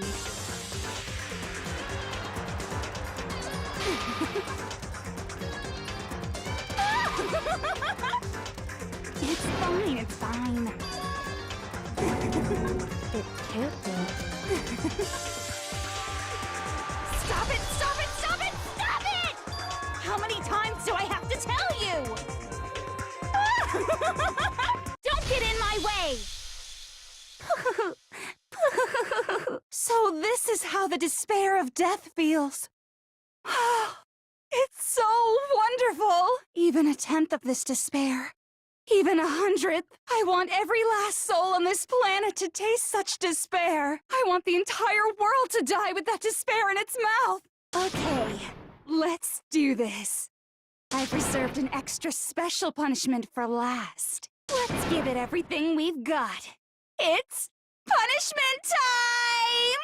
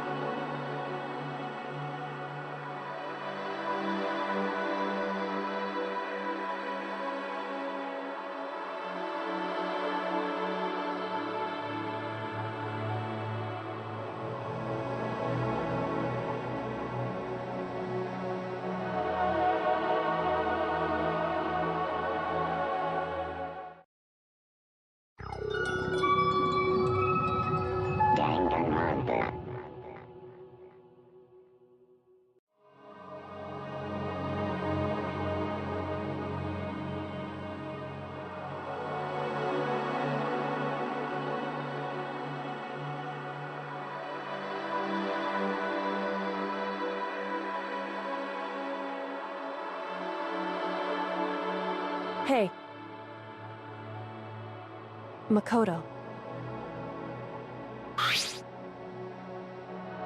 So, Indeed. If, on the other hand, you desire to see us punished, then you must all leave this place. I will force you out, ensuring you all die horrible deaths in the outside world. In other words, But... it's true. Yes.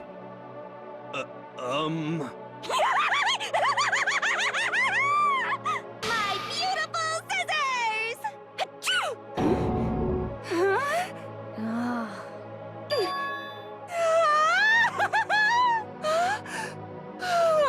That's enough.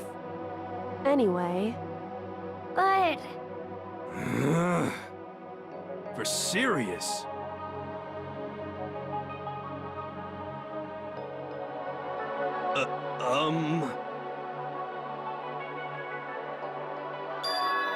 in other words, am I wrong?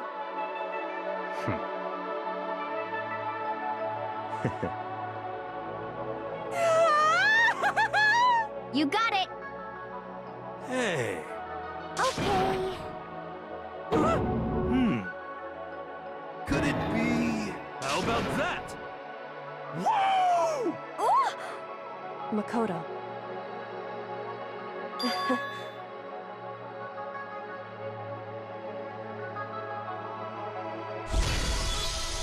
Well, I guess this is goodbye. And goodbye to Sakura. But hey, if we gotta say goodbye, we may as well do it with a smile on our face. Hey guys! You guys want your fortunes told anywhere, anytime. You just let me know. I'll be there. You know how much I hate being annoyed, but if something does come up, you may as well let me know. I can't guarantee I'll actually bother listening, but, you know. I don't know why, but I have a burning desire to start writing. I might be able to pull it off. A story about Master and me, and the others, I guess. I can't say I'm sorry about what happened, but still, it does feel kind of strange. I really don't know what to say. I guess we graduated?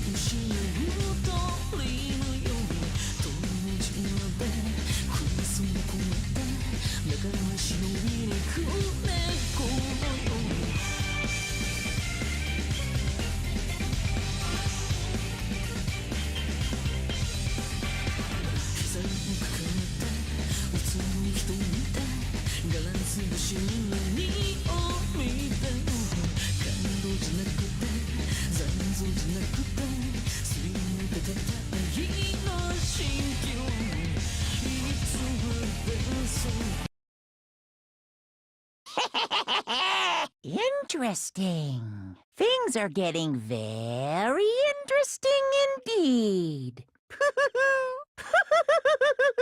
Like I said at the beginning, I'm not a teddy bear. I am Monokuma. And I am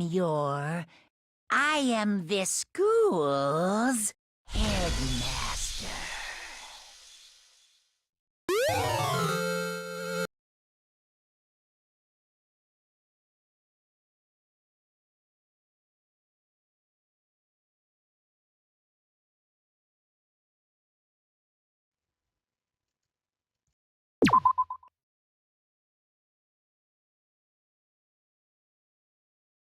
Danganronpa.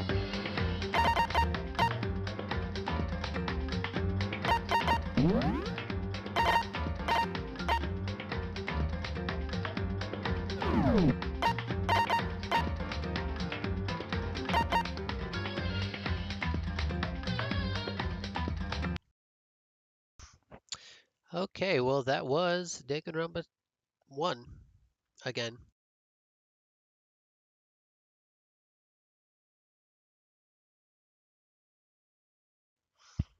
You know, it's kind of boring just playing a visual novel that you've already played through. That's kind of the only reason why this restream sucked.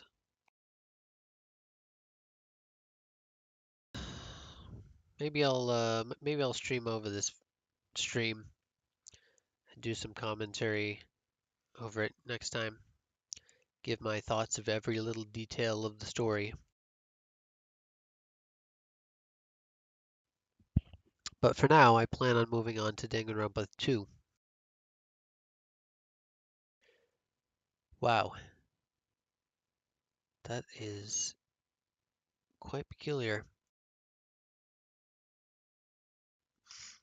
Took us 9.5 hours to finish the first half of the game, and then nine hours for the second half. Isn't that incredible? Almost completely split it in half. But anyway, since it's coming up on 9 hours, or a little after 9 hours, let's try to get in 3 hours of Danganronpa 2, shall we?